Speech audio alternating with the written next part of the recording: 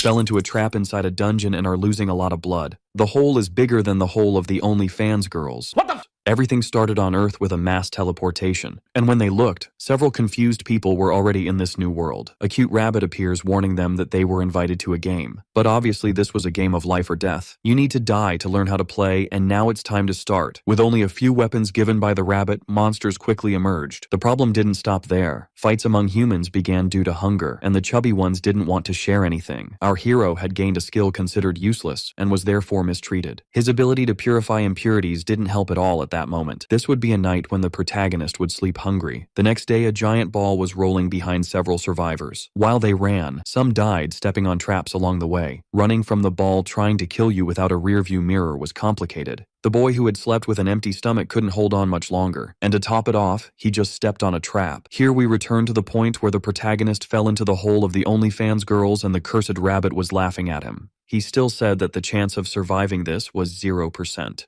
Even the other adventurers who wanted to help the boy had to leave him behind alone in the big dark hole while ketchup gushed out. Sometime later, they had completed the first phase and thought they could go home, but obviously there were several phases ahead. As a reward for completing phase 1, everyone received a full recovery. And this was no different for our protagonist in the hole who was still alive by a miracle. But even though he was alive and 100% recovered, apparently he was forgotten and left behind. Suddenly the system warns that the dungeon is resetting. The hole closes again. Our hero named Dawoon throws a stone and triggers the trap. In seconds, the rabbit appears not understanding the situation. Why was this human still alive? Frustrated, he orders Dawoon to call for his status so he can check, and it is possible to see that the boy's name no longer appears, meaning the dungeon has determined him as dead. Realizing that the boy is no longer a survivor, but a bug in this dungeon, the rabbit says he must follow the natural order and die slowly in that hole. But of course, the protagonist is not going to give up like that and opens his inventory. He needs to survive, no matter how. Initially, he thought about digging and getting out the other side far from the monsters. However, that was a very hard job without the proper tools. His hands were already full of calluses. Exhausted from the situation and with plenty of time, he wonders if it's possible to store dirt in the inventory. And to everyone's surprise, it is indeed possible. Now with renewed enthusiasm, he digs even more intensely, looking like an excavator. Thanks to the system, he can even see how much he has already dug, until a message appears saying that his first achievement was obtained and he gained a skill. His second skill was digging, and he could dig even faster if its level increased. The boy gets frustrated since he wanted a combat skill. How is he going to tell the others that he has a digging skill? Much later, the curious rabbit, wanting to know if the boy had already become worm food, decides to go down and look for him. Entering the boy's hole, he thinks the body must be nearby, but is surprised as the hole gets wider the further he goes in. And when he sees torches on the cave walls, he starts to panic. Suddenly, he finds the boy calmly whistling with a piece of meat in hand. The boy was not only alive and well fed, he had also made an underground house complete with a bed and dining table. By taking dirt from the inventory and mixing it with a bit of water, he turned it into clay and could mold it into whatever he wanted. The rabbit, still not understanding, questions what the guy is doing. Dawoon says he will serve the guests, obviously, but the rabbit doesn't care about that and says that soon the boy will die alone. Suddenly, everything starts to shake, and it seems that the new participants have just completed phase 1. That is, everything the protagonist just created will disappear because the dungeon is resetting. He starts to run intensely to avoid being buried while the rabbit mocks him, but suddenly the shaking stops. Apparently, the rules of the dungeon no longer apply to the digging boy. The rabbit, still very furious, tells him not to get relaxed because he will probably be buried in the next reset, or even encounter a scary monster underground. Noticing how furious the rabbit is, he questions if the creature can't kill him with its own hands. The rabbit is tied up, he can only eliminate players, and the boy is no longer a player according to the dungeon. Suddenly, the wall breaks and a lot of water starts to flood the tunnels. The rabbit gets excited again. The boy is swept away by the current, but returning to the spot, he realizes he will only survive if he plugs the hole. So he starts pulling a lot of dirt from his inventory and covers the hole, but this doesn't last long and starts to leak again. Now forcing his ability, he takes a piece of dirt and shapes it into a brick. Even submerged, he is happy with the result. Shortly after, the rabbit can't stop being impressed. He made a dam using bricks and almost completely sealed off the water passage. Besides solving the initial problem, he also mocks the rabbit, saying he killed 2 birds with 1 stone and solved his water shortage issue. Now excited with his ability to shape dirt, he begins to modify the new well he just created. Soon, a small wall and a lion's head were in the well as decoration, which even helped reduce the water pressure. The system starts to shine, and he completed a new achievement. His reward was fish placed in the well, and now he has infinite food. Every Everything the boy does makes the rabbit more and more irritated. When night fell, he was even roasting the fish he caught in the well. The rabbit is already losing hope while thinking that his magnificent dungeon is being used to roast food. Dawoon, having a good heart, again offers food to the rabbit, and he even drools at the delicious smell of the food. But again furious, he refuses and starts a new argument. Minutes later, the boy had already eaten and was sleeping peacefully in his room that he created himself. The problem was that the smell of the barbecue rose to the surface, and the monsters sensed it. Tremors were felt throughout the cave. Suddenly, a giant boar was in front of the boy who was dreaming of eating pork. In the middle of his dream, he suddenly wakes up and punches the boar in the face because he was still dreaming. But upon truly waking up and looking to the side, he realizes there is a very furious boar staring at him. With nowhere to run, he will have to face the beast. Quickly using his ability to shape dirt, he creates a barrier in front of him to defend against the boar's first strike. Then he takes the opportunity to gain distance and creates a new barrier. This time, it is more resistant. Even so, the creature breaks it with little effort. Furious that the boar just destroyed his room, he decides to use a new technique. A giant stone ball starts to come out of his inventory. The boy holds it with his hands, but obviously can't throw it very far, so he has to run away from the beast again. As he runs, he starts to salivate thinking about the barbecue he could make with that boar. Then he raises another giant wall and at the same time makes a hole for the boar to get trapped. At that moment, the poor little creature already knew it was going to become barbecue. Our excavator boy would have a nice feast. Then he starts throwing various stones from his inventory to eliminate the pig. The rabbit is once again incredulous. How can the boy use such a useless ability this way? Only now does he realize how dangerous this boy is. The more time passes, the more furious he becomes with this bug in the dungeon. But now it's time to prepare the feast. In just a few minutes, he had completely deboned the boar. Even the animal's skull would be put to use, turning into a high-quality frying pan. This was much lighter and even had a handle to hold. The rabbit, seeing him store fat, warns that soon more monsters will come down due to all this smoke and smell. But this time Dawoon will be prepared. He will use the same method they used at the beginning against him. As soon as the creatures fall, it's certain death. And it didn't take long for the first prey to appear. The rabbit even starts shouting for the creature not to jump, but it was already too late. A new delicious food just fell right in front of him. Could this be an infinite farm of meat? And it didn't stop there. Little by little more of them were attracted. Sensing the smell of the meat, they jumped thinking it would be easy food, but it would be easy food for the protagonist who watched everything excitedly. Now that the meat and water were infinite, our once malnourished boy was starting to gain weight from eating so much. This is because every time the dungeon resets, new pigs fall from the sky. On the surface, one of the guys who left the protagonist behind but had also tried to help him earlier had piled up dozens of pigs after slaughtering them. He even earned an achievement after killing 100 of them, and with it a skill that gave him the strength of a boar. The only problem was leaving all that meat behind. This is because there are toxins in these monsters which makes the meat inedible. Only at that moment did they realize how much Dawoon's purification skill was missed. The boy who raised this question soon caught their attention. At first, everyone thought he was just a cook, but now they see how much the boy is missed since he was on the front lines solving everything. However, now it's too late. Dawoon had all the comfort in the world. It was even raining food in his room. The meat was literally infinite, and that made no sense. Do the pigs' brains reset along with the dungeon, and do they always fall into the same trap? Suddenly the rabbit gets startled. Dawoon was lifting the boar with his own arms. Obviously this must be due to the boar strength skill since he is killing a boar every 5 minutes infinitely. However, when the dungeon resets the count too, so he is simply stronger now, but he knows he can earn this skill and get even stronger. Dawoon climbs out of the hole and comments that he should build some kind of entrance. When he gets to the top, he is startled to see the rabbit looking downcast and asks what happened. The guy, completely dumbfounded, asks if the skill the protagonist mentioned was from the Horned Boar Slayer achievement. Dawoon says yes, and a rabbit says it's impossible because you can only get it after killing 100 boars. The protagonist then explains that he caught the 100 boars with a trap. The rabbit says something is wrong because the dungeon has reset several times. Dawoon asks what that has to do with it, and the guide replies that when the dungeon resets, the count also resets, and that there are only about 40 boars up there. The protagonist with a silly face comments that it seems his numbers stay the same even with the resets and asks if that wasn't supposed to happen. The little rabbit gets irritated and calls him a bug human while Dawoon wonders if all the monsters he kills will count. Thinking he might get another achievement when he kills 100 more, he reflects that it will be difficult to do without a group. The guy gets irritated and says the protagonist is starting to look like a pig now that he's eating them every day.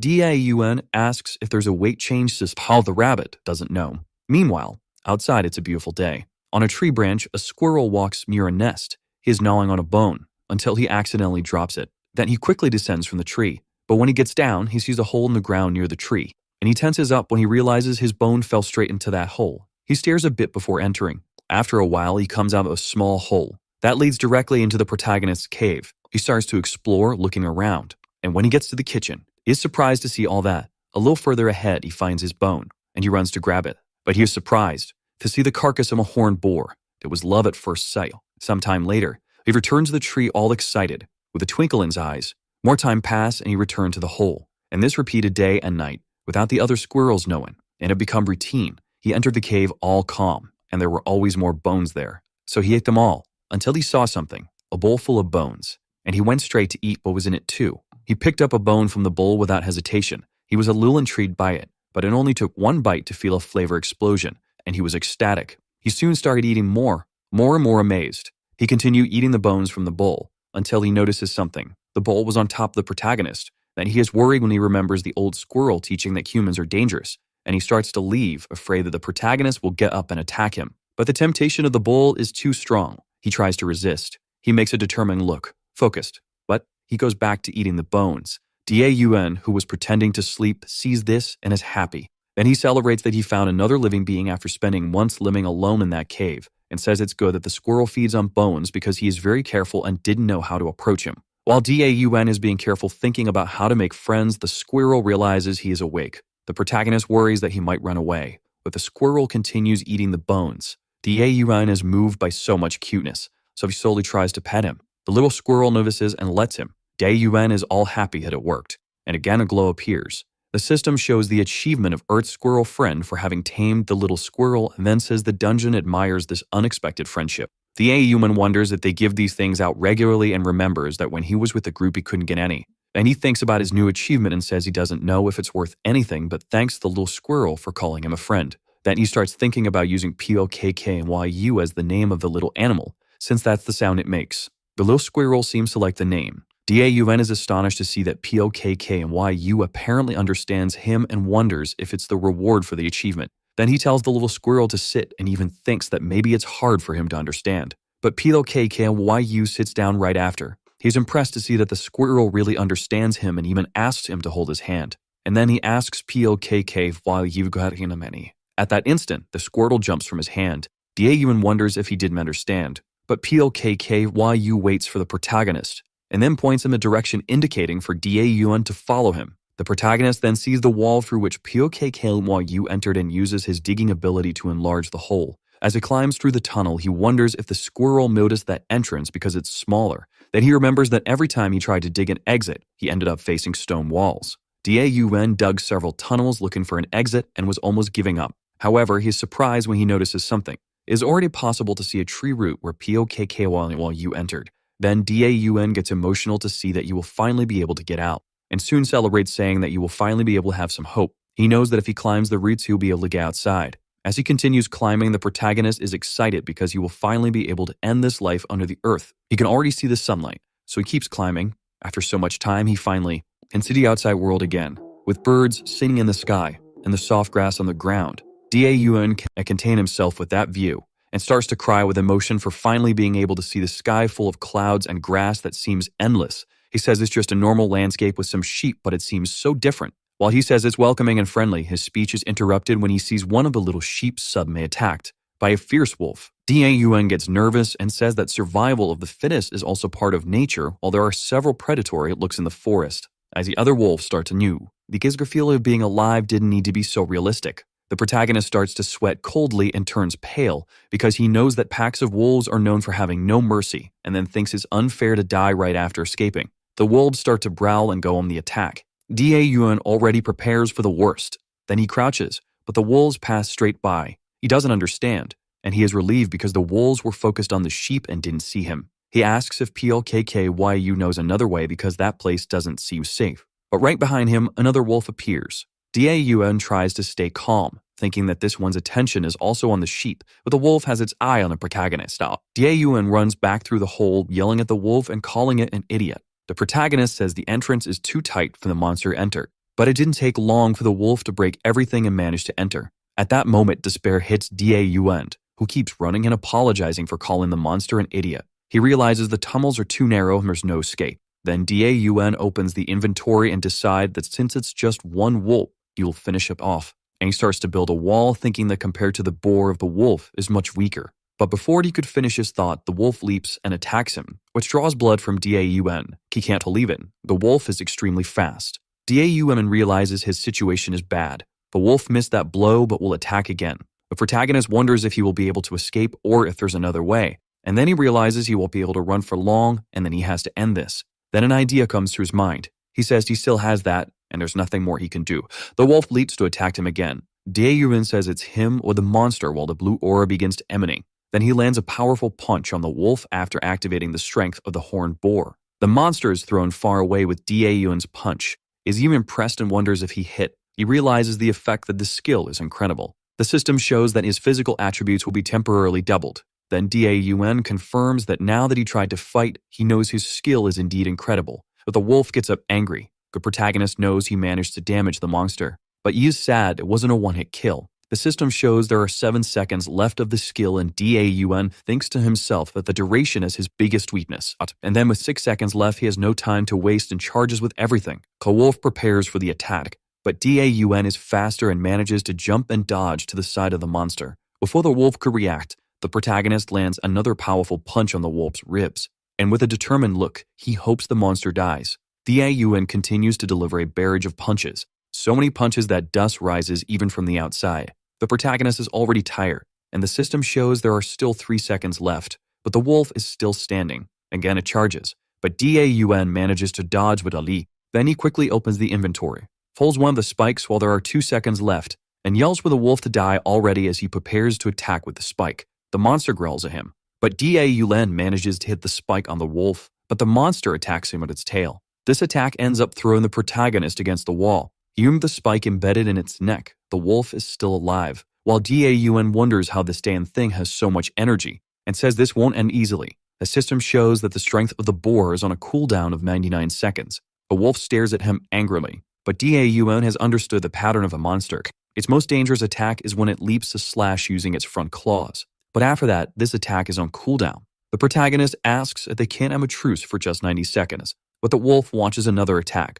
As Dawoon prepares to launch his last attack, the monster is about to bite him. At that moment, the protagonist says he should have used his paw. Then before the wolf could bite him, Dawoon uses the digging ability right into the wolf's mouth, and the monster is caught by surprise. Sometime later in the cave, the guide appears wondering what happened since the protagonist isn't making meat. He says something is wrong, and says that Dawoon must be doing something bad until he finds him. The rabbit can't believe that the protagonist is dressed in bone armor. Dawoon says the armor turned out quite good for something made in a day. He says he made it because many dangerous things happen these days. The guide is shocked to see the skull on the plains wolf and wonders if Dawoon finally found a way up there. The protagonist says yes, and the rabbit already asks why he is still there. Then he says it must be because that place is comfortable and tells Dawoon to keep living there. Then he comments that the protagonist even got a little pet. But Dawoon determined says he will leave. However, he cannot leave without preparing as he only survived by pure luck. Because of the danger, the rabbit tells him to stay there. Then Dawoon says he still plans to use the base for a while. Now that the problems are clear, he needs to start making his preparations. The rabbit asks Dawoon to just give up and die, but ends up leaving the protagonist in a good mood, and the rabbit calls him a curse bug. Sometime later, Dawoon is training with the strength of the boar, lifting weights, and running while thinking to himself that the more he increases his physical stats, the stronger the skill's increase will be. Since he is using the skill a lot, the system shows that its level has increased and even the duration and cooldown have improved. Dawoon reflects that he was lucky last time, but wolves move in packs, and even if he tries to face them one by one, there are no guarantees that it will work. He uses a slaughtered boar as a punching bag, while thinking that he has to get stronger. The system shows that the strength of the boar has risen to level 3, making the physical stats stronger, the duration longer, and the cooldown shorter again. Then he activates this skill and delivers a series of punches to the boar. Dawoon lands a powerful punch. With a determined look, he says he will no longer run away. In the forests, some wolves are quite carefree until they notice something coming their way. Suddenly, Dawoon jumps out of the bushes. He is happy to find only 2 wolves. Then the protagonist activates the strength of the boar and throws a thorn at one of them. The other manages to dodge and already advances towards Dawoon. He then says he will show the result of his training and lands a punch that makes the monster fly and hit a tree. The impact was so strong that it destroyed the tree. Right behind the protagonist appears the first wolf about to bite him, but he has already noticed and says he knew it wouldn't die with just one hit. Then he lands another punch on the wolf and says he will hit it as many times as necessary. While the monster is thrown to the ground, the second wolf gets up. During the fight, the guide realizes that he has become very strong, and Dawoon himself feels full of power and wonders if this feeling means he is strong. He then says he feels he won't lose and wonders if he has become unbelievably strong. But the rabbit cuts his wave and says he's not that much since Siyuan could kill 10 wolves in a second. Dawoon says anyone is weak compared to Siyuan, but the rabbit says the boy Jian Dugu killed 3 wolves alone. Suddenly, one of the wolves starts to howl, and the rabbit mocks the protagonist, saying that now the pack is coming. He warns that about 3 wolves are coming and that Dawoon is lucky because usually there are more than 5. Then he asks if the protagonist will be able to defeat them all before the skill's time runs out and asks him to show his power. Dawoon then asks if the guide knows what the best part of his skill is. Then he says it's the increase in physical stats that is now 2.4x, which means he can run away 2.4x faster than normal. The guide is incredulous and asks if he's really going to run away. Then he asks if the protagonist doesn't have the honor to face them. But Dawoon says he only cares about something called life. Right after that, he jumps back into the cave hole. The rabbit says that usually players get obsessed and fight so much that they end up dying. Then he gets angry and tells the wolves to attack that hole. But Dawoon makes an earth wall and prevents them from entering. The monsters even try to dig, but it doesn't work. Liu the guide trembling with rage. He yells calling the protagonist a damned bug player and swears that one day he will kill him. Inside the cave, Dawoon says he managed to find some isolated wolves thanks to POK Kevin and you. But now that they are in a pack, it's not easy to deal with and then wonders what to do. He made 7 escape routes in the area where there are no stone walls and now knows he can withstand fighting more than 2 wolves. But he is worried that something unexpected will happen like last time and he won't be able to close the entrance in time. Even if he flees to the hole, there's nowhere he can hide. So he tells POKK of YU that he has no choice but to need his help. Dawoon asks his little squirrel to find the wolves that have separated from the pack and tells him not to get too close and to be careful. Then he says he will start the preparations. Outside, there are 3 wolves that have just hunted a sheep. Dawoon is going to put his plan to practice and says the distance is perfect. Then he opens the inventory. Meanwhile, the guide is watching, asking if he is some kind of mole for having made so many holes in the region. The protagonist says the rabbit has this horrible habit of appearing behind people. The guide then grumbles and says the most important thing is to know what Dawoon is going to do and asks if he's going to shoot a laser beam or something like that. Then the protagonist says it's almost that and says this is his long-range combat art. The rabbit says he doesn't have any such skill, but Dawoon says it's possible to throw earth balls using the strength of the boar. Then he activates the skill and throws a thorn as if it were a spear, saying this is the safety-first attack. The wolves are far away and unconcerned, until the attack passes close but doesn't hit any of the monsters. The rabbit starts laughing and asks if Dawoon didn't mean wolves safety first. The protagonist throws another spear and misses again. Then the guide says it looks like it's going to end in hand-to-hand combat, and that's what they call lack of experience. The plains wolves have the highest agility in Phase 1, and that distance is no problem for them. Dawoon then says that despite this, they can't dodge in the air. So he throws the earth balls and says it's going as he planned. The guide asks if he really thinks this is going to work, and says there's no point in trying to buy time with earth balls because they'll destroy them in an instant. But a ball hits the wolf right in the face. The guide is astonished and can't believe it. Dawoon says the rabbit is underestimating the balls too much and that earth is heavier than he thinks. Then he says he used his dating ability to increase their density to the point of weighing 20 kilograms.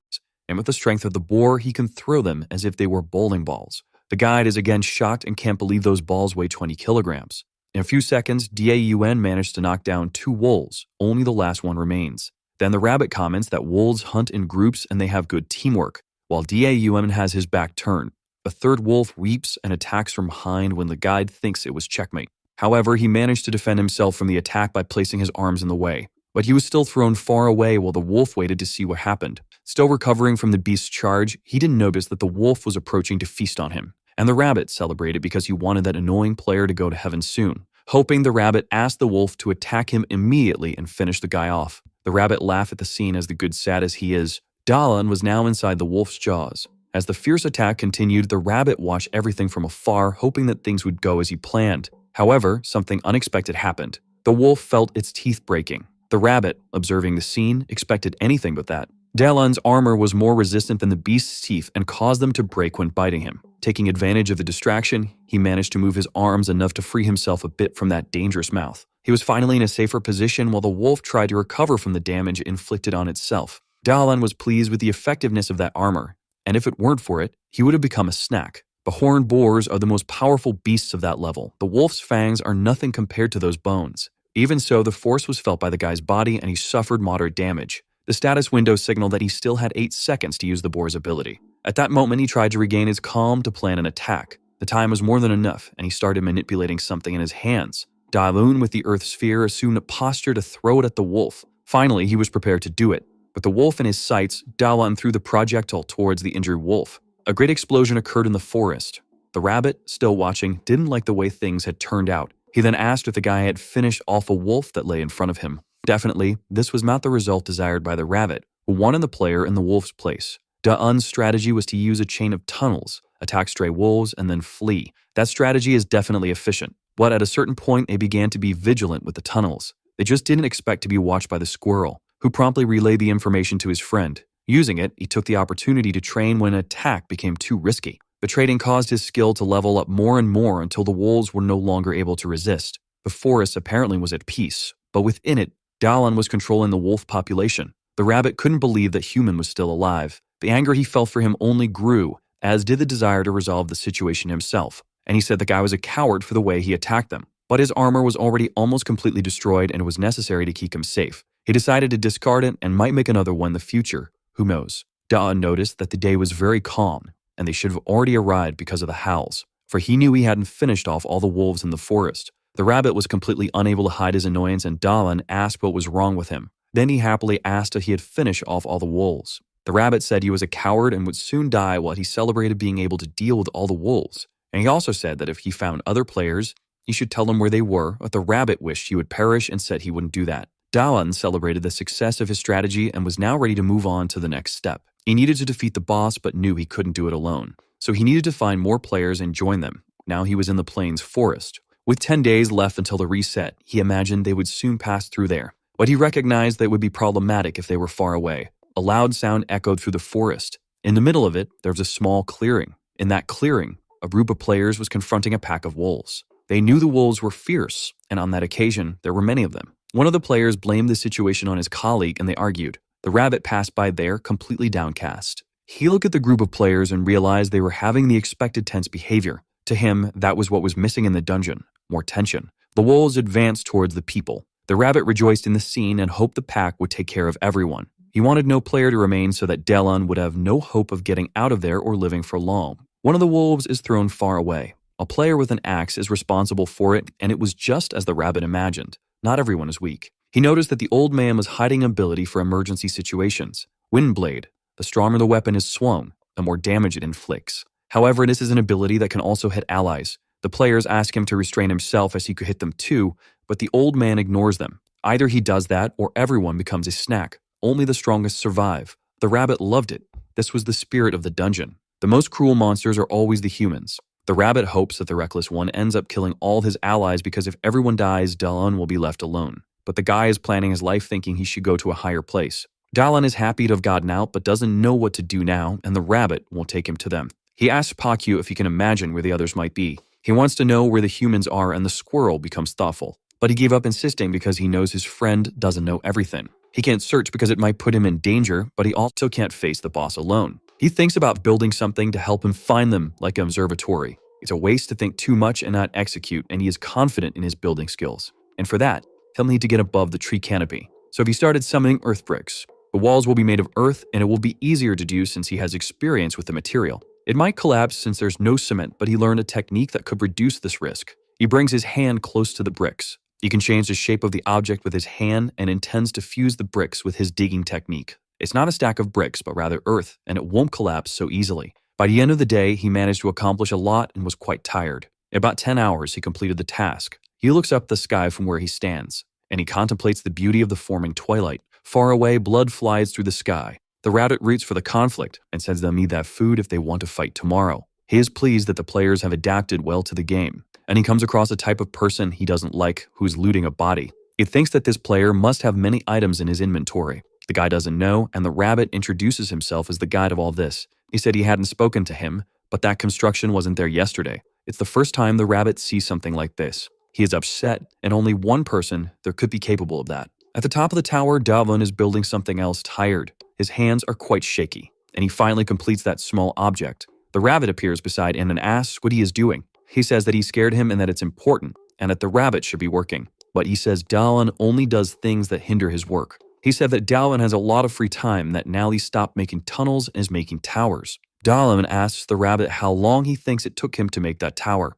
He said it only took 4 hours, and the rabbit didn't believe it. It was difficult at first, but it got easier with the skills he acquired through achievements. Just with that tower, and there were 2. The first was as an observatory. Everything he sees from there appears on his map, and he shows it to the rabbit. It's outdated in real time and even differentiates hostile monsters and players for neutral people. The rabbit doesn't believe it, and Dawoon said he has already tested it. Now he wants to know what other achievement he obtained. He imagines he got it when he finished the 5th tower. A beam of light appeared. Builder's reward, a new building skill, was granted to him, and the construction time was reduced by half. He said it helped him so much that he didn't even need to rest. With the skill, he builds so quickly that he can invest his time in interior decoration. He pointed to a place where he said he would put the bed, much to the rabbit's displeasure. He imagines Dawoon has completely lost his mind since he is getting so many achievements. If he finds other players, they could turn that into a giant park, and the rabbit doesn't want that to happen. He is too dangerous alone and will make sure he stays that way. Dawoon asks if the rabbit is already leaving, and asks him where he can find more people because he hasn't found anyone yet. The next day, the players observe the tower that wasn't there the previous day. The rabbit appears near them and gives a sinister laugh. He tells them to follow him to the tower because he has a surprise for them. One of them says the rabbit is a liar and shouldn't be listened to. He must be leading them to a powerful monster, so they should change their path. The rabbit pretends to be innocent and says it took him a long time to prepare that. But they change their path, and the rabbit is happy to have fooled them. He continued doing this so Dawoon wouldn't find other players, and allowed them to take the easier path just to buy time. Maybe this way Dawoon would perish. Now the time has come to finish them all. Dawoon analyzes tracks on the ground, but it's just a group of monsters. But something on the map catches his attention. There were many signals on the map now. 10 signals appeared there suddenly. Then even more appeared, so many that he couldn't count them. Dawoon is scared because he can't imagine what it could be. A monstrous rat is running, and with it, there's a horde of other rats. They are advancing through the forest without stopping, leaving a trail of destruction in their wake. The trees tremble with their advance. If Dawoon had taken any longer, he would be in trouble and is glad to be near his tower. Every 4 weeks after the reset, the rats descend from the mountains, devouring everything in their path. Dawoon had been counting the days for this, but forgot for a brief moment. Another reset is on the way, and it's at this moment that he has an epiphany. If players don't appear on the map, it's because they've died or moved on to the next stage. He thinks he can stop looking for them now and head to the beginning. The squirrel tries to say something to him and makes a funny face. Dawoon says they don't need to worry about the rats. They just need to pay attention to the map. A large gate stands before them. The players, despite the adversities, have managed to reach it, but they don't know how to defeat that enormous golem. Swords are useless against it. The golem prepares to attack them. The bald guy says he's going to take down the golem because he's very tough. He gets ready to strike the golem with his mace. The other players are stunned by the scene. The weapon was on the ground, and there was a lot of tomato sauce. The monster advances unstoppably towards them. The player is terrified by this, because he imagines there's nothing he can do against it. He asks for Bao's help. The golem is ready to finish him off, but something hits it from the side. The golem's hand fell with that impact. The player gives thanks, but the woman tells him to look in the direction of the attack. A brick was flying through the sky. Dawoon has arrived and is using the boar's strength to throw bricks. This golem is different from the map monsters, so it's possible that if the boss, the player doesn't know why Dawoon is so strong and the woman asks him to be careful. The golem continues attacking with his remaining hand. Dawoon prepares to throw another brick. This time it hits the side of the monster's head. A large hole was formed. Now it turns towards Dawoon. The golem is enraged by this trick. Dawoon realizes that it might be better to run now. The golem is fast and is already very close to him. Dawoon doesn't know what to do now, and he remembered when they defeated the boar. They stretched a rope across his path, causing the beast to fall, and so they managed to strike its vulnerable belly. Dawoon said that it was very well planned. Sung said it was nothing and uttered a cliché phrase. The bigger they are, the harder they fall. Dawoon throws another brick at the golem. This one hits its leg at knee height. Dawoon waits for the impact's result. The other players watch very surprised. The golem began to fall to the ground. Dawoon is pleased with the result and thanks Sung for the advice. The golem tries to get up after the fall. It doesn't move and must be trying to regenerate its missing leg. But that didn't matter because now Dawoon had plenty of time to finish off that immobile monster. And he throws another brick at it, but nothing happens. The brick falls to the ground and the golem remains intact. A window appears for Dawoon, startling him. The boar's strength is on cooldown and will take 70 seconds until it can be used again. The golem is now fully regenerated and ready to finish off the players. It attacks Dawoon, who manages to dodge. He fell nearby and prepares to react. Dawoon arms himself with an earth brick in his hand. He threw it at the golem, but nothing happened. The golem, enraged, brings his arms together. He doesn't understand what it's doing. The monster begins to concentrate its strength and prepares to strike the ground with all his might. He slams the ground, causing the earth to tremble. The other players are terrified and wonder what happened to the guy. But Dawoon still holds out hope that nothing has happened and thinks they shouldn't just stand there watching. Her companion is too scared to think of anything. There's not much that can be done against that thing. The woman runs toward the golem. The guy yells, asking what she's going to do. Dawoon knows he just needs a little more time, and something hits the golem's face from a distance. The woman is there now, protecting him. She wants to know what she can do to help him defeat that thing. Dawoon says he just needs 1 more minute, nothing more. That's too much time, and she wants to know if 10 seconds will do. But Dawoon can't do anything about the time and warns her of the imminent danger. The golem is about to strike her now. He executes his strike without mercy. Dawoon closes her eyes, fearing the worst. Feeling that she's still alive, she opens her eyes cautiously. The other players are there now, helping them. They are a team and wouldn't leave her alone, and they ask Dawoon what to do. He tells them to attack the golem's chest. It's difficult to attack there, but he saw the golem protecting that area. There must be something there. They cling to the monster, and the woman goes to help them too. She launches a fireball in its direction, and it hits the chest directly. The armor was damaged and a light shone from that spot. The golem places its arms over its chest to protect itself. That was what Dawoon needed to see. The guy asks if it was only him who saw that. Now everyone is motivated and knows they need to attack the monster's chest. Dawoon checks his screen to see if he can use his ability yet. Meanwhile, the other players continue fighting the golem. The golem defends itself as best it can, and it's stronger than they imagined. Dawoon notices that the monster seems to be made of earth. If it's made of earth, he has an advantage. And it finally dawns on him that it's made of clay. If that's the case, he should be able to control this monster. The golem opens its arms, throwing the players away. Dawoon runs towards it. The woman asks if a minute has already passed. Dawoon nods affirmatively to her. It's been a long time, he just didn't have enough information to attack. The golem regenerates, so it needed to be studied. And those people risk themselves, so he could react. The time he gained allowed him to plan his attack. He's grateful to them for their effort. He crouches down as already using the boar's strength. He jumped towards the golem with it. The players watch Dawoon in amazement. The woman also can't believe what she's seeing. Dawoon is high up, heading towards the golem. He prepares one of his hands to attack, and manages to pierce its chest, going right through it. He looks back as the beast loses its balance. The golem now collapses into a great pile of earth. Dawoon is pleased that his strategy worked. The other players also celebrate. The one is happy that everything worked out. Now his digging ability has reached level 9. The experience was so much that he also reached level 10. The boar's strength is now at level 5. The players go to him, cheering him on as they manage to defeat that beast. The rabbit is furious with their success. He burns with hatred for Dawoon. The players begin to complain to the rabbit, who promised to send them home as soon as they defeated the boss. He's upset that Dawoon's ability worked on the golem. He's deeply irritated by this. He says the game isn't over and that they have to go to the next stage soon. The woman asks what the next stage is. His umbrella begins to glow. A door opens and he tells the players to enter it quickly. They are disheartened because they didn't expect more stages. The woman is a little thoughtful about this and encourages her companions because there's nothing more to do there. One of them decides to pass through the portal right away. They thank Dawoon, and the rabbit hurries them along. The woman says Dawoon was very brave. He thanks her and asks her to go ahead. They head to the portal for the next stage. Dawoon prepares to go through as well. He waves goodbye to the rabbit, who is seething with rage. But as soon as he tries to pass, he is immediately barred. The system blocked him, apparently for no reason. He tells the rabbit to fix it quickly, but the rabbit says the system rejected him. Dawoon has no idea what to do now, and the rabbit is thinking the exact same thing.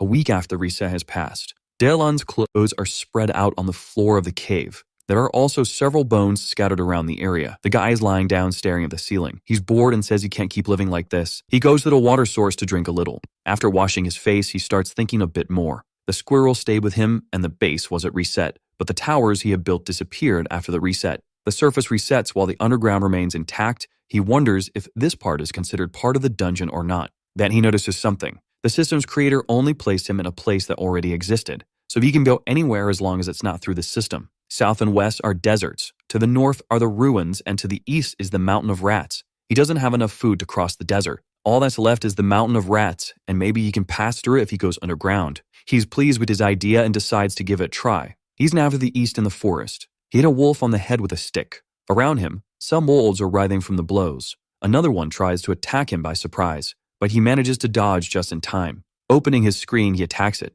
He summoned an earth block over it, crushing it. The wolves keep coming and the boar's strength is on cooldown. It was time he used his other abilities. He builds a small tower that places him above the wolves. Dawoon is quite happy with this distance now. He can't be attacked there but can attack the wolves. The rabbit is upset because Dawoon is getting stronger and stronger. He descends, boasting, and the wolves are down now. And he tells the rabbit that he's heading for the mountain, and the rabbit can't believe it. He looks at the rabbit suspiciously. Judging by the rabbit's reaction, there must be something about that mountain. The rabbit tries to convince him not to go, but the guy ignores him. The rabbit says that was his home, but the guy says they never like each other anyway. The rabbit says that without Dawoon, he will die of loneliness. Seeing footprints on the ground, he imagines he's already close to the mountain. Quickly, he builds a tower with underground access, much to the rabbit's dismay. With a map that appears with a tower, he'll be able to plan his advance carefully. This way, he can get close to the mountain quickly, avoiding dangers. The rats that appeared along the way were properly dealt with, and if he encountered a group too large, you would just go underground. And since the map was essential for his safety, he built several watchtowers. He was almost done building his 4th tower. It's at this moment that a system notification appears. Players cannot leave the territory of the first phase. Dawoon didn't expect this to happen. The rabbit says that if he goes beyond that point, he'll find out if there's bread in heaven. That was the end of the world. Dawoon is amazed that the rabbit doesn't get tired, and he asks the rabbit what was beyond that point. Not even the rabbit knows, so he decided to ignore him. Something else catches his attention now. This was apparently more serious. In front of his foot, there was a line of energy, and the color of the ground ahead is different. The rabbit says that this is the territory of the rats, and that he wouldn't be able to pass through there. But he had already crossed it, and the rabbit gets angry. A system screen warns him of this. The rabbit, incredulous, orders him to return. Dawoon continues walking, ignoring him. The rabbit keeps yelling without success, and the guy taunts him, saying that if he doesn't like it, he should come and get him. The rabbit is furious but can't do anything. Dawoon observes him impatiently. The rabbit is right at the edge, and the guy teases him, asking if he's unable to cross it. The rabbit is sweating cold with fear, and says that's not it, and that he's not scared. Dawoon taunts him a bit more, and the rabbit says he doesn't like the color of that place. He was right, the guy can't go there, and this world was divided into phases. It's possible that the reset doesn't work in that area. He wanted to confirm this, and the rabbit decides to run away. The guy would like to ask a few questions, but prefers the rabbit far away anyway. He has 2 weeks until the reset, and will build some towers until then. If nothing resets, his life will become much easier, and he'll be able to reach the other side quickly. If everything goes as he suspects, he'll be able to leave that dungeon forever. He built a tower and is working on the second one. He worked for 3 hours and is now hungry. He's checking what items he has in his inventory. Something on the list caught his attention. There it was, the golem core that he hadn't even noticed he had received. He imagines that with that core, he could make his own golem. He's at the base of the mountain now because he's worried it might attract puny monsters on the surface. The tunnel isn't very tall, so he thinks about making the golem differently. It doesn't need to have a human appearance, and if it's quadrupedal, it will move more easily. He's thinking of making an elephant now. He draws the design on the ground and prepares to create it. He summons some blocks of earth, and with his hands, he begins to shape the golem. The squirrel gives his hard-working friend a discreet pat,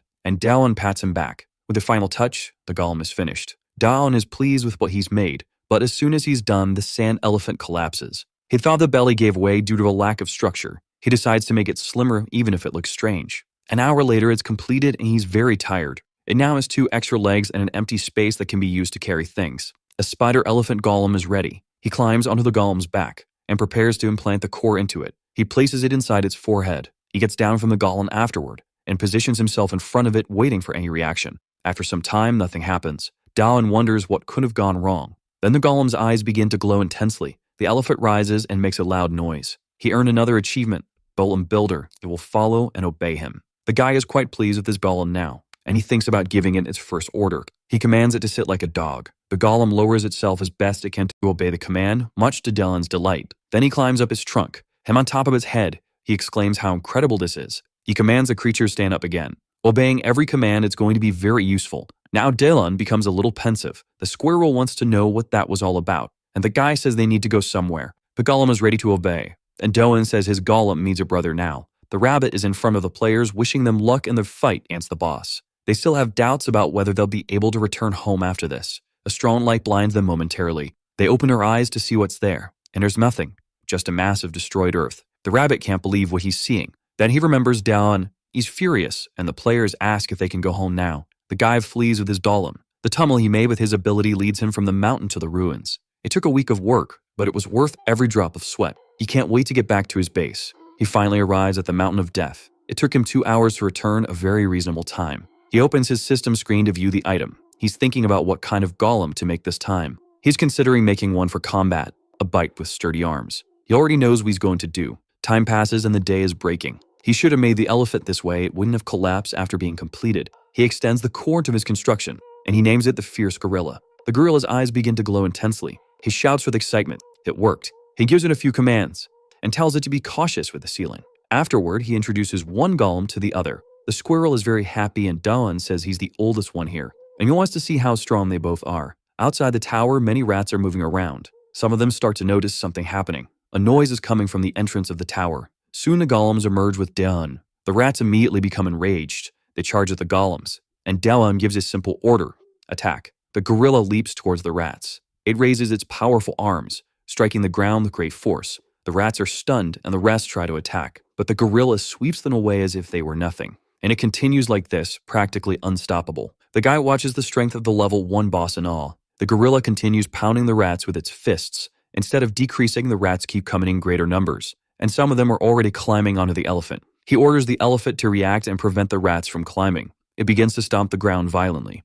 but the rats are too many and are starting to surround them. The guy realizes he needs to attack in a different way, and he thinks about attacking on a larger scale. Then he has another epiphany about how to defend himself. He tosses an item to the gorilla. The gorilla grabs a large block of sand in one of its hands. Dawoon orders it to throw it. The gorilla prepares to launch the object. It flies far and high into the sky. The block crashes violently among the rats. Dawoon is pleased with the result and asks the elephant to move closer to the gorilla. Then the guy climbs onto the other golem. Now he asks the gorilla to extend its hand. This way he can place the cues quickly and orders the golem to continue attacking the rats. And so it does, using the cues. Each throw crushes several rats. Dawoon keeps applying cues to his golem, which hurls them at the rats. Though it's an interesting solution, he had an even better idea. With the elephant close to them, he took advantage of its empty space to fill it with blocks. Now the gorilla's attack was even faster. Quickly, most of the rats had been dealt with. A message appears on his screen, warning that the dungeon is about to reset. Dawoon wasn't expecting the dungeon to reset.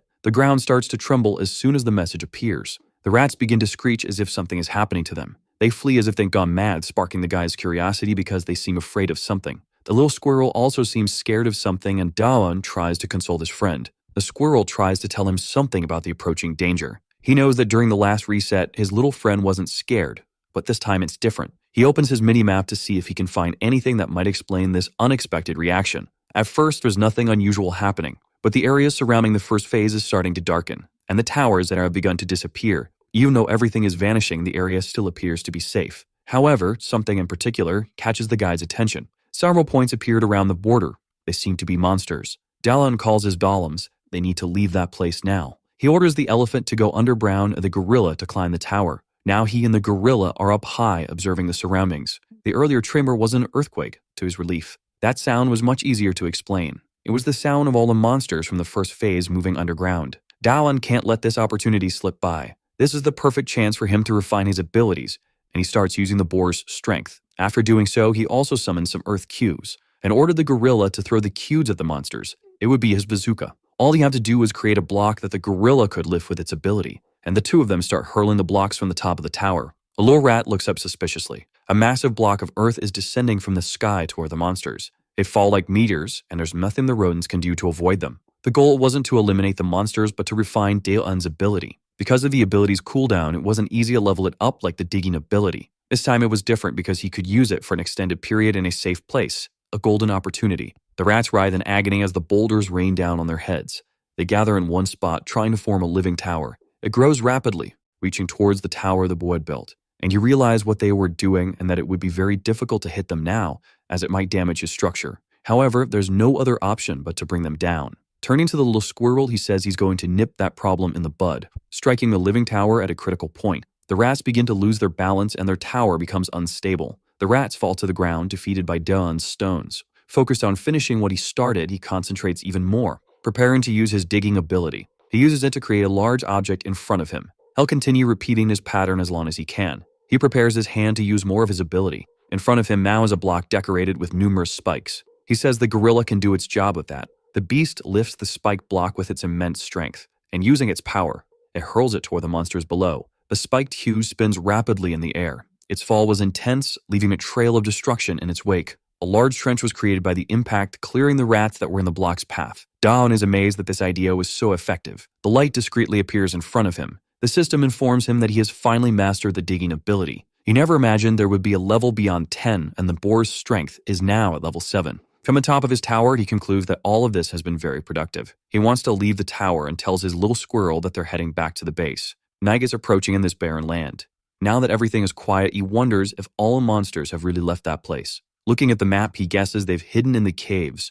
There must be many nests given the number of rats, and the upper part of the map will become dangerous. He knows that it was difficult because they were stationary, and if a large group wanted to attack them, there would be little to be done. However, he is motivated by his results and wants to keep digging. This has become much easier now that he has a master level in this ability. With little effort, he can create enormous tunnels. Using his ability underground, he encountered something unusual. The tunnel met a rock formation different from the usual pattern. The stone was too dense, and no matter what he tried, he couldn't get through it using his digging ability. Without a solution in sight, he decided to return to the surface. The air is a bit chilly. He imagines this is due to the area being open and without trees. Walking in that area would be dangerous with the rats. He needs to think of a path that won't leave him so exposed to the monsters. Even if he can't dig, he could still erect towers, but with the underground blocked, there's little to be done. Especially if he ends up facing another giant horde of rats. Things could get dangerous. He realizes that having more golems might be useful, and now that the dungeon has reset, he can get another one and ask the gorilla to accompany him. He's on the mountain in one of the towers he had built.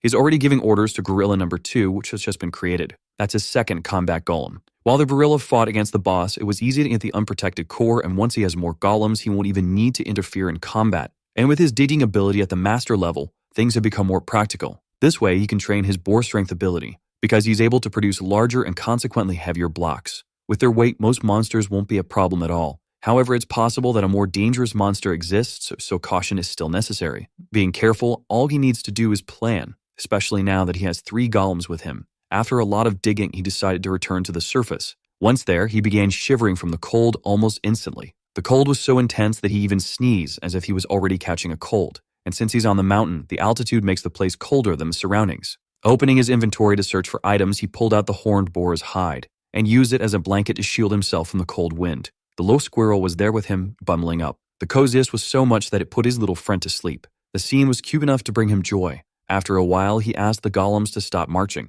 and once they stopped moving, there wasn't as much wind to make him feel cold. Dawoon imagines that if he made a roof on the elephant, it could solve his problem with the excessive cold wind, and decided to put his idea into practice. Climbing down, he ordered the gorillas to secure the perimeter. He started handling the clay to shape what he wanted to create. Then he used his digging ability, but something unexpected began to happen in front of him. Making something thin like that was impossible before, but now that he's at a master level in this ability, he managed it. It was not only thin, but also extremely smooth, not even resembling ceramic. Pressing it with his fingertip, the piece broke because it had become too thin, compromising its hardness. Analyzing the piece, he realizes the edges need to be thicker to prevent it from breaking. Even so, he could make a piece that was strong enough. After many attempts, he finally managed to create a result that wasn't excessively thin. Now with the piece thicker, he wonders if it would be a problem if it fell. He spends a few moments deep in thought, imagining what might happen. It was then that his thoughts led him to a conclusion. He should shape the piece as an arched dome. This way, it would resist its own weight and provide better protection. Now he was hunched over it, thinking about where he could improve it. With the piece ready, he asked one of the gorillas to carefully place the object on the elephant. Now the elephant had a well-crafted roof capable of protecting its occupants from the elements. Dawoon lies down on it calmly, pleased with what he had accomplished. The little squirrel appears and says something to him now. The guy thinks he can better use his skills and perhaps build a wall to prevent monsters from passing. Now that he can't hide underground, raising a wall would protect them during surface travels. Since it was very cold, he thought of first making an insulating wall. And now that digging was at its maximum level, he could create even more elaborate things. He could replicate things he had in his life in Korea. And after much work, he created something that hadn't existed in that dungeon until then. A campfire similar to an oven had been built. The elephant golem now had a chimney and could produce heat. There was a space for burning wood, a bathroom, a storage area, and a well-designed steam passage through the golem's trunk. The work was so well executed that the little squirrel was extremely impressed by it. Another achievement was unlocked for creating a heating system, and a heat manipulation skill was added to the craftsman skill. He hadn't expected a reward for that, and he wasn't even surprised. 2 long months passed, and they were now in the historical ruins. The rabbit is incredulous at what he observes. Once again, the golem had been destroyed, and the players want to know what to do now. This is definitely not good. Dawoon continues to collect the item from the level 1 boss. If things keep going this way, his superiors will start to complain. At his base, the guy just laments a little that he can't show what he's made to anyone else. If the rabbit were there, he would show him his entire army of golems, which now numbers 5. The group of golems advances up the mountain. The guy is inside the mobile home and his elephant has become. Through the window, he doesn't see any rats and assumes it's because they're now high on the mountain. If they continue at this pace and without any unforeseen events, they'll soon reach the top. He finally dismounted from his elephant, and contemplating the horizon line, he was quite impressed with what he could see from there. The mountain range formed a beautiful landscape as seen from that spot. Perhaps that's why people enjoy hiking. The scenery is not only beautiful but also takes you places with refreshing air. He looks back for a moment, and something immediately catches his attention. In the distance, it's possible to see a fort, and he doesn't know why that structure is there. Now he's wondering what that could be. As he gets closer, his doubts only grow about why the historical ruins are in that place. He was far from the location of the first phase, and now he wants to know why it's called a historical ruin. Since it's the rabbit who calls it that, he doesn't know the reason but assumes it must have been built a long time ago. He wonders if it existed in that world before it became a giant dungeon. And if he stays there in front of it, he won't discover anything, so he decided to enter to investigate. And since he has 5 golems with him now, he doesn't need to worry as much. He climbs the stairs and looks at the gargoyle beside him. He hasn't seen that before and wonders what that statue is. The statue appears to be very well made with rich details. It was crafted from raw stone. However, the color was a bit strange. Even so, it's clear that it was very well made. He continues climbing the stairs, passing by the statue. As he ascends, the statue suddenly moves. A large explosion occurs and pieces of stone fly in all directions. The guy falls backward, worried because he doesn't know what just happened. The statue is now in front of him, holding a large trident in its hands and in a threatening posture. Dawoon can't hide the panic on his face. The statue is enormous, and the flapping of its wings stirs up the dust in the area. It leaps into the sky, causing a strong gust of wind. The guy has no idea why it's alive. The gargoyle is high above, ready to attack anyone below. Dawoon thinks he's in big trouble because there's little he can do against such a huge beast. The gargoyle swoops down fiercely towards the intruder of the ruin.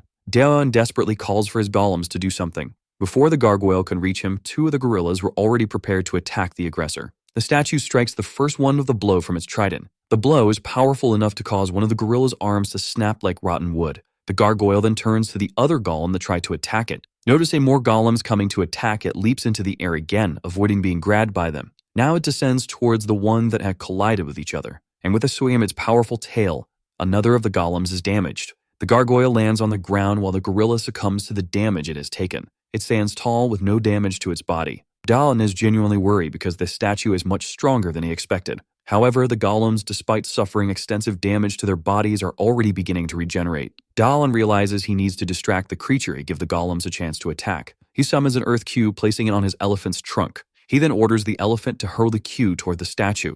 The boulder is launched with great force. The gargoyle notices the cube flying towards it and shields itself with one of its wings, blocking the attack. The dust from the cube begins to settle, revealing the condition of the statue's wing. Despite the impact, it hadn't suffered any damage. Dawoon realizes that the strength of the earth he's throwing is nothing compared to the resistance of the stones the gargoyle is made of. And that's all he can do right now, nothing more. Thinking quickly, he uses his abilities once again. The elephant shoots another massive earth cube at the statue. Once again, the statue defends itself with one of its wings. He then orders his gorillas to attack the creature. The statue is grabbed by them, becoming immobilized. The stone dragon begins to writhe, and by spinning rapidly, it manages to break free from the gorilla's grasp, sending them flying. Dawoon had hoped the gorillas would be able to hold it off for a bit, but at this rate, they'll turn to dust and he doesn't know what to do. The guy hears a faint voice. One of the gorillas stands up resolutely. He doesn't understand at first what is happening. The gorilla roars fiercely at the statue. It manages to grab it from behind, successfully immobilizing it.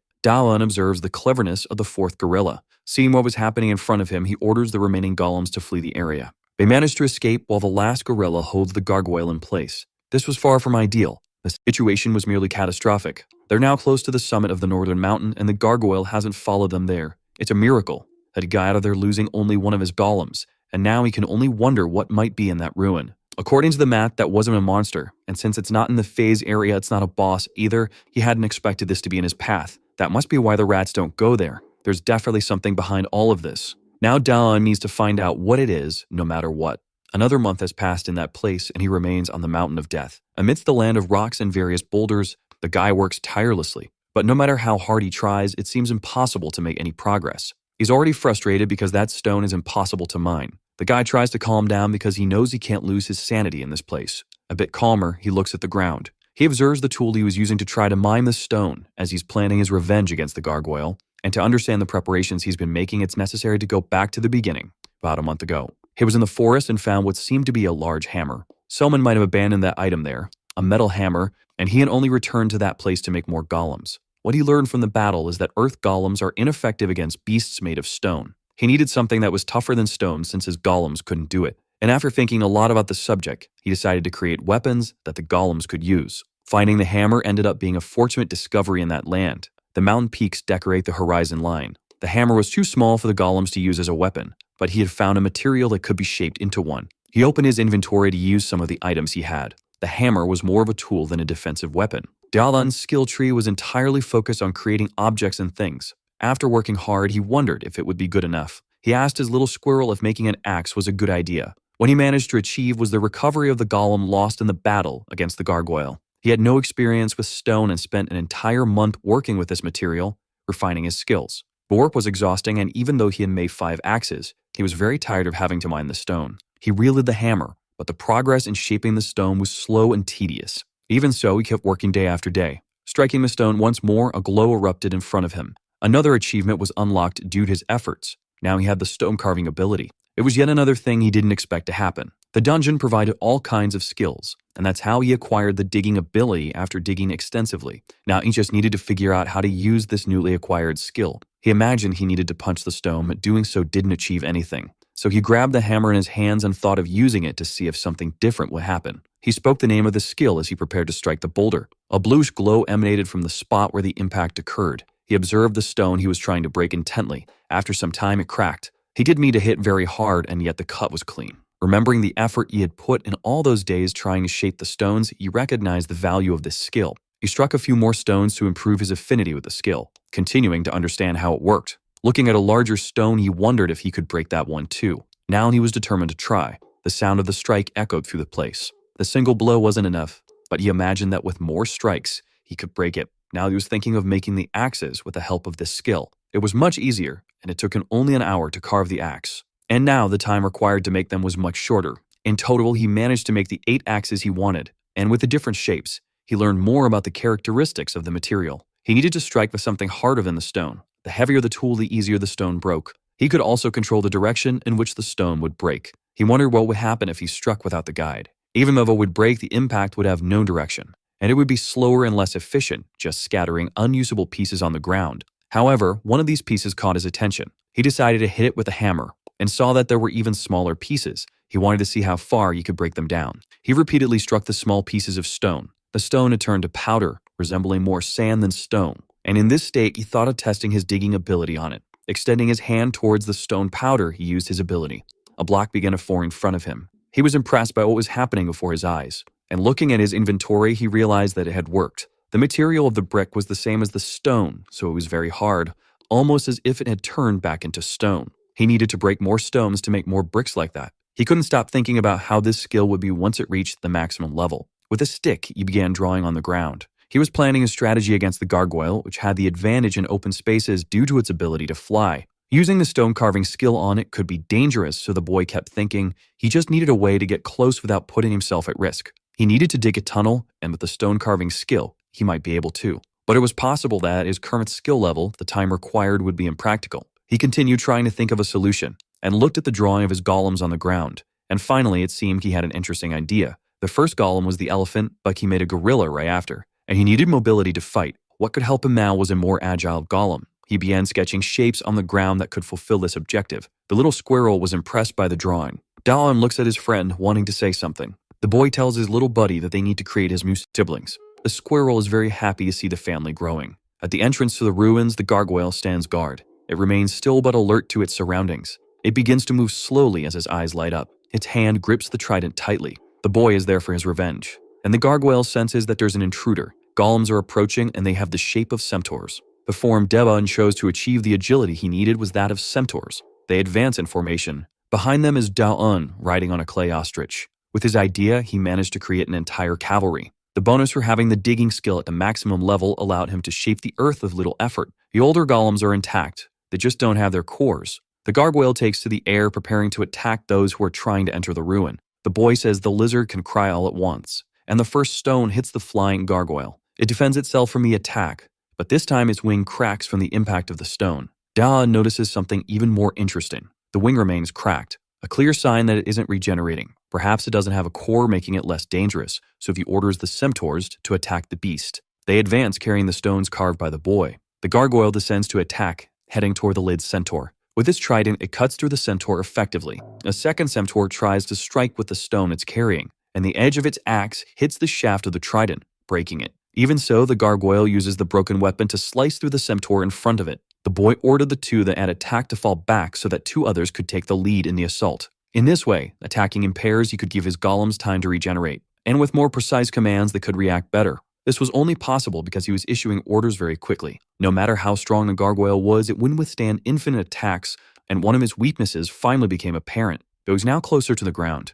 Its feet were almost touching the soil, and Dawoon ordered his golems to grab the gargoyle's legs. He tried to take off again, but the golems were pulling it down. The boy advances toward the battle, mounted on his ostrich, and he remembers his friend's advice about the size of monsters. Because the bigger they are, the harder they fall. He remembers this saying and is focused on the statue's defeat. Closer to the battle, he created a staircase with blocks of earth. Getting closer, he reinforced the command to pull it down with more force. After some struggle, the gargoyle was thrown to the ground. While it's held down by the centaurs, Dawoon leaps toward the gargoyle. He opens his inventory while still in the air and attacks it by releasing several blocks he was carrying. The gargoyle is being buried by the stone blocks. The impact is violent, and the golems ensure it doesn't escape during the process. The gargoyle tries to move, but the successive impacts make it difficult. It attempts to flee once the stone blocks have fallen, but the boy now summons his earthen bricks, and more blocks fall on the gargoyle's head. Dawoon notices that the gargoyle is breaking the blocks with its mouth before they can hit it. There aren't many auctions left, so he opens his inventory once more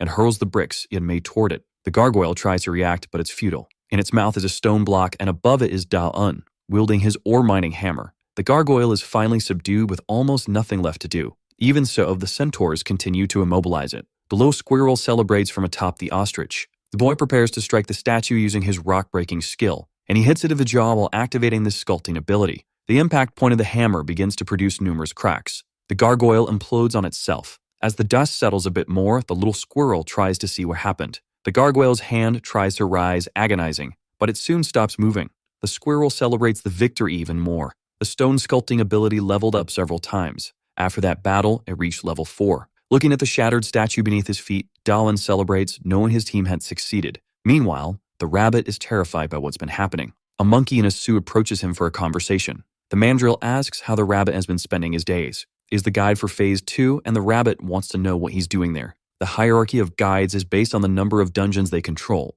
The more dungeons one controls, the more respected they are. The mandrill is responsible for 2 dungeons, so he outranks the rabbit. And unlike the rabbit, the mandrill has a name. The rabbit asks what the mandrill is doing there, and the mandrill retorts, asking if the rabbit has been doing his job in the past few days. The rabbit says yes, but doesn't understand why the mandrill is upset. The mandrill asks again if the rabbit is sure about that, and once more, the rabbit confirms. The mandrill says the number of survivors reaching his phase has doubled and wants to know why the rabbit's performance has dropped so much. The rabbit promises to work harder but blames it all on the Bolgado who keeps killing the level 1 boss. The mandrill seems to be running out of patience. He suggests the rabbit stop lying to him. Dawoon decides that he might need those bricks later, so he stores them away again. Noticing that his stone sculpting ability is now at level 4, he assumes it's because the gargoyle was so strong. It would make sense since that battle wasn't easy. It wouldn't have been great if the gargoyle had a core, but if it did, he might not have defeated it. Even so, he decides to carve the body to save bricks. Now he's even more convinced that the gargoyle didn't have a core, but thanks to it,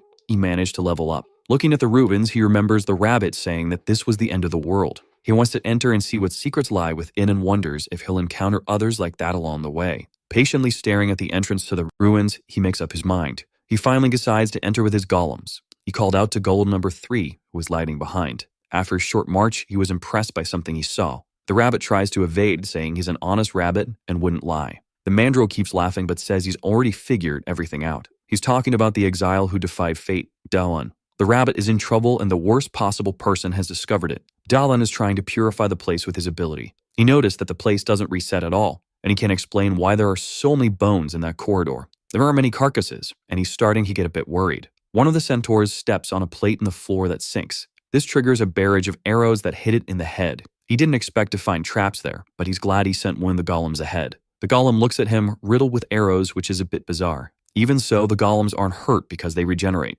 Seeing this, Dawoon praises their work. Then he orders them to break the walls so he doesn't have to worry about hidden arrows. The arrow falls to the ground, nearly broken. The boy praises his golems and suggests they take a break now. With them stopped, he begins to remove the arrows one by one. He finally removed the last arrow. The golems start celebrating while he examines the arrows he removed. They are so old that they're falling apart. In the other traps, instead of liquid oil, solid oil fell, and some magic circles couldn't activate due to excessive mold. The boy wonders how many years that place has been abandoned. The squirrel is pacing in circles, passing the time. It suddenly stops and Dawoon asks his little friend if something happened. The squirrel runs off and the boy follows. Seeing to enter a small hole, he says that's a dead end. He then orders the golems to tear down the wall in front of him. They strike it together with devastating force. The power is so great that the boy thinks the heavens are on his side, and soon his eyes widen. The squirrel points to something. There's an enormous gate and he wonders if it's a hall where the boss is hiding. Running his hands over the gate, he senses that the boss there has already been defeated.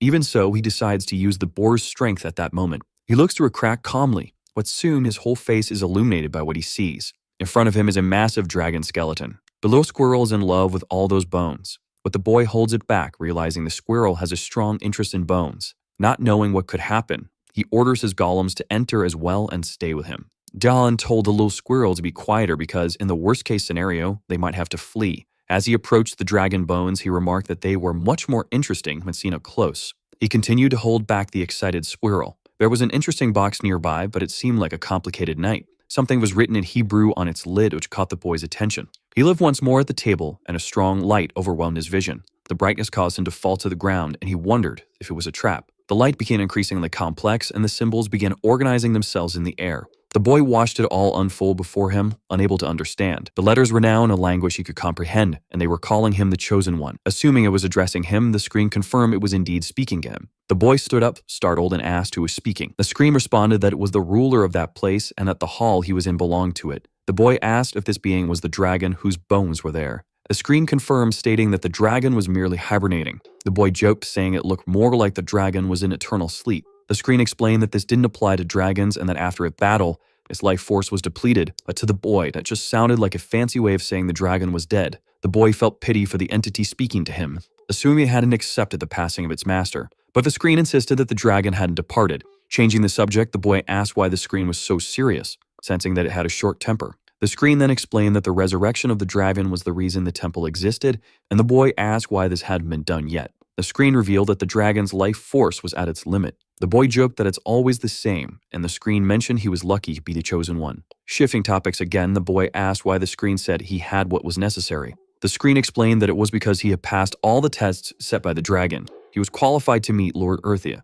The boy tried to recall when he had passed those tests. The screen asked if he had already forgotten the challenges he faced to get there. Now he could associate the difficulties he had encountered. The screen congratulated him for accomplishing all this, and the boy thought he might receive something in return. His eyes sparkled with anticipation. The screen then said he would inherit the temple, which made him happy. But he quickly asked the screen to repeat what it had just said. He wanted to know what benefits came with assuming the temple. The screen said he would receive eternal happiness, and the boy turned away, saying he didn't need that. The screen mentioned that it would soon perish, and the boy assumed it was trying to make him feel sorry. The screen explained that only its soul remained, and it was ignoring its own departure. The boy scratched his head, deep in thought. He said he was sorry about that, but didn't want to stay there, as he had other things to do, even if it didn't seem like it. The screen asked what was wrong with him, insisting that he was refusing an honored position, and he replied that he wanted to find his comrades in that place. He was surprised by his own words, not realizing that this was his true goal. Then he said he wanted to go home. The screen asked if that was really what he wanted. Despite everything he had been through,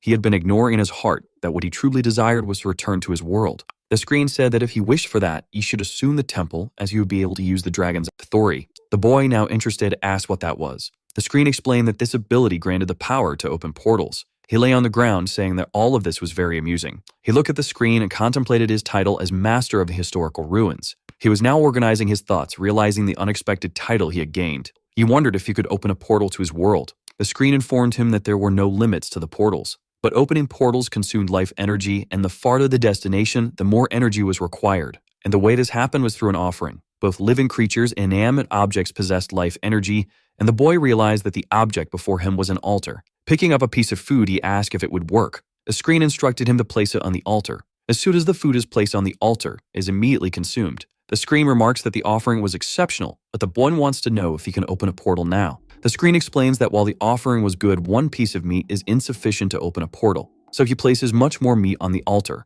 The screen, surprised by his ability to use spatial magic, asks for permission to analyze the boy. He agrees, and after a quick analysis, the screen states that it understands now. The screen, now displaying some information, reveals that he is a being who has already been offered as a sacrifice. The status window is a mark left by the death dragon on its offerings. The boy is shocked by this information. His status window has changed, and he hopes he is no longer an offering. He begins to think that his friends might also be offerings, like him. He became the master of the ruin because the screen said it would erase the mark of the offering, but he still wants to know if he can use the portals. Noticing his new abilities, he realizes they are quite powerful. He calls out to the screen now known as Alpha. He asks if he can enhance his new abilities using vital energy, to which Alpha replies that he can. He is determined to use everything at his disposal to achieve his goals. He plans to offer more sacrifices than the system can handle. Alpha asks if it can make a request, and the boy wants to know what it is. Alpha asks him to restrain the little squirrel that is gnawing on the dragon's bones, and the boy is surprised, not even realizing when the squirrel got there. Meanwhile,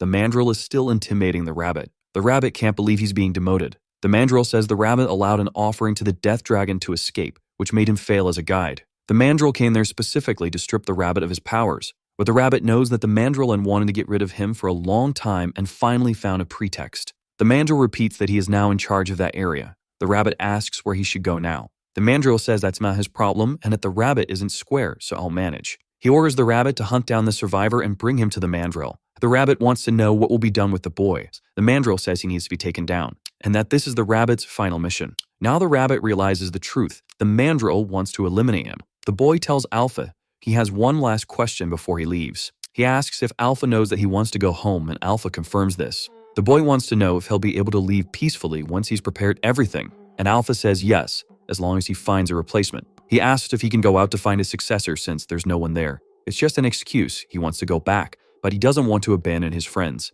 The next day, in the Mountains of Death, someone is wandering aimlessly. It's the rabbit, searching for human. He's frustrated, unable to believe the boy has gone so far. Seeing several towers, he assumes this is the path the boy took. Meanwhile, more meat is placed on the altar. Alpha consumes the offering to produce vital energy. The boy asks if it's possible to use the vital energy from all the offerings, and Alpha confirms that it is. He wants to use the first ability he gained in the temple, opening portals. Placing his hands on the ground, he manages to create a portal in front of him. Now he observes it, curious to know where it will lead. Alpha explains that in its current state, the portal leads nowhere, as 2 portals need to be created. The boy finds this illogical since he can't create a portal in Korea. Alpha explains that his ability is still restricted by its level, and that when he perfects it, he'll be able to go wherever he desires. Alpha adds that if he continues progressing at this rate, he'll master the ability in 20 years. Eager to test the ability, the boy summons another portal next to the first. Now they're connected, Alpha says. Alpha explains that if he enters one, he'll come out the other, and the boy is excited to test this.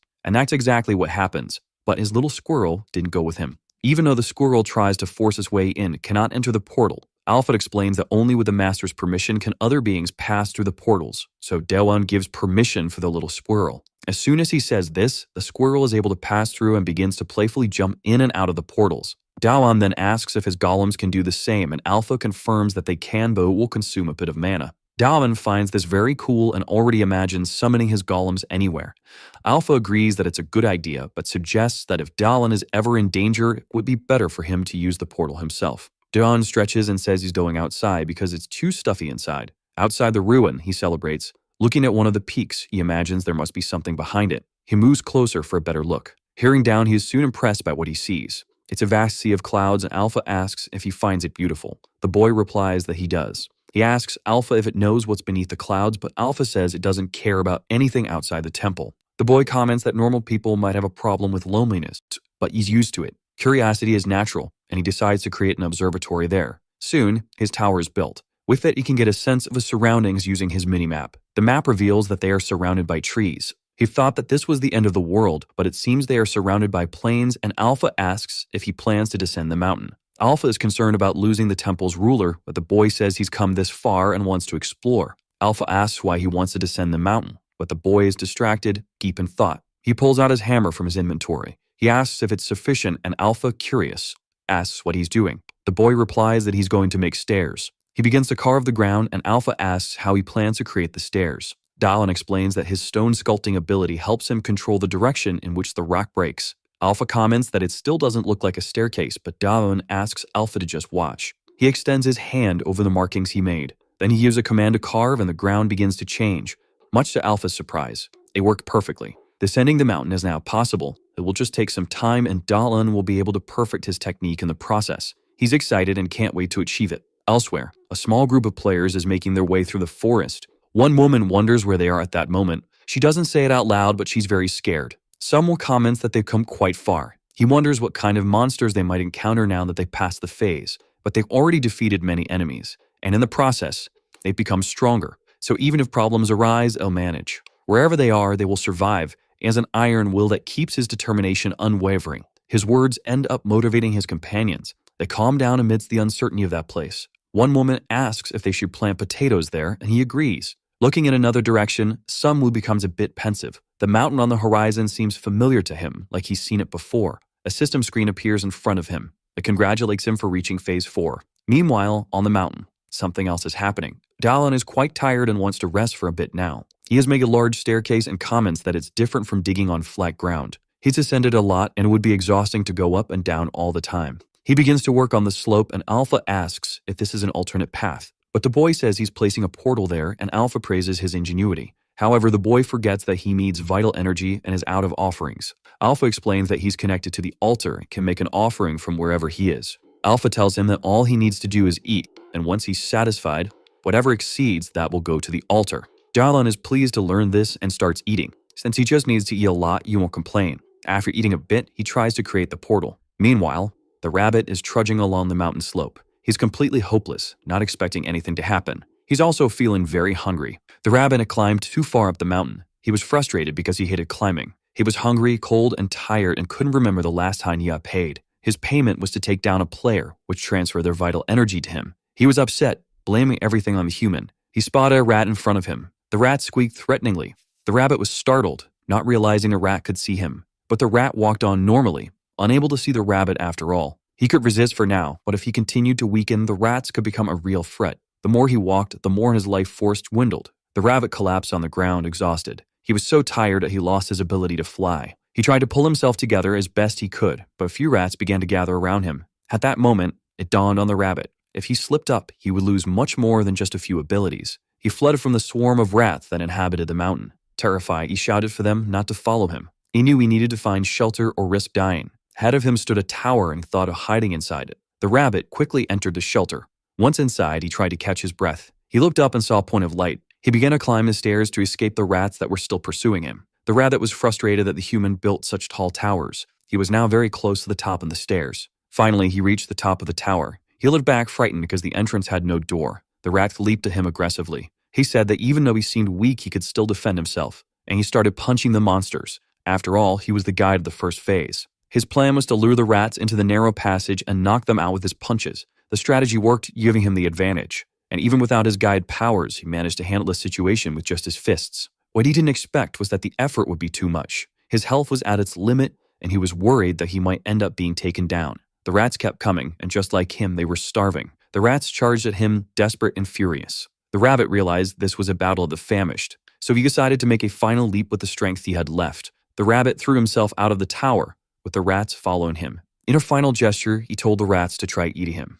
As he fell, he thought it was better to do this than to experience being eaten alive. Accumulating hatred for the mandrill, the rabbit cursed him in his final moments. Like the mandrill, he also cursed the bug human who was directly responsible for everything that had happened to him. But instead of crashing to the ground, the rabbit landed in Dawoon's arms as he was passing by. Dawoon had come to see why there were so many rats moving around. Now he wanted to know what the rabbit was doing there. The rabbit was terrified because he hadn't expected to run into the human at that moment. But being so weak, he began to lose consciousness. Sometime later, he started to smell something very pleasant. He woke up startled and jumped to his feet. The rabbit was inside the dragon's temple. In front of him was a plate of potatoes. The smell was too inviting and he rushed toward the potatoes, intending to eat them. But someone stopped him and said he couldn't eat yet. The human told him that he had worked very hard to make those potatoes. Now the rabbit realized he wasn't dreaming. However, he didn't care about anything anymore and begged the human for some of the potatoes. He pleaded desperately, saying he was starving. Dawoon asked if he really wanted some of the potatoes.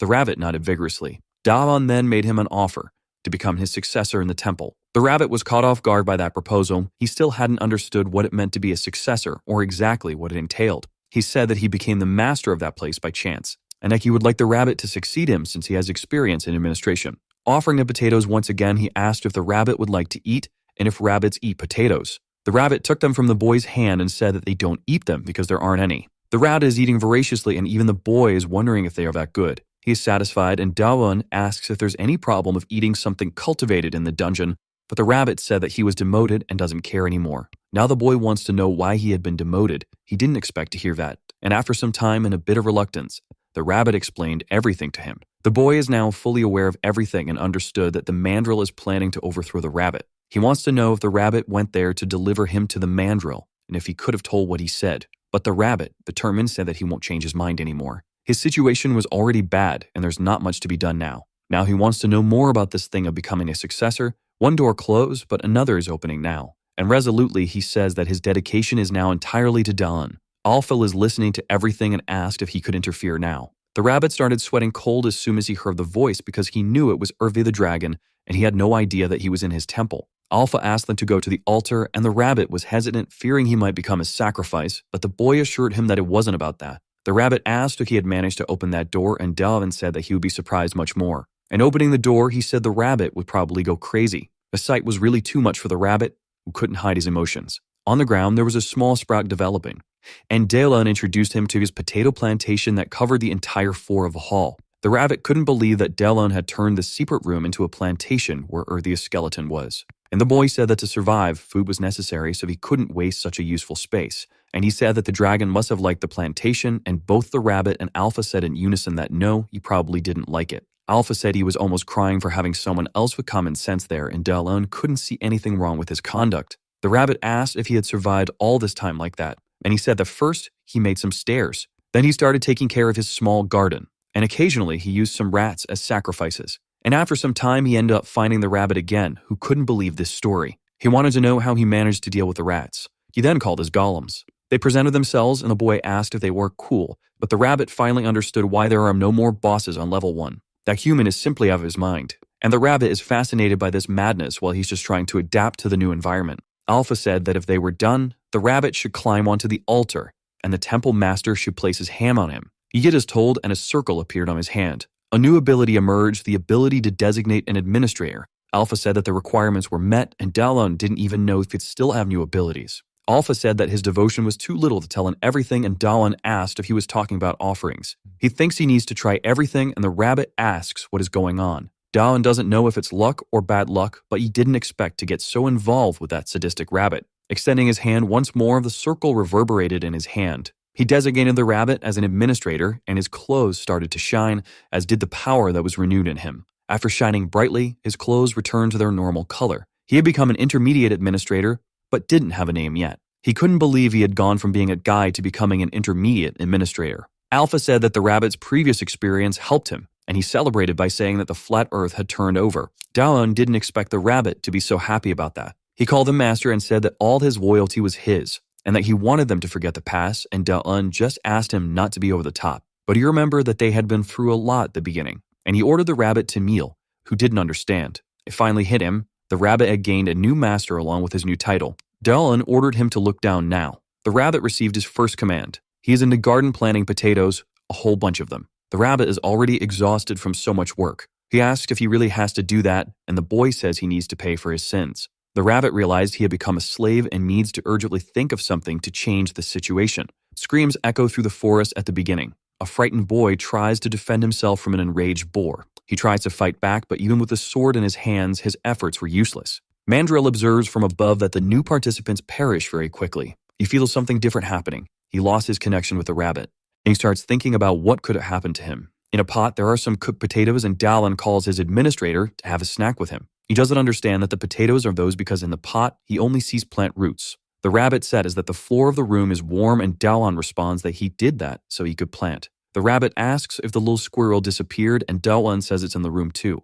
He has his mouth full, and the rabbit wants to know what he ate. Dawoon said that the squirrel likes to eat bones. The rabbit asks why the squirrel climbed onto the golem, and Dawoon told him not to do that. With his tiny hands, he made a hole in the golem. Once the hole was open, he was ready, and he opened his mouth, dropping the bones inside. As soon as he did that, he quickly closed the hole and hid his bones. Dawoon said it must be a habit of storing food, but he wished the little squirrel would stop doing that. With him in his hands, he started noticing something. He had a task for the rabbit, who said he had just started resting, but he ordered him to get up anyway. The rabbit is very annoyed because careful and hardworking bosses are the most annoying. The rabbit is now carrying the bones from that place. He wants to know why he's carrying those bones, and Dawoon already knows what to do, so he called everyone there. He ordered the golems to crush the bones, and the rabbit was afraid of their strength. Once that was done, Dawoon used his purification ability, and he told the rabbit to spread the bone dust over the field, and he asked why he should do that. He said that they are fertilizers and the rabbit was thinking that he was crazy, but now he understood and even found it genius.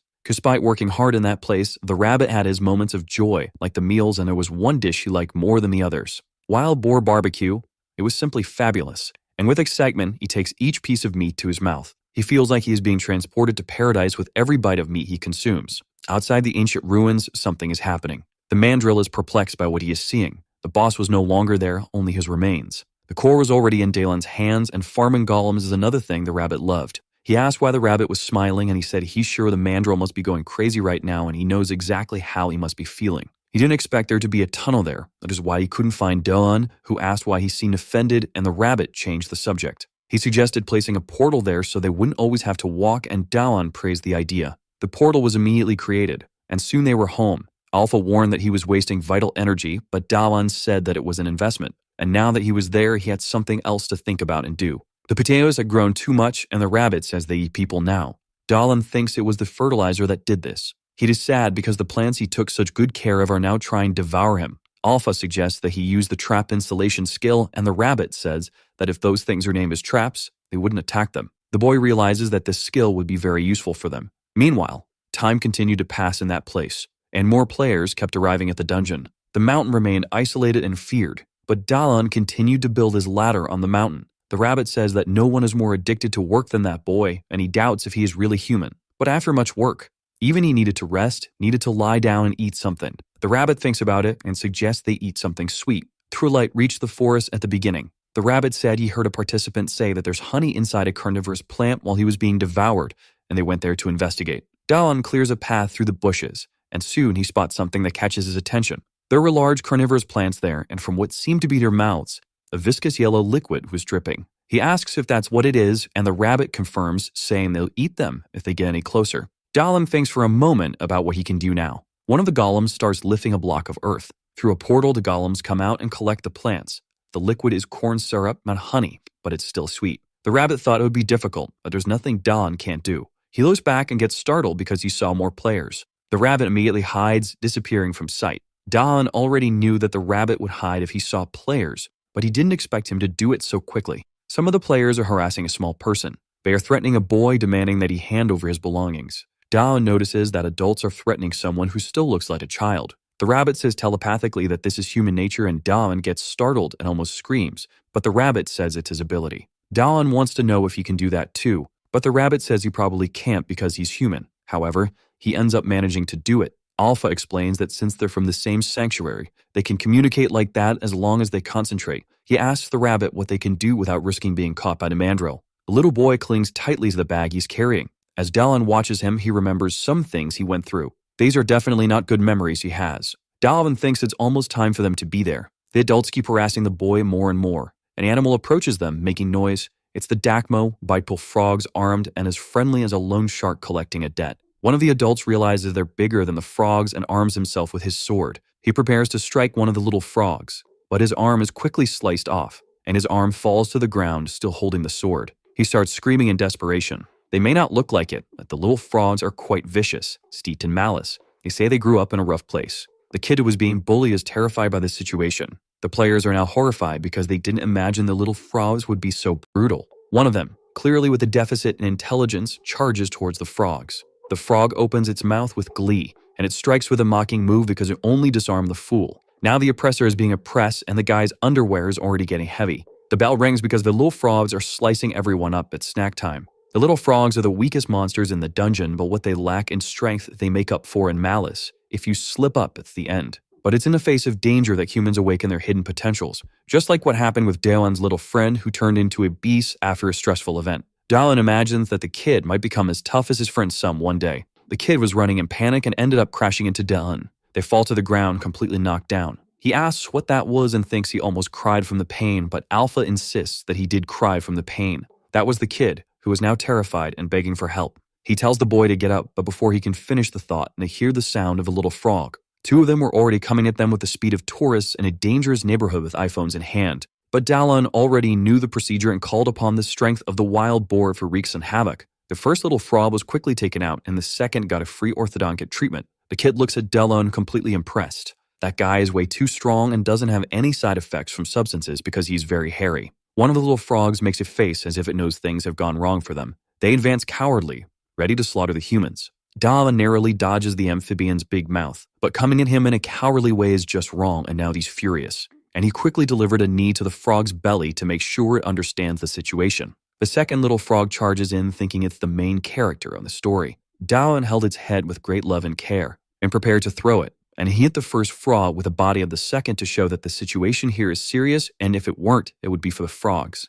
A third little frog advances with a broken sword in hand. The blow barely missed Dawoon. He narrowly avoided being hit by the beast. Taking advantage of the proximity, he quickly delivered a friendly elbow strike, the kind that only breaks ribs. Behind him, a little frog was armed with some sharp weapons. It charges for the attack, thinking that this story is all about its froggy way of life. The kid screams in desperation, warning Dawoon of the danger. He turns quickly, facing the threat. And with the privileges that only the plot can provide, he managed to pull an item from his inventory. A large block of earth fell on the little frog. The remaining frogs, still alive, are now reflecting on whether it's really worth continuing to take that free beating. And after a simple deliberation, it decided to get out of there. Dawoon realizes the fight is over, but he's feeling chills running down his body. He thinks it might be the impressed look from the kid. The snotty kid was looking at him as if he was seeing a god incarnate. Dawoon still doesn't know how to react. He stands still as the boy approaches him. He warned the boy not to follow him because he's going to a dangerous place, and he said that he couldn't use the ability again and was almost passing out from a lack of glucose. The boy asks if he mentioned something about sweet food, and reaching into his bag, he asked if this would help and extended his hand to him. Dawoon observes it for a brief moment. He can't believe what he's seeing. In that hostile environment, food is one of the few things that make life interesting, but he hadn't been able to fully enjoy the taste of things for a while. That's why he took a risk to get something sweet from carnivorous plants. He was already missing eating something sweet because sweetness is happiness, and the snotty kid's offer is too good to refuse. The boy has a bottle of Dolly with him, and it wasn't just any bottle. It was 1.5 liters of the purest sugar syrup, and he innocently says that he has 2 more bottles. Dawoon says that 1 bottle per day will last for 3 days. The kid didn't understand anything, and he says that's the cost of special training. Twilight falls over the dungeon. He's on top of one of its towers, looking at the map, and the kid asks who that really tough guy is. He said that he's human too, and that they should go underground now. He drinks his Dolly Guarana, thinking that the kid must be exhausted and that going underground is the safest thing to do. Once there, the snotty kid can't stop being amazed by what he sees. He asks the boy to choose a pillow, but can only think that all of this was done by Dawoon. Night finally falls upon them. The boy said that he was summoned while he was leaving the market because he was shopping for his mother. He's an enthusiastic kid, 14 years old, and his name is Dawoon. Dawoon thinks he acts too nice on purpose out of fear of being judged or hated, and he's the first adult to help him in that place and tells the boy that you should see him as a savior. But the boy thinks he's talking to himself and is already thinking about being cautious around him. The kid asked if some kind of ability was used to build that tower. Dawoon said yes, and the boy wants to know what it is. He gave a small demonstration and said it's an earth control ability, and now he wants to know what ability the boy received when he was summoned, and he said it's the god of food's ability. He gains strength when he's full, and his physical abilities are doubled when he's hungry. Dawoon didn't know something like that existed and realizes it's similar to the boar's strength that he has and asks if he gets weak when he's hungry. The boy doesn't know because he gets hungry easily and hasn't been full since he arrived there. Dawoon thinks that's tragic and decides to take care of him from now on. He puts plenty of food on the table and asks the boy to satisfy his hunger. The moon lights up the night sky of the dungeon. The rabbit is in the forest because his boss sent him to get salt stones. He complains that Dawoon is too arrogant. He's moving stealthily so as not to be noticed and hopes not to encounter the mandrill around here. He doesn't even know what a salt stone looks like and is very upset with his boss because of that. Telepathically, the boss asks if the rabbit is doing his job, and he ended up getting a big scare. The rabbit says he doesn't know what it looks like, and neither does Dawoon, like he suspects it looks like a regular stone. However, he asks the rabbit to come back because it's already late, and he wants to know if the boy is still there and that he's very hungry. Dawoon tells the rabbit that he finished making the barbecue sauce. The rabbit was so happy about that he shouted in the middle of the night that his boss was the best there is. He returned to the cave, and his boss thanked him for his hard work. He laughed at the rabbit's camouflage, which looked funny, and the rabbit said it was his fault for making him go out at night. He removed the camouflage, and Dawoon asked him to keep quiet because the boy was already asleep, and the rabbit asked for soda, but there was only a little left. The rabbit complained about the taste of the drink, saying it tasted like meat, and Dawoon said he knew he would react that way. He told the rabbit that he should eat the leaves he was wearing, but the rabbit said it was awful to have to eat leaves. Dawoon told him he shouldn't say things like that. And with the rabbit squirming on the floor, he noticed something. He reached out his hand toward him, and the rabbit began to apologize, worried. He begged to be spared because he thought he was about to be punished. But Dawoon simply removed a leaf that was still on his face. He tasted the leaf, and the rabbit asked if he hadn't also said that he didn't like leafy greens. The boy took out a piece of meat, much to the rabbit's surprise. The rabbit wanted to know if he was going to eat the meat with that leaf, and Dawoon said he would show him the taste of paradise. And showing him, he said that he had finished wrapping the meat, and he made sure to put it in the rabbit's mouth. The rabbit fell in love with that combination of interesting texture and wonderful flavor. Dawoon explained that the leaf on his clothing was edible, and that it's even better with me. That leaf is perilla leaf, and he had the rabbit collect more of them. And after using the leaves, he also used the remaining seeds, and in a large pot, he fried them over the fire. And after pressing them, he managed to extract oil from them. He finally produced perilla oil. Now he only needed salt to complete the sauce. The rabbit didn't know what that was, but Dawoon said he would know as soon as he brought back a salt stone. The day dawns in the dungeon. The boy has a piece of meat in his mouth and a stick in his hands. Dawoon asks him to stay focused because the little frog is coming. The little frog is heading towards the boy. He told the boy not to be scared and to remember that when he's full, he gets stronger. But it seems the lesson didn't go too well. The boy apologizes, but Dawoon says that no one is that good right from the start. Even so, the boy was very surprised that the young man had managed to capture one of those little frogs. And he said that where they're going is dangerous, so he should train the boy here because his ability is very good for fighting. He said he would give him food to store in his inventory, but the boy didn't know what that was. It's his personal storage, and he asked if the guy didn't tell him anything about it, and the boy said no. It seems the mandrill didn't tell him out of pure sadism, which explains why the boy has been carrying items in his hands. The rabbit said that it must be the boss's fault because without the first level boss, many players are moving on to the next level. The boy is worried because to him,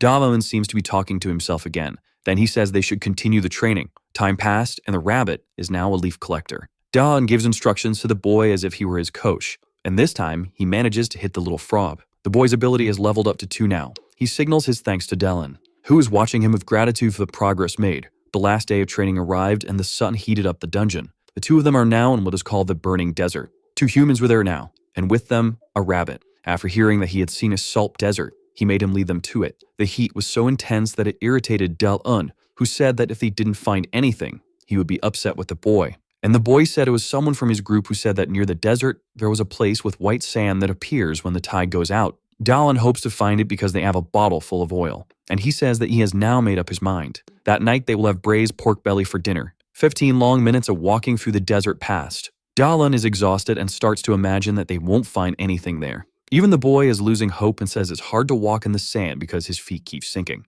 He says that the salt desert might not exist, but that's not what Dawoon was talking about. Their method might be wrong. And in front of the boy, he installs a portal. He told the boy not to be surprised and asked him to stay behind him. And from the portal, the golems begin to emerge. The boy is amazed because they look like tanks, and Dawoon says they are made of earth. That's just the beginning, and the boy will learn to handle himself well. And he says, grateful, that he will do his best. Dawoon is pleased because the boy is smart and regrets not being able to go with him. The rabbit telepathically asks, and his master hasn't forgotten anything. He's very hot, and Dawoon says he couldn't build a tower because it would attract too much attention. But he could come inside the golem if it's too bad out there. He continues outside, exhausted from the heat and fatigue. He doesn't even know what salt is and doesn't understand why they work so hard to find it. Soon, something appears on the horizon. The rabbit wipes his eyes to see better. He focuses a bit more on what's ahead. There were many giant scorpions, and many camels too had herd. He wonders where those creatures are headed. He calls his boss to come outside and see it too. Dawoon and the boy are surprised by what they see.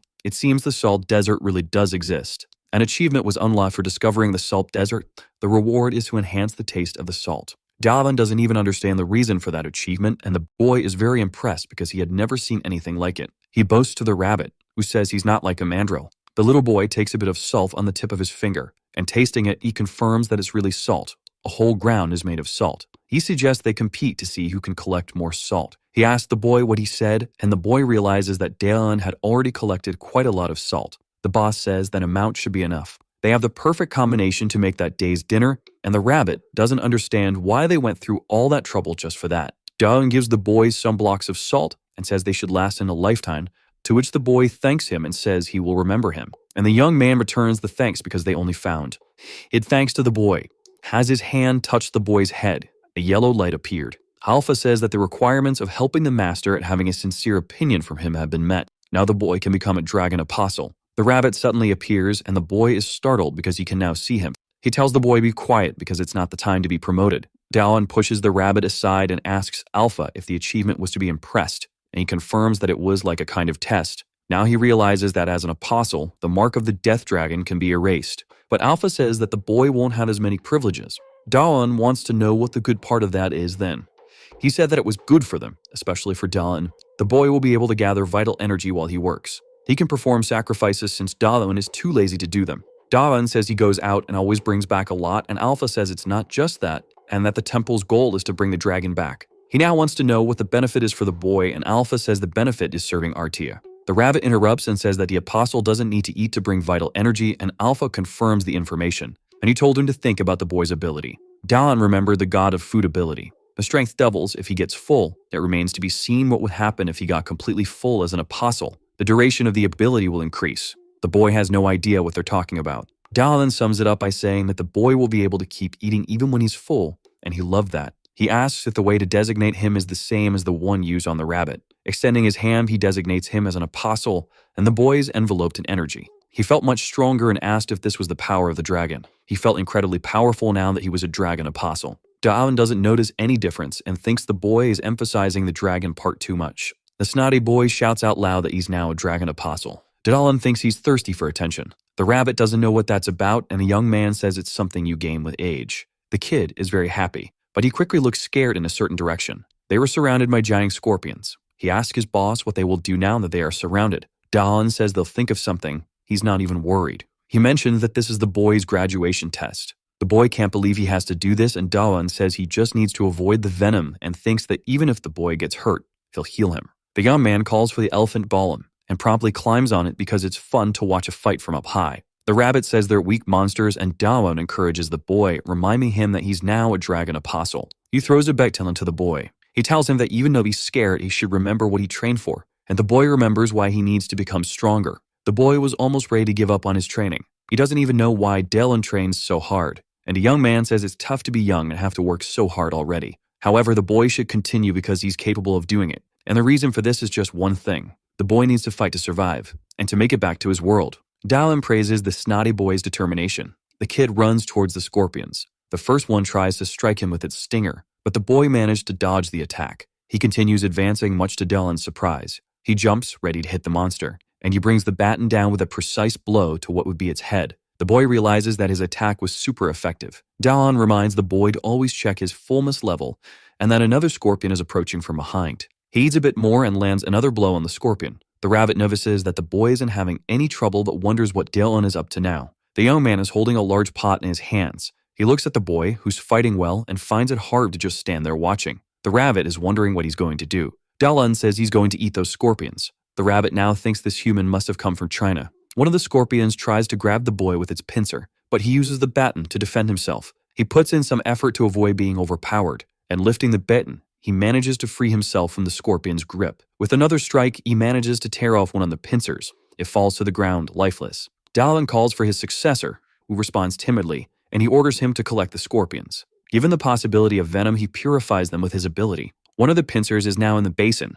Everything is properly prepared. Meanwhile, the boy is surrounded by scorpions that join the wrong team. Soon, he smells something in the air. He quickly asks what it is because the smell is really good, and the rabbit is fanning the fire as best he can. He asks the boss if putting salt in the oil is a good idea, and he says he can taste it if he wants to. The boy is upset, imagining that they're eating something delicious without him. He's distracted, and one of the scorpions sneaks up on him. The boy asks to eat too, and while he does so, he strikes the scorpion that was behind him. The appearance was very appealing. The pincer looked like that of a giant lobster. Dawoon says that if the boy doesn't hurry, they'll eat everything without him. The boy is now determined. He heads towards the remaining scorpions with a clear bowl. There was nothing the scorpions could do against the boy. Soon, they were all eating peacefully. That same night, they were in the forest at the beginning. Dawoon gifts the boy with a hide and says he might encounter other players there. He's very grateful for the gaze that only cost a few sodas. He told the boy not to cry because he'd soon realize that soda has a different value there. The boy smiles at that remark. He says goodbye and continues on his way alone.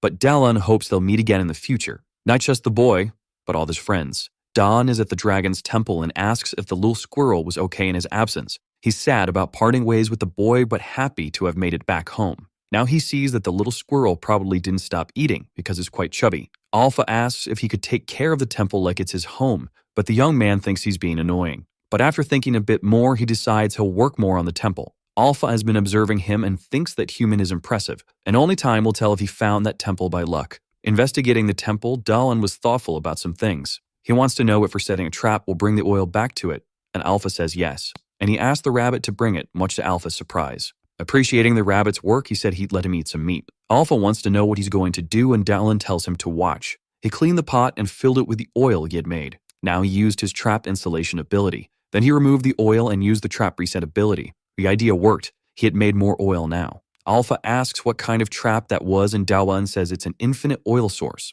Much to the system's annoyance, Alpha's patience had reached its limit. The day dawns in the first phase region. Mandrill notices that the boss has disappeared and the boars are becoming increasingly scarce. Quality is better than quantity for vital energy, and the first phase isn't filtering them well. Only the little frogs are in sufficient numbers, so he needs to do something about it. A stone falls to the ground, bouncing. It's the rabbit who kicked him, annoyed at having to collect more leaves. Dawoon told him to do that while he built the staircase. He could refuse, but then he wouldn't be eating meat anytime soon, which made the rabbit extremely frustrated. Nearby, some movement catches his attention. There was a small group of little frogs walking by. He hid, thinking it was the baboon, but it was just frogs. And he saw they were armed with enchanted weapons. Those items shouldn't be in the first phase. Mandrill appears behind the rabbit without recognizing him, almost scaring him to death. The rabbit is now sweating cold, completely terrified. Mandrill looks at the bush below him. He saw familiar white fur and ears. Now the rabbit was even more terrified. Mandrill reaches out his hand to grab the rabbit, and pulling him by the ears, he realizes it's just an ordinary rabbit. He observes it for a moment. The rabbit is munching on some leaves, and he confirms that this isn't the rabbit he was looking for because he's using an ability that deceived him. Mandrill tosses it aside, uninterested. The rabbit stays on the ground for a few moments. He starts trying to get up. In front of him are some little frogs looking for a snack. One of them prepares to strike him, but the rabbit, enraged, shakes off the frogs, saying that Mandrill will pay for this one day. On the opposite side of the mountains, Dawoon works with great dedication. Being on the mountainside makes him adrenaline-fueled, and he asks the ostrich to watch over him. He brought the golem as a precaution because he was always crossing a cliff. His stone-breaking ability was already at level 7. Sacrifices are hard work, but repetitive tasks are his specialty, like breaking the cliff. And suddenly, a message appears saying he had entered stage 4. Even he wasn't expecting that. In his mind, it didn't make sense for the stages to be so close, and Alpha says he doesn't know what was done with the land. Dawoon asked what Alpha had said. The color of the mist in that place was different, and it also had a different smell. Dawoon begins to lose consciousness. After a while, he wakes up with the ostrich in front of him. Alpha asks if the temple master has woken up. He asks what happened, and Alpha thanks him for bringing the ostrich. The mist is poisonous, and the ostrich brought him back before something worse happened. That was a close call. Dawoon needs something to help him with this, and it seems he had an idea. Alpha says he should return to the temple, but the young man says he'll continue descending. With a handkerchief in hand, he says he'll deal with this fine dust, but Alpha insists again that it's poison. Alpha can't believe he wants to go through the poison using just a piece of cloth. He says no, what if he uses the purification ability on the handkerchief? It might work. At first, that ability wasn't very good. He used it to purify mushrooms, but after a while, the ability didn't develop any further. No matter how hard he tried, it didn't progress until the poison cloud appeared. The gas mask is just a small protection. His plan was to use the ability on the entire poison cloud, and he began to use his ability little by little. He noticed that the clouds didn't regenerate, which would make his job of clearing the path easier.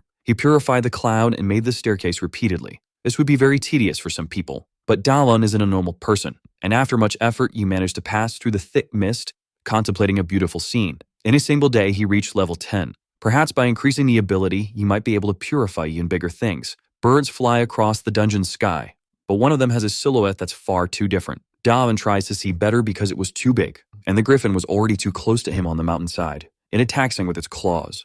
The attack kicked up a lot of dust in the area. Dawoon had protected himself with a block of earth. Letting it go, he made his way back with his ostrich. He ordered the golem to climb as fast as it could. The griffin watched them fleeing up the stairs. It took flight in their direction. The beast sensed something was wrong. It halted its advance upon reaching the poisonous cloud, as if it were a barrier separating the phases. Dawoon saw that it couldn't pass through the cloud, acting as a boundary between stages. Soon, the griffin gave up and returned to where it came from. Stage 4 might be full of such creatures, and now he doesn't know what to do. The griffin is flying high above. It clings to the mountainside with its powerful claws. It sees that above it are the stairs and the poisonous cloud. It climbs the slope carefully, and finally reaches the stairs. It begins to follow the path now that it's clear.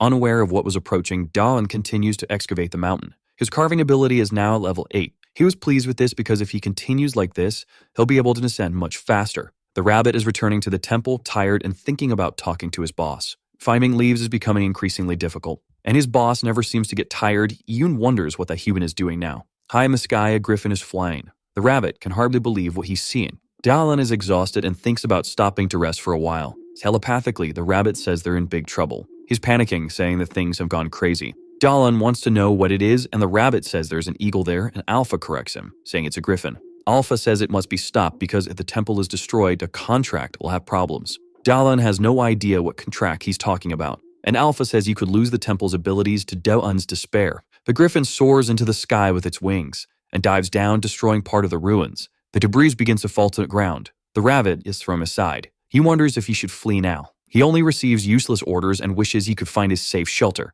but he pauses to think about it. He shouldn't think about it because that place is now his home. The rabbit becomes resolute and determined. Dawoon arrives and puts his hand on the rabbit, saying that's the spirit, but he made one mistake. That temple in front of them. It was their home, and it would be protected. He calls his golems to assist him. They appear ready to obey. The griffin hovers above them in the air. Dawoon looks at the griffin and asks if it had already forgotten about him. The griffin screeches angrily. As it approaches, Dawoon summons some cues and orders the golems to hurl them at the griffin. The first block hits it squarely. The dust obscures the view of what happened, and the griffin emerges unscathed from the attack. Dawoon is impressed by its physical resilience. The rabbit says it must have caused some damage, but they need to attack with something sharp. Dawoon opens his inventory to see what he has. He grabs his spear and uses the strength of the boar and hurls it forcefully at the griffin. It strikes, seemingly embedding itself in the creature. Dawoon realizes he hit it. The griffin writhes in pain and strikes the spear with one of its paws, and it falls among its feathers. The young man concludes that his throw wasn't strong enough, and now the griffin seems even more enraged. It resumes its assault on the temple, much to everyone's dismay. Alpha says something strange is going on because the griffin is focused on the temple, not Dawoon. Alpha suspects it's searching for the altar, which makes sense given the direction of the attacks. Dawoon remembers the dragon's chamber, and the rabbit says the griffin is headed for the altar. The rabbit explains that it must have identified that the altar is the temple's energy center, which is why it's targeting it. Dawoon thinks that if they go there, they might be able to stop it. He tells the rabbit to take care of the golems and runs off. The rabbit is frustrated because the golems don't listen to him. Dawoon is searching for the griffin. The rabbit thought Dawoon would do something clever, but he just ran off. The young man is on the ostrich, looking for something, and he finds what he was looking for. Inside the temple, the griffin is breaking walls with its strength. It has finally reached the place where the altar is located. He's positioned behind the carnivorous plants. The griffin is drooling with anticipation, but its beak is struck by a rock. It was Dawoon trying to get its attention. He said that this place is cruel for invaders, the potato field. The vines surge forward, attempting to capture the griffin,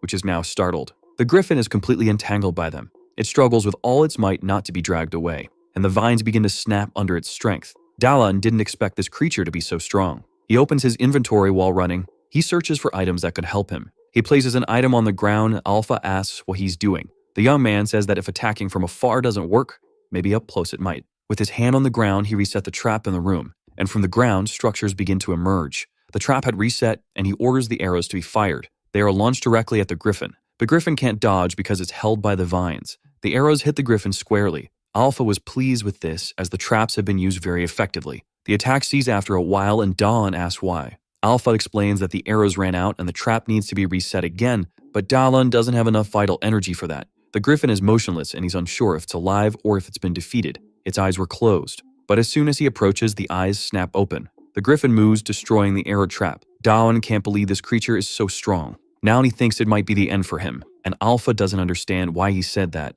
The griffin attacks with one of its claws, and the young man narrowly dodges. Alpha starts lamenting to RT for not being able to fulfill its duty. Dawoon says he could reset it later. The beast continues its assault, and Dawoon barely manages to keep dodging. Now in the air, he feels he won't be able to avoid the next strike, but one of his golems catches him with its hand. The rabbit said that the golems didn't want to listen to him, but he arrived just in time to save the day. Dawoon is safe in the hands of the gorilla golem. The rabbit gives orders to the golems to finish the griffin off. The rabbit asks his boss if he's okay, and Dawoon says that his successor arrived just in time. The golems are holding the griffin, which is struggling as much as it can. He instructs 2 gorillas to hold its wings and the others to secure its legs and tells the rabbit to move away from there. The griffin is now completely immobilized. All it is left are close combat attacks, and the only ability that could do something to it is the strength of the boar. Dawoon needs to try and see if this works on monsters from the 4th phase. He activates his ability, preparing to strike, and hurls himself toward the immobilized griffin. He focuses all his strength into a single attack, and brings down the metal bar on the creature's head. The bar bent as soon as it made contact. It was bizarre, and he could hardly believe what had happened. The griffin shakes its head, causing Dawoon to fall. The rabbit is terrified that his boss might get hurt, because the griffin intends to snack him up in midair, and closing its beak, it manages to catch him. The rabbit watches the scene, saddened and in disbelief. The metal bar falls to the ground, bent. The rabbit says that none of this makes sense. The griffin stands with its beak closed, victorious, but soon it begins to sweat profusely and look unwell. The desperation is so intense that it manages to break free from the golems. It flees, smashing through walls. The rabbit is happy it's gone, but still worried. Dawoon appears behind him, saying that he thought he was going to die, and the rabbit says he understands. He takes a brief pause to process what he just heard and from whom. He's crying because he thought his boss was done for. He tries to hug Dawoon, who pushes him away because he's dirtying his clothes. Outside the ruin, there's a lot of debris.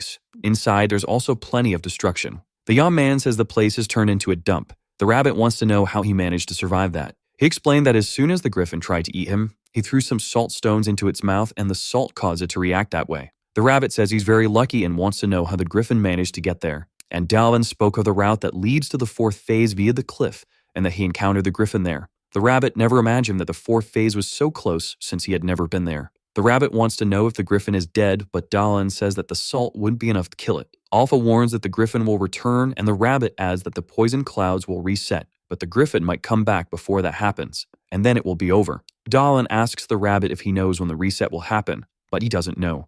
Thinking that the griffin might return, the young man decides to build a line of defense. Using his reset ability, he begins to reconstruct the temple. However, he doesn't have enough vital energy to finish everything. He needs to go out hunting and doesn't know how many sacrifices it will take to rebuild the place. The rabbit asks Alpha what can provide vital energy, and Alpha says that plants and animals can work. Dawoon asks the rabbit what he plans to do. The rabbit presents a few items and Alpha identifies them as enchanted weapons, explaining that they can also be used as sacrifices since they contain vital energy. Dawoon wants to know where the rabbit got them, and he explains that he took them from the frogs. They're from the second phase, but Mandrill brought them to the first phase. As soon as Dawoon holds one of the enchanted weapons, he earns another achievement and, as a reward, gains information. One of the knives has a cutting force ability. He examines the instrument closely. He asks Alpha if he could use this ability, and Alpha explains that in his current state, he could only use it if he were a mage. Dawoon asks if Mandrill is a mage, but the rabbit explains that Mandrill uses the dungeon system and only places vital energy on the altar.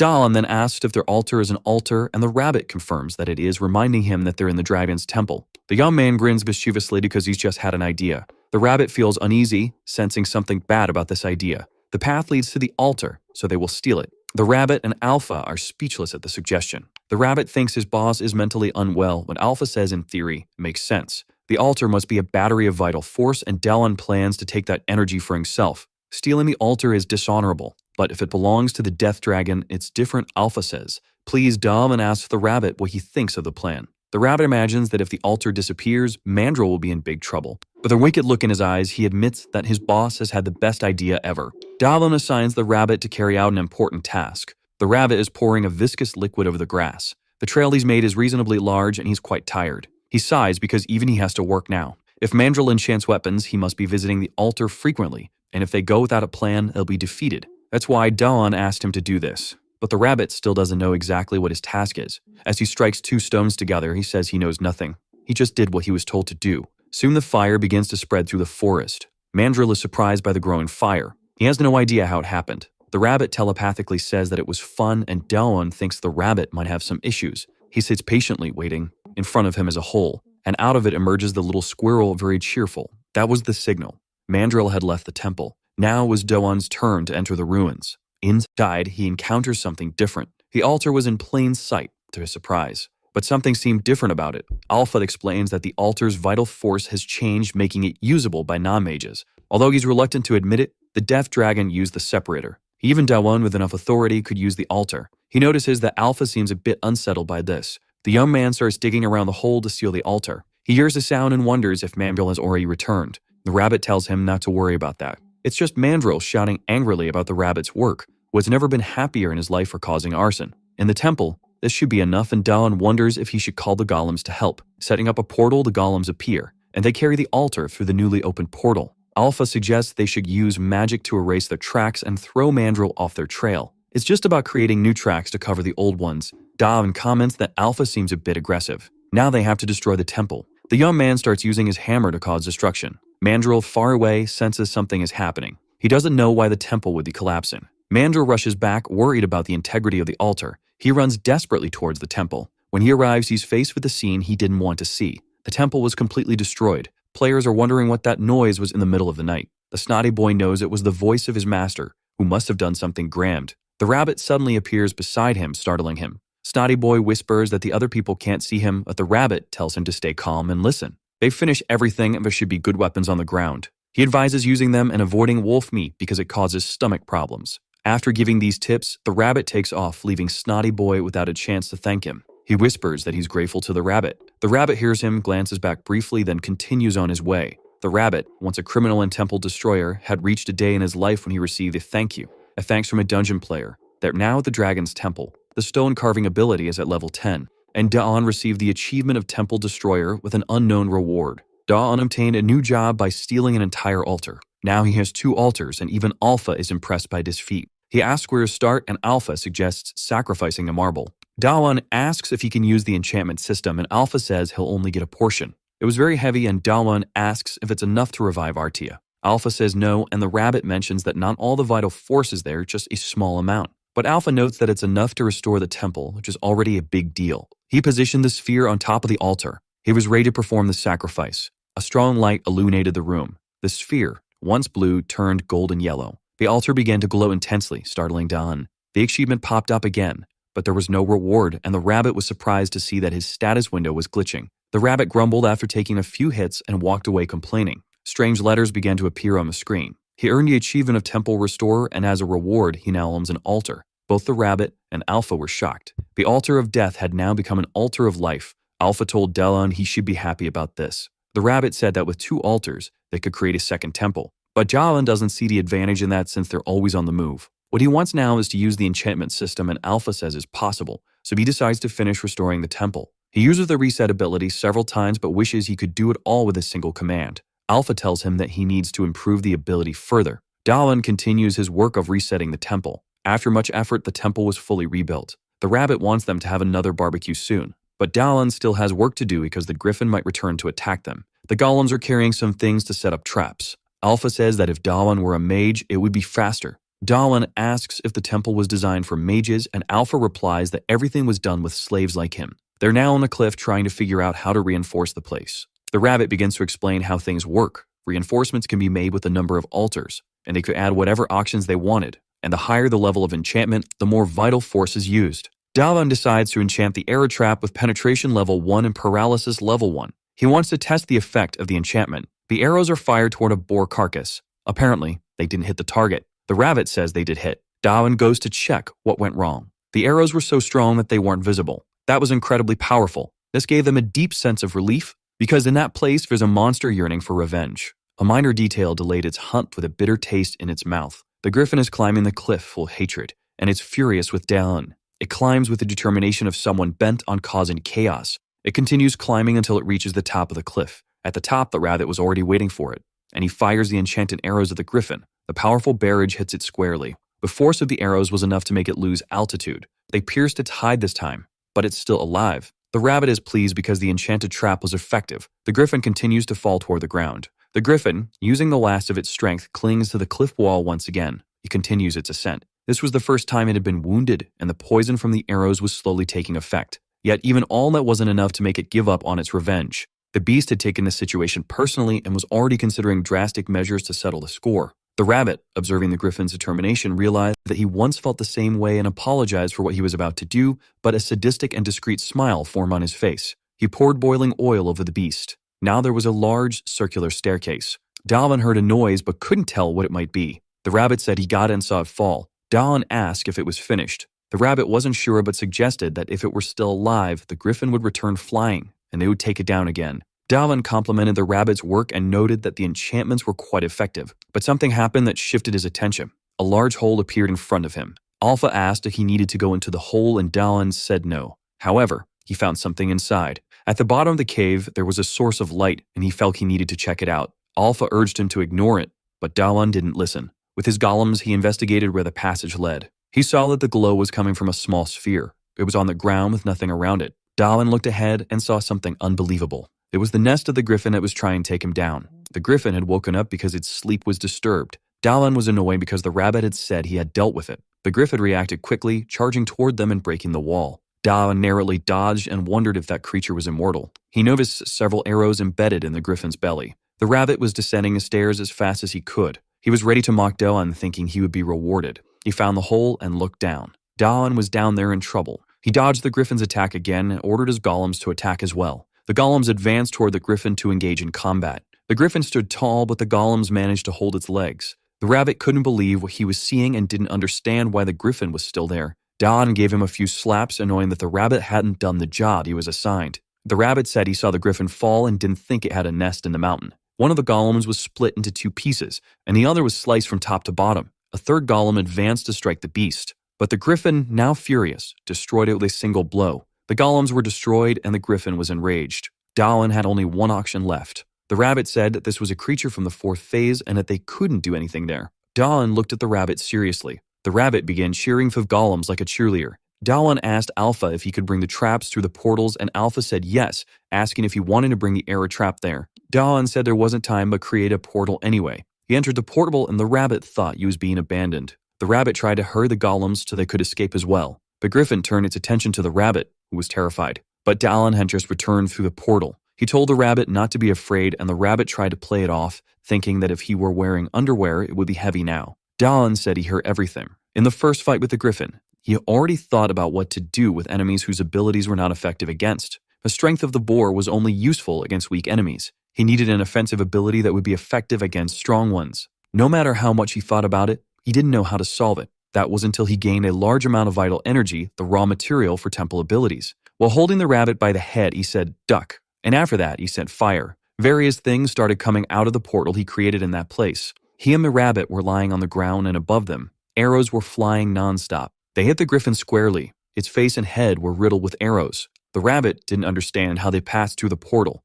Alpha says there is another portal in front of the traps, and that, thinking about efficiency, a lot of vital energy was spent. But even if it's inefficient, the attack was extremely effective and well planned. After seeing the wounds on the griffin, he was sure it would work. That was the moment of his victory. The griffin agonizes over the wounds it just suffered, and it collapses in front of them, defeated. He achieved the Griffin Hunter title, and now he will be as brave as an eagle. He finds that reward practically useless. He gained another achievement for using arrows, and now his eyes will have a target. He doesn't know what a unique achievement is and thinks the griffin was weak, but the rabbit says that the monsters in each phase are special. That is not an offensive skill, and he wants to know how it works.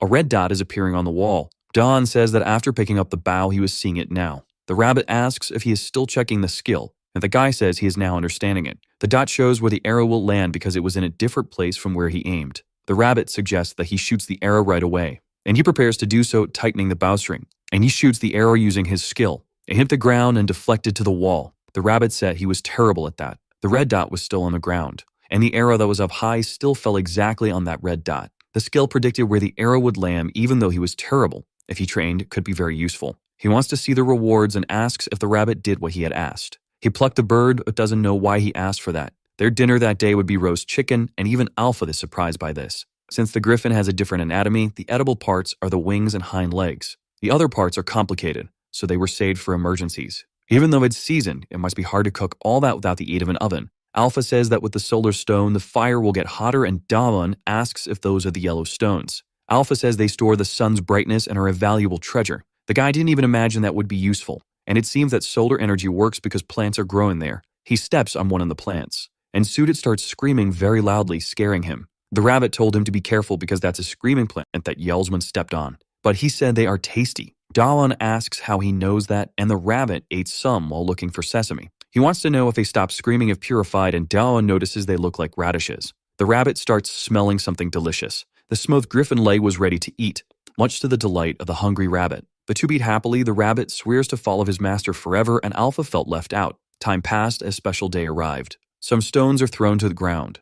Dawoon was standing before something. The day he was seeking had finally arrived. After 2 long months, he had crossed the entire cliff. His stone carving skill is at its maximum now, and the rabbit says he completed that achievement after breaking an entire mountain. And he's already surprised that his boss continues mining. He wants to go down another mountain and leave this safe place. He told the rabbit not to slack off and to take the golems to check the surroundings. He placed the solar stone inside the place he had dug out. His new hideout was finally ready, and Alpha asks if he doesn't plan to decorate the temple in the same way. He thinks about decorating the entrance, and Alpha asks how he's going to hide that place when he leaves, and Dawoon says he'll close the entrance with stones. The rabbit comes back terrified, saying they are in trouble, and he asks where the golems he took are. And that was exactly what he wanted to talk about. Listening to the rabbit, he couldn't believe what he had heard. They are running because the rabbit have found other players, but they attack the golems as soon as they saw them. And it makes sense. Anyone who saw them would think they were monsters. But if they were able to reach phase 4, it means they are very strong. He asked the rabbit that the golems would be okay,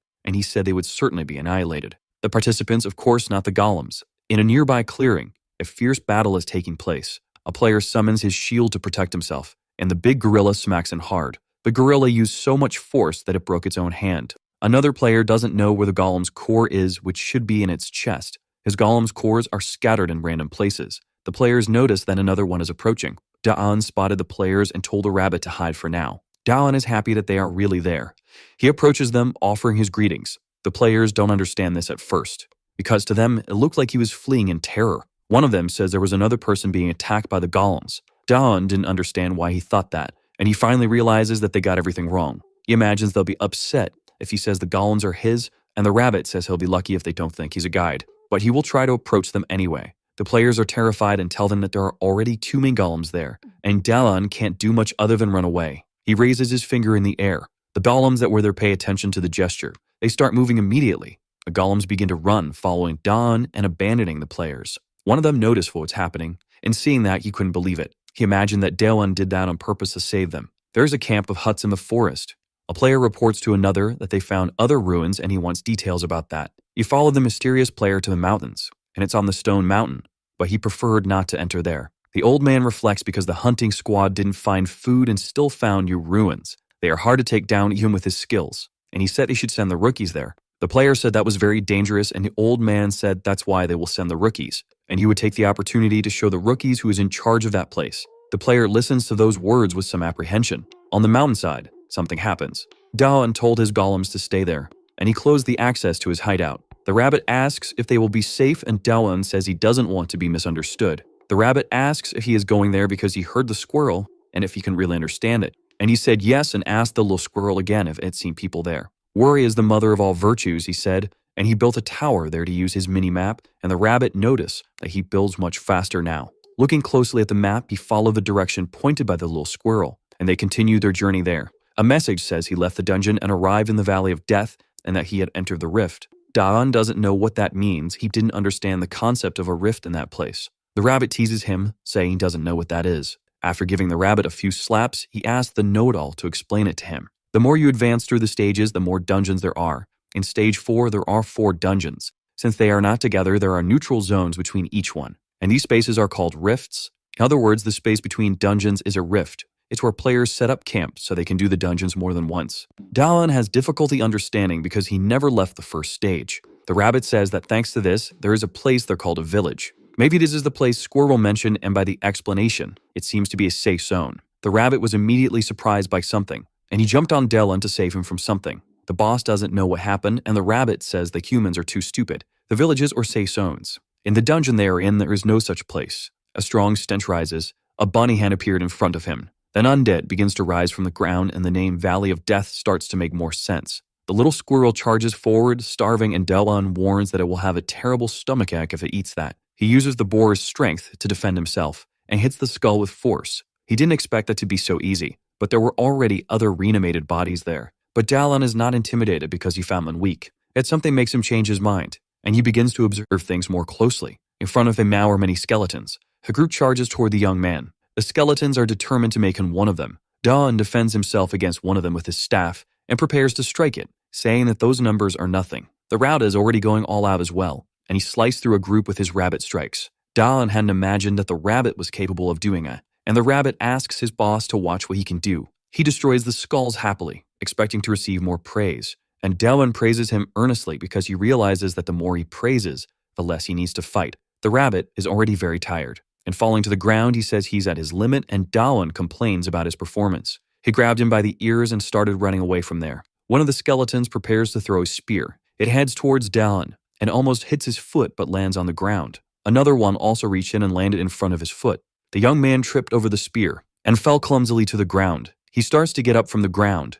Not long after, the skeletons had already surrounded him. Meanwhile, something was happening in the Rift Village. The old man asks if the reconnaissance team had left and notice that the rookies are in high spirits. A young man is using his lightning skill, and with it, he takes down several skeletons at once, saving Dawoon. He asked if the young man was okay since he was on a reconnaissance mission. and said there's a nearby village they could go to. Dawoon immediately recognized his friend. He starts crying emotional. Seung also recognized him right away. In the Rift village, a player asks if that's for real. The boy was crying but said that he had returned, and the young man asks if the one who had returned was Seung. And as he arrives at the village, he informs the others that Dawoon is now with them. Another player gets emotional at what he's seeing and starts shouting Dawoon's name. The boy said the adult was crying more than he was. He asks if that was really his friend and is happy that he is there. Other players observe the commotion and say that a friend had returned to them. He didn't expect to cry so much and asks why Dawoon didn't cry, but he said he had already cried plenty with Seung. The old man approaches because he heard they have a new guest,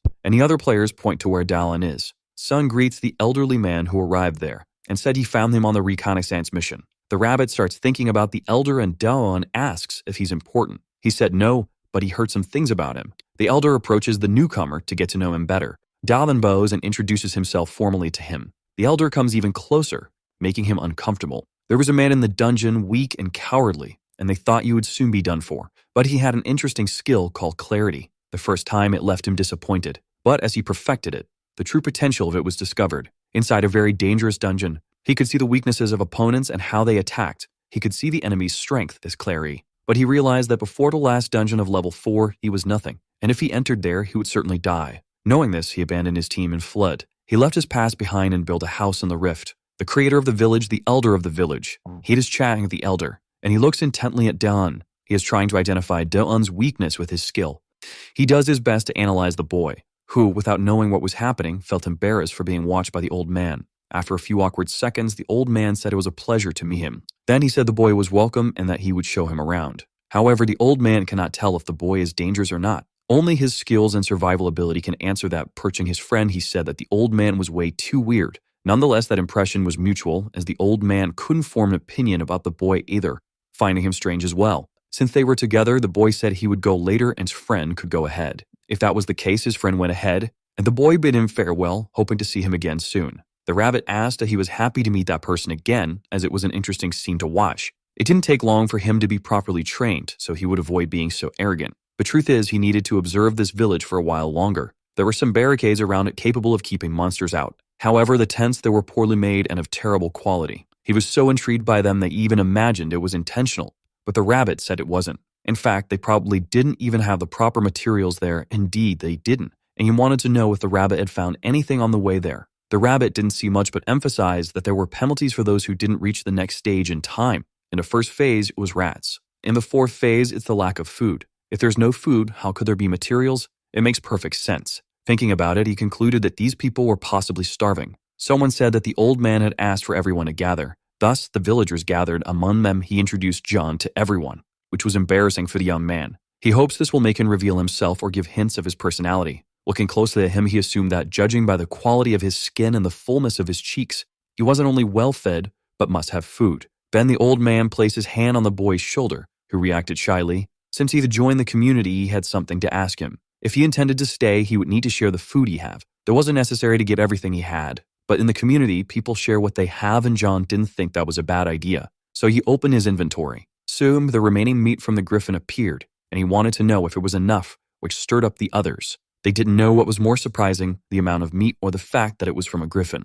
Seeing that, the old man's underwear instantly felt as heavy as an anvil. He couldn't believe that Jong had hunted the griffin. There was food right in front of them. Griffin meat or not, they celebrated because, indeed, food was scarce there. The old man wanted to know how he caught the griffin, and Jong said it was there, so he had to catch it. The casual way he recounted his feat sparked admiration among the villagers. His friend was happy for Jong's achievement, as was the small boy who admired him even more now. Who didn't like it was the old man, who was envious and unloved. It was possible to see several wounds on the carcass. There was no way he could have done it all alone. He then asked if Jong had used a trap, and Jong confirmed it. After all, they saw the griffin fall from the sky. He'd assumed that Jong must have been lucky to find the carcass, and now felt more at ease thinking that way. Soon, other people were thinking the same, and the envious old man felt happier because they stopped praising Jong. It would be terrible if someone capable of hunting a griffin were among them, as it could threaten his leadership. Jong's friend called for the old man. He said they were going to finish their reconnaissance shift now. That was what he wanted to hear, but he pretended to be surprised. The task was indeed important, but now, you can't do things alone, and his companion had only come to find him. He didn't want to appear as a bad person, and today he had only one task for him. To take a break with his friend, he did this just to boost his reputation as a good-natured old man. He accepted the villagers' cheer and Zhang found it strange, that's all. That old man's behavior was already bothering him. He realized he only did it to get attention, but his friend asked him not to get irritated. At least now they will all be able to talk a little in that huge place. Zhang didn't see anything huge there and asked if his friend's talent is that small. It's not about talent, they help a lot there. In fact, he reminded them that his friend doesn't have a blanket, so he should sleep in her tent tonight. Zhang was already completely fed up with the whole situation. He tried to take it easy because they're living there. They don't have basic things and they lack sheets and furniture. The place is small and dirty. He can't stand another minute. His aura became threatening and he asked if the nights are cold there. If that's the case, he understood it's cold and activated his crafting mode. His friends are speechless now, but he says that from now on they can say goodbye to cold nights. Now the place warmed up, they want to know how he did that, but that's his ability. In fact, if he tried a little more, now they not only have beds, but sofas and even a coffee table. That's not all, it's still too early to be surprised. John can do much more. It's proof for your health to drink mandrake tea before eating. The man cried, moved as he never imagined he'd drink such a tea. Meanwhile, the boy looked at his cup, intrigued. Then he told Jin Su that if a tea was too bitter, he should just add 2 more spoonfuls of that and it would taste better. Now the drink was sweetened, and the others wanted to taste it too. The sound of their joy filled the inside of the tent, and John watched them closely, happily. Memories are triggered by sensory experiences, and tasting something sweet after so much time in that hell. For his friends who were there, revisiting those memories is something good. It helped them forget the hardships of the dungeon. He remembered when he received the little gift from his student, because she was grateful to her teacher, who taught so well. He finally saw what he had received. The little girl had given him a lollipop. They were all completely moved. John knew what was happening because he felt it too. That's why he watched without saying a word. But one who couldn't take it anymore was the rabbit. He had no more patience for that nonsense because one of Mandrake's effects is to make the body excrete toxins in the form of tears. Now John was scared as the rabbit had revealed himself. It didn't take long for a sword to be drawn, as well as a great battle axe, and a small and deadly dagger. They told the guy not to try anything worried. They asked Zhang to move away from him. The rabbit says it's a misunderstanding and desperately asks Zhang to do something, but he blames the rabbit for undoing his invisibility. Now there's no way to fix the situation. The rabbit is on the ground in an extremely uncomfortable position, learning a lesson for being such a fool. They finally hear that the rabbit is now Zhang's servant. Besides making objects using earth, the rabbit is his servant. They want to know how it all happened. So he started telling from the beginning, from the golems, the fight against the temple's protective statue, and the other things that let in there. After hearing everything, they were extremely surprised, and moved by the sad parts in the story too. At the end, he put his hand on Zhang's shoulder in brotherly way. He praised his friend's efforts and said he had done very well. Those words caught him off guard. He didn't want to get emotional, but he did. The man cried again and complained that the tea's effects take too long to wear off. Now out of strength, the rabbit said he was very sorry for bothering them and also regretted everything, but that his neck was about to snap any minute now. After some time, they took pity on him. Lying on the floor, he was thankful that at least it was warm and pleasant there. The boy was happy that Zhang was fine and that the rabbit was his servant was a day to celebrate. But Zhang said they hadn't seen everything yet. What was in front of them was Zhang's special pork chops, and since the occasion called for it, he was even going to open his treasures. They definitely weren't expecting a soda there. That simple bottle made them completely ecstatic. The boy ate the pork like it was a delicacy, while the man ate with the voracity of a fentanyl addict, and Zhang's friends savored the drink. Even the rabbit was immersed in the flavor of the chops. It had been a long time since they had celebrated this much. The night passed happily for them. Stuffed, they thanked for the delicious food they had eaten. Praising Zhang's food, the boy wants to know if this is also a skill granted by the temple. But he says that cooking is practice, and if the food was good, it's because he's good at it. Seeing that his friend had gotten up, he asked if he was going to the bathroom. But he was thinking about something and asked if they could also have that. Zhang thought he was talking about skills, but that's not it. What he wants to know is if they can have the title of Dragon Disciples. Zhang is surprised and asks if his friend really wants that title. Donmin speaks to him telepathically, saying he found something interesting. He asked if it was an item or a monster, and the others want to know who he was talking to. The rabbit said it's called Whisperin'. The boy wants to know if Zhang knows how to cook. What was in front of them was definitely surprising. From the portal, Zhang pulls out some things, but he said he likes trying new foods and apologized for getting distracted, then went back to talking about becoming Dragon Disciples. Alpha asks if they also want that title. He wants to know if it's really possible because it would be very useful there in the dungeon. Alpha asks, and it's because of the skills. And indeed, he won't lie about that. With the Whisper, they can avoid dangers, and with the portals, rescue those who need help. And he definitely doesn't want to be separated from his friends again.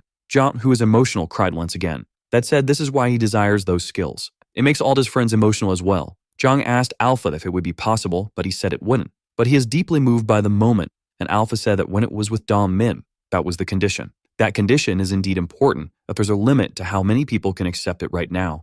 At the current juncture, he can't increase the number of his disciples too much. This left him extremely disappointed. However, Alpha said there's still a possibility. The next morning, the day begins in the village. The villagers gather and are much happier. The old man looks at them, imagining that everyone must be there. In front of the meat, he prepares himself, and his ham is a knife ready to be used. He performs some radical maneuvers with it to show off. Then he wields it firmly as if it were a weapon. He made the first cut into the griffin's carcass, and several more as if he were already used to it. Indeed, he had skill for this kind of thing. Now there are several portions of meat properly cut. The smug old man had finished his work. Looking at the others, he said they should do this in order, besides showing gratitude to the one who contributed with this food. The villagers shout in joy, congratulating John. Even though he's old, that kind of performance is always effective. Zhang saw his skill with the knife and wondered if he would be able to handle the griffin alone. But the rabbit said that skill is limited to carving carcasses and nothing more. Not to mention the knife is an enchanted item with at least 3 enchantments. The skill must be in the knife and not in the old man. Zhang remembered that when he tried to cut the meat,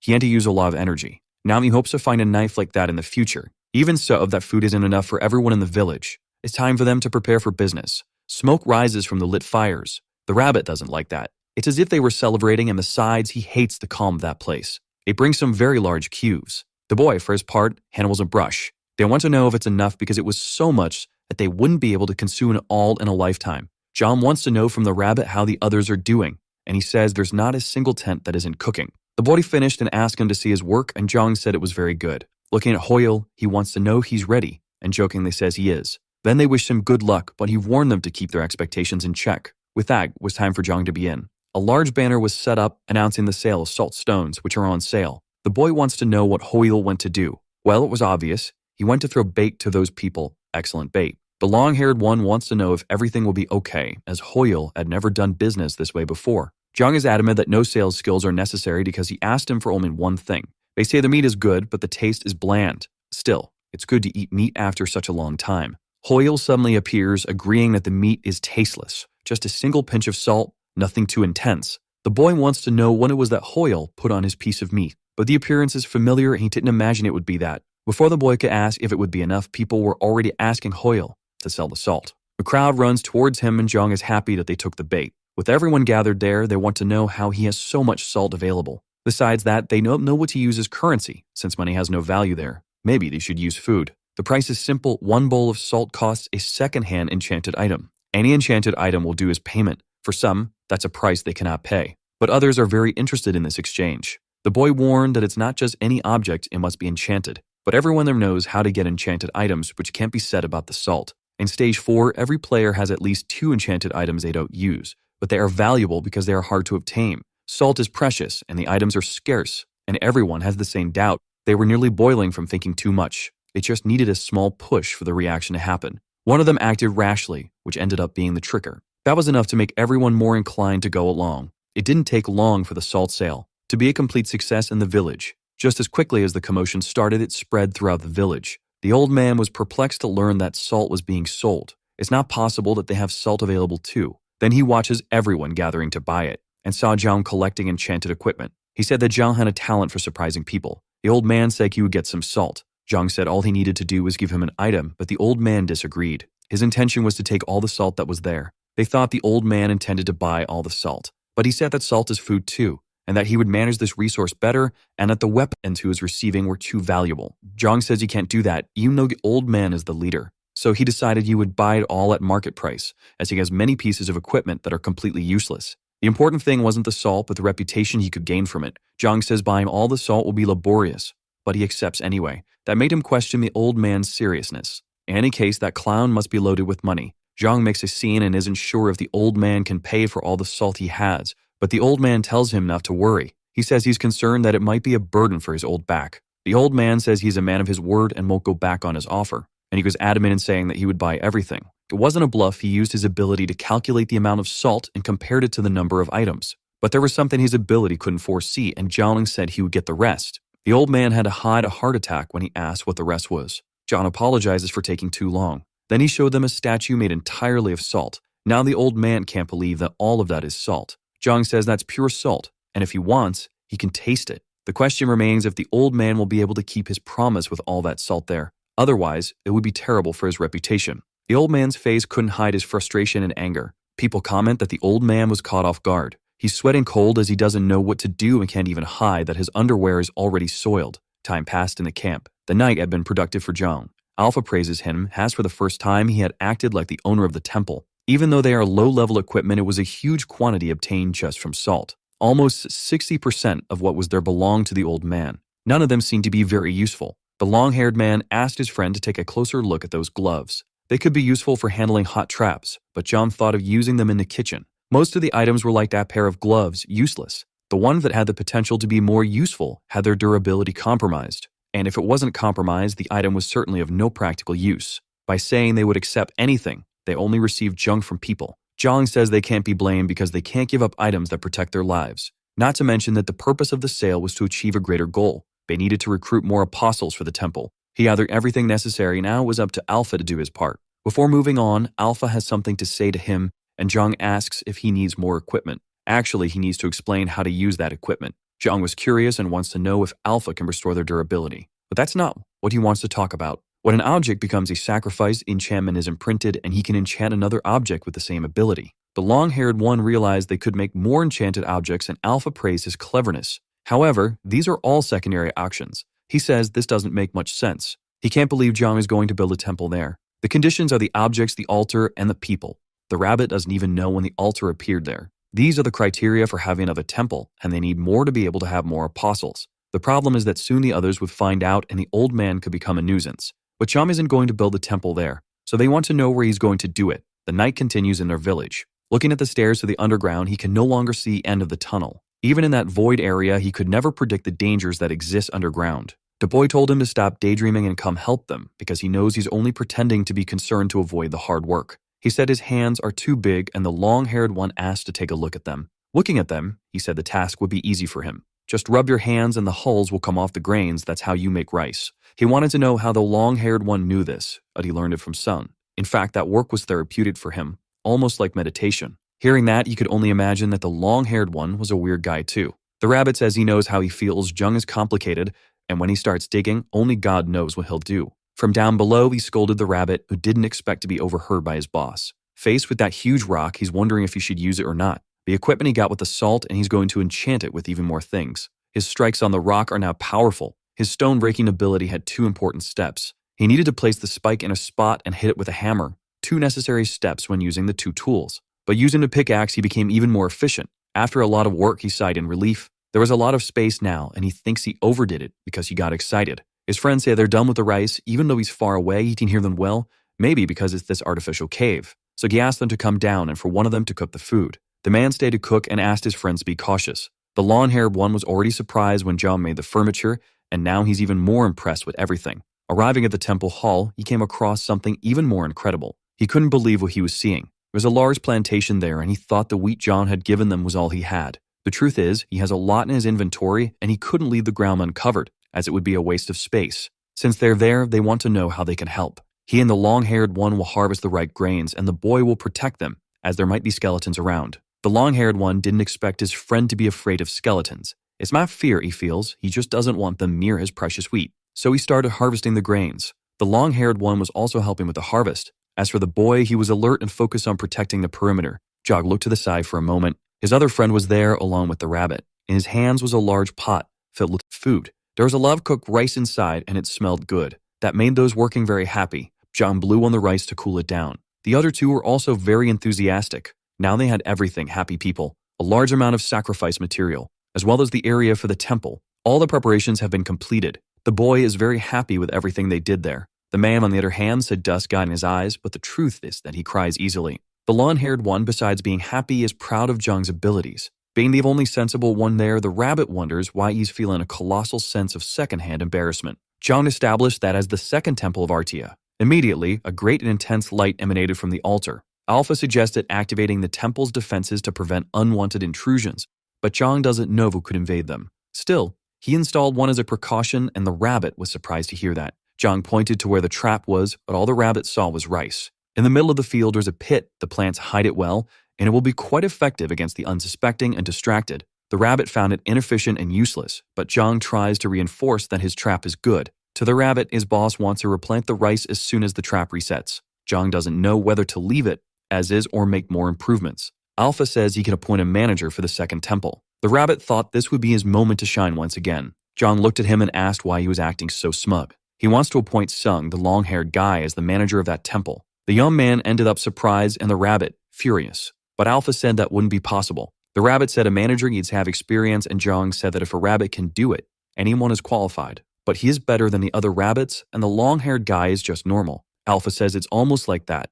A manager needs to transcend their peers. That's why most managers are animals. The more unique they are, the easier it is to meet the criteria. He kicks up a fuss, saying he's the only capable one among them and wants to be a manager. Zhang is comfortable giving him more power, but he needs more apostles. Since it's his only option, the rabbit was named the manager of the second temple as well. He feels the power in his body. Now he's a transcendental rabbit, but to them, he's just a talking rabbit. He said now he could have a name too, to his boss's surprise. After that, he was finally ready to have a name of his own. So he asked his boss to name him with a noble and powerful name. Seeing his name, he asked his boss if it wasn't a mistake. The name he expected to be something noble is just rabbit. Zhang says it's better than not having a name, and he is a rabbit, after all. This made him furious, as in the end, nothing had changed in his life. Thus, both Sung and Jin were accepted as disciples of the Dragon Temple. This granted them more skills. They can use the whisper to talk among themselves, as if it were a virtual conversation. However, the number of apostles has a limit. Hoyle preferred the other two as apostles because they have more combat experience. Thus, a long search for apostles had come to an end. But in the village, there was someone who couldn't sleep. The old man taps his fingers impatiently. He's sitting on his throne thinking. He doesn't quite know what he's feeling, but he thinks it's anxiety. From his experience, he assumes his life is in danger. Maybe the griffin meat was poisoned, but it tasted too good for that. Perhaps it was the salt, but if it were, it wouldn't be salty. He can't imagine any more possibilities. He used his ability on himself to discover what was bothering him. The answer he found was Joan. Two young men are talking about what they need to do to kill skeletons. It was his first time on guard duty, and he had no field experience. This made his partner worried because, alongside a rookie, he's also in danger. But there's a special sign every time they appear. A tombstone sprouts from the ground. That's the sign they're coming. He can't say why, but whenever it appears, they need to react quickly. Even if you break their limbs and spell, they won't die because they're already dead. Thus, they're at a great disadvantage. They cannot be underestimated. The defense strategy is to find the tombstone and destroy it. If he didn't know this, he'd be in trouble, and now he wants to know what the tombstones look like. Then the young man points to one that just appeared. Now he realizes what's happening. This terrified him because there are so many. He then told the other to go inform the old man about what's happening. From the underground, they hear movement and assume something must be going on. The long-haired guy wants to go there because he has a bad feeling about it. The old man orders the builders to reinforce the barriers and the warriors to prepare for battle. No wonder he was feeling anxious, but he doesn't know why these skeletons are bigger. His ability tells him there's no option this time. They will need to fight. Even though he's old, there are things he must protect, like his precious village where he lives. He shouts for everyone to protect the town. The skeletons advance on the village in hordes, but the player's barricade has already been formed, ready to defend. The first of them charges at the hostile mass, destroying the first skeleton with ease. Near him, one of the skeletons prepares to attack, but there is another player ready to fight as well. Thus, the skeleton has its chest pierced by his weapon. The others begin to shout in unison, ready for war. The session of dismembering skeletons begins. They are crushed and dismembered without mercy. One of them prepares his spear to be thrown and hit the bald head of one of them. Even though they are only bones, the battle was dangerous. From above, the old man watches the battlefield. This is never a pleasant sight to witness. For the battle's end, the gravestones need to be destroyed. But given the formation of the battle, it's impossible to reach the gravestones. It doesn't take long for exhaustion to show among them. Now that player is completely unarmed. With limited physical strength and stamina, the humans are at a disadvantage because the dead never get tired. The chance of victory is becoming more and more scarce. The thought of that possibility makes the old man smile. It doesn't matter if they have a chance or not. That particular situation is important. With one strike, he destroys a skeleton that was nearby. Resisting is their only chance to survive one more day. He looks to the side, watching the warriors. One of them is already exhausted as there are many skeletons. Looking to the other side, he notices the same thing. The girl is also very tired from fighting so much. A prolonged battle, they have no chance of victory in this context. The more time passes, they can only feel one thing, and that thing is a brutal and intense fear. When someone is scared, the body trembles and moving becomes much harder, making it difficult for them to show their potential. The old man soon noticed the agitation of the village residents. To overcome that difficulty, he needs to raise everyone's morale. He took a deep breath to shout. He called all the village residents from the void. Some heard the old man's voice in the middle of the battle. The battle is fierce, and some are already thinking that victory is impossible. But they should think carefully about this.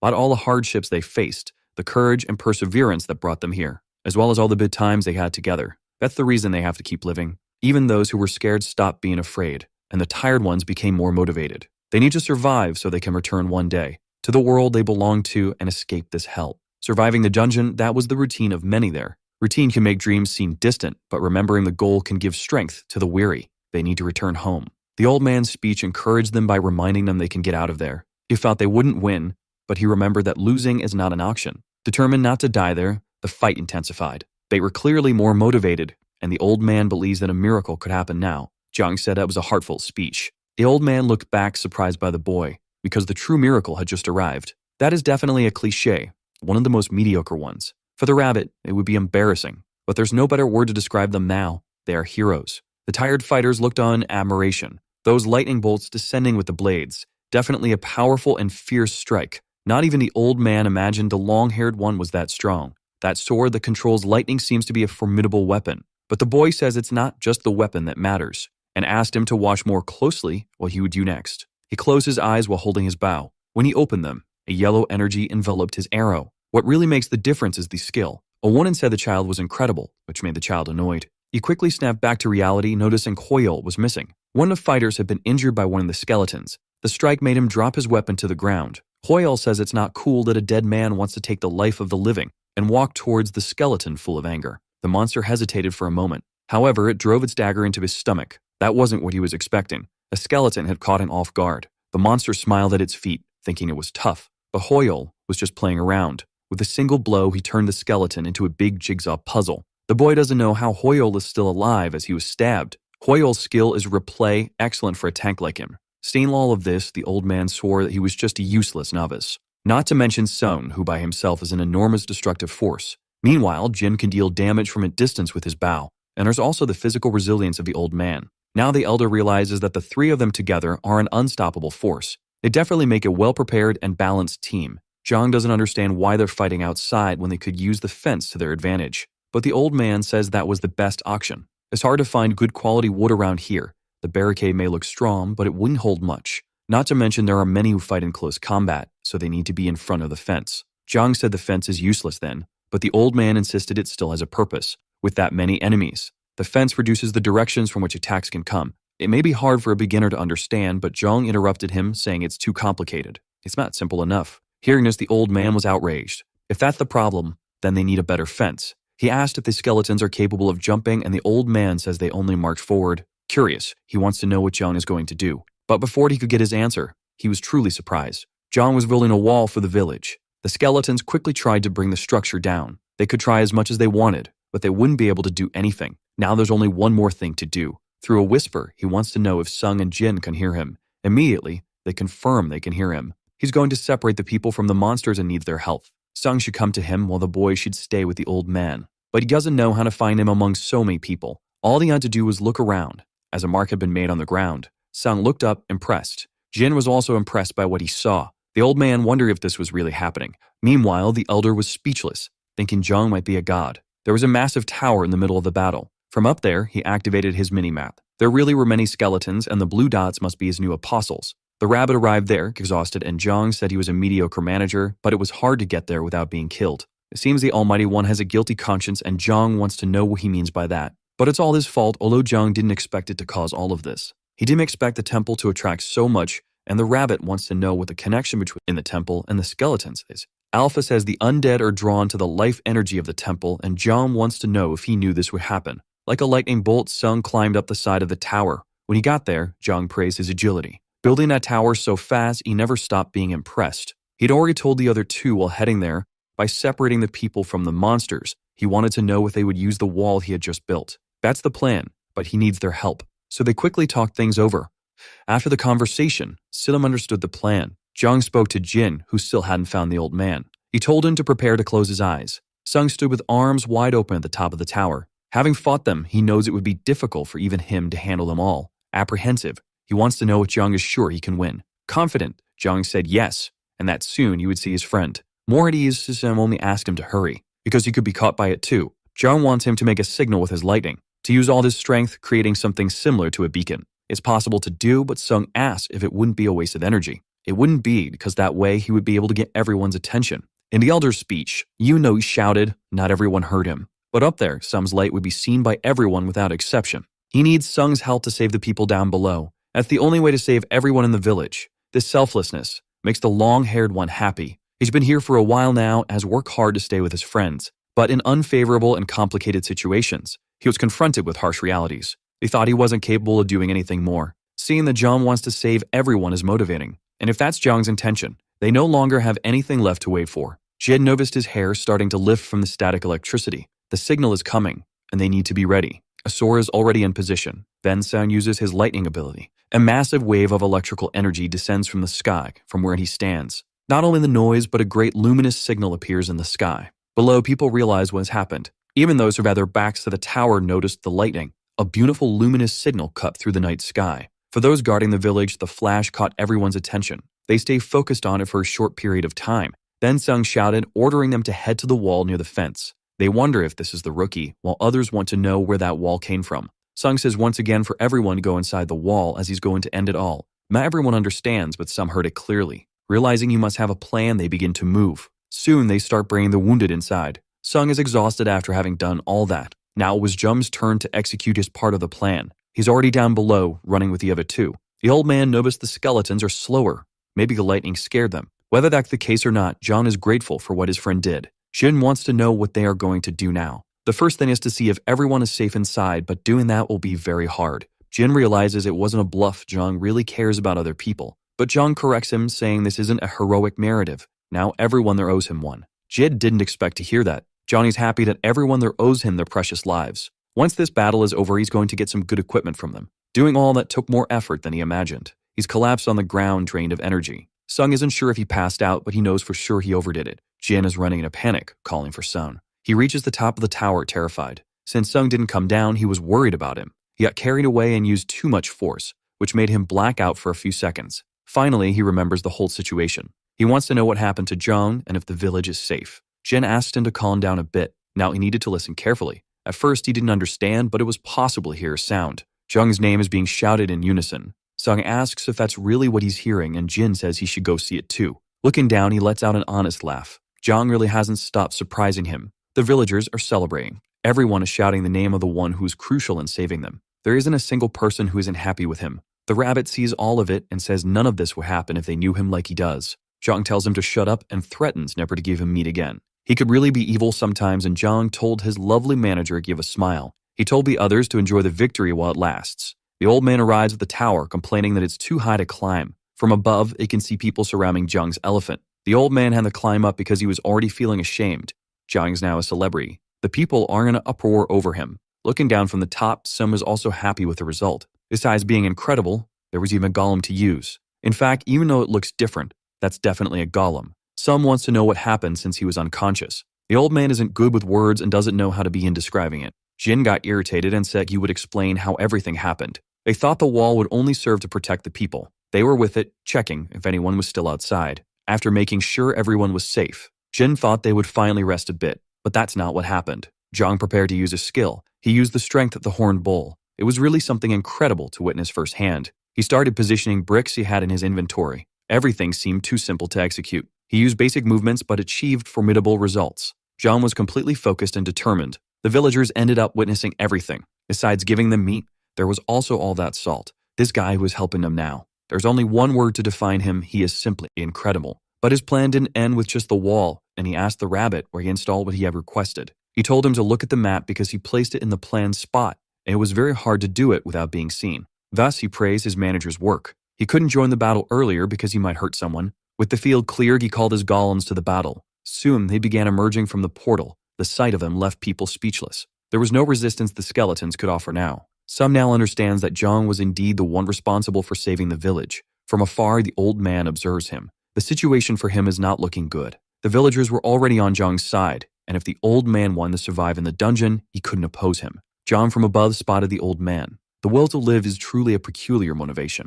In a loud voice and smiling, he said that Zhang had done an excellent job. In the village, the day finally breaks. Through the streets, he hears some murmurs. As he passes by, people ask if he slept well or inform others that Zhang is passing by. Perhaps due to the hardships of the previous day, but everyone seems much friendlier now. The battle is the topic of the moment among them. Despite Sung's feats, they can't stop talking about Zhang. The rabbit says it's all his fault, but at least everyone is safe and alive. He just hopes Sung doesn't blame himself too much.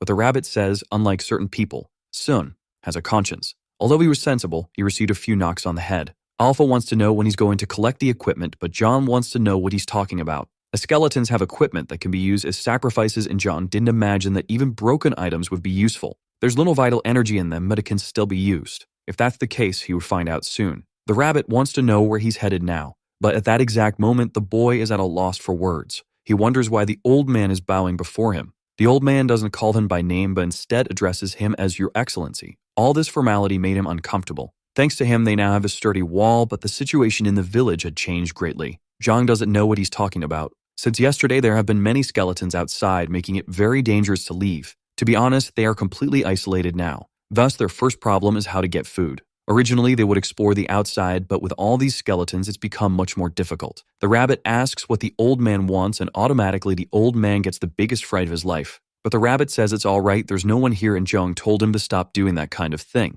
The old man can't understand what Zhang is doing. There isn't a single person here who doesn't know who the rabbit is, as he plays a key role in the first memories of this hateful place. It seemed they are companions and that Zhang is the leader. Looking at the old man, Zhang realized he had something to ask, and he was ready to listen. After looking at the wall, the old man had an idea. He asked if it would be possible to build a bridge. If there were a bridge as high as the wall, the skeletons wouldn't be able to reach anyone. With a safe route, it could leave to search for food again. The rabbit said that the old man still knows how to think because his idea isn't bad. Zhang wants to know the distance from a village to the nearest dungeon, and it's approximately 3 times the village's perimeter. Thinking about it, he concluded there should be no problem building a bridge, but he has no intention of doing it for free. He suggested they go outside to make an estimate, which surprised the old man. Outside, some were startled by the rabbit, but the old man said he was Zhang's companion. After the last night, not even walking with the rabbit negatively impacted Zhang's reputation. The villagers seemed to have blind faith in him from now on. That wall is indeed very solid, and while observing, some wondered if the rabbit was really his companion. Zhang said that these were the precious items he had accumulated so far. All that dirt he had collected with his own hands, to the old man's surprise. His life in a dungeon is all about building things. Finally, the old man seems to understand more about him. He didn't imagine he had gone through so much difficulty, but Zhang says it's all right. Eager to get started, Zhang wanted to make an estimate for the bridge. Since he was going to use his items, he would like to receive something in return, starting with the equipment left behind by the skeletons. This proposal left the old man speechless. Since the golems did almost all the work, he sees no problem with it. With that decided, there's no time to lose, and it's time to start collecting. As help was needed, the old man explained the situation to the volunteers. Rumors about the bridge construction soon spread. A direct route would indeed be very good for them. If they perish in that purple land, it will become skeletons too. The rabbit said that the body would immediately rot, and even a blade stuck in the ground would rust quickly. That land is capable of corroding and eroding everything. The old man asks if this is a problem. But Zhang is interested in that land. Since the wall is made of earth, it's normal. He wants to know if it's a good idea to build another wall on top of that one. To the old man, they should check the soil before making the bridge. And that's exactly it. Zhang is ready. They need to confirm if this is possible or not. He summoned a cue onto the purple soil. He watched to see if something would happen. Its color started changing to purple as well. If it remains this way, there's one more test to be done. He started purifying the cue to see if it would return to its original state. Even after being purified, the cue began changing color again. That land had become very toxic. The rabbit already suspected this. It's a real curse. All that land is completely infertile, and it turned what once was a great army into skeletons, the cursed land. As he spoke, Zhang said it's working now, to the rabbit's surprise. All he had to do was place a stone slab between the cue and the contaminated soil, but the rabbit said it was just a coincidence. After hitting the rabbit, it was time to begin the construction preparations. After getting used to the production process, he realized how to make it more efficient. He climbed onto the blocks he had already placed. He put down another stone slab, and then the 2 dirt blocks. He just needed to repeat the process until the bridge's path was completed, even if it surprised those watching him. For John, this was far from being the most strenuous task he had done in that world. At the end of the bridge, he placed a torch that could be lit later, and he did all of this because he enjoys it, not for recognition. That left the old man a bit confused. After seeing all this, he was finally captivated. It's rare to find a kind person like him, especially since the old man had done questionable things to survive until now, and he hopes to repay the favor. Zhang says the knife the old man used to prepare the food was really nice. It's his greatest treasure because it matches well with the ability he has. His expression froze when he realized what was happening. Zhang didn't want it to be so obvious. The old man yelled at him to pay attention. Zhang didn't understand, but the old man told him to look behind him because 2 balls were flying his way. He started turning around to see what was coming. He finally spotted the objects in the air. As they hit the ground, he was almost struck. The rabbit didn't know what that was or how Zhang managed to dodge it. He asked if the rabbit had forgotten that his boss can see the trajectory of any projectile. Without thinking twice, he grabbed his manager by the ears, because he needed to lift him off the ground so he wouldn't get hit either. Now he should always remember that his lifesaver is Jung. That yellow ball, it seemed familiar. The old man shouted once again, saying more balls were coming. Prepared, Jung opened his inventory to defend himself. He placed some blocks in front of him to stop the bullets. They performed their protective function flawlessly. He told the old man to stay behind him, but the poor guy was already crouched there. Now that he was sheltered, he explained more about those balls. Even the rabbit wanted to know what they resembled. Although they were larger in size, they resembled a grain. The old man said Jung had sharp eyes because that was from a trap at the dungeon's entrance. If one of them hit you, it's at least a fracture. If this is happening now, only one thing could have happened. They could eat those grains. But the old man said they're poisonous and could cause a stomachache or worse. If the poison isn't too strong, it's worth finding out. Jung extended his hand and used the purification ability. The old man asked if his ability, besides curses, can also nullify poisons. Taking a bite, Jung said that despite being tough, it resembled the grains he had eaten before. Then the old man said the shots had stopped, and indeed they had. Jung wanted to know why they had stopped. The plants take time to replenish their grain stock. That was a relief to know, so Jung looked seriously at the rabbit. He ordered him to collect all the grains, much to the rabbit's displeasure. He couldn't wait to try a green one. The old man even offered to call more helpers for the task. But it's better that they go back together, as there are more things they need as well. The bridge is now properly built across the cursed land. Sam, watching her, said that his friend had once again done something incredible. After walking for a while, the old man was tired. John wants to know where he's going to place them, but there must be space. He saw how the earth was piled up and can't tell if the young man is a human or a professional excavator. Not to mention, he doesn't want to get any closer than this. However, he doesn't want to have any enmity with Jung in any way. Jung asked if the old man was ready to head back as it was already getting dark. The sun had begun to set on the horizon. All of that had been done in a single day, and the bridge was very well built. Up ahead, he notices something happening. A lightning bolt was approaching their position. Sun had just found them. It was great to have found him returning to the village where everyone inside is safe and sound.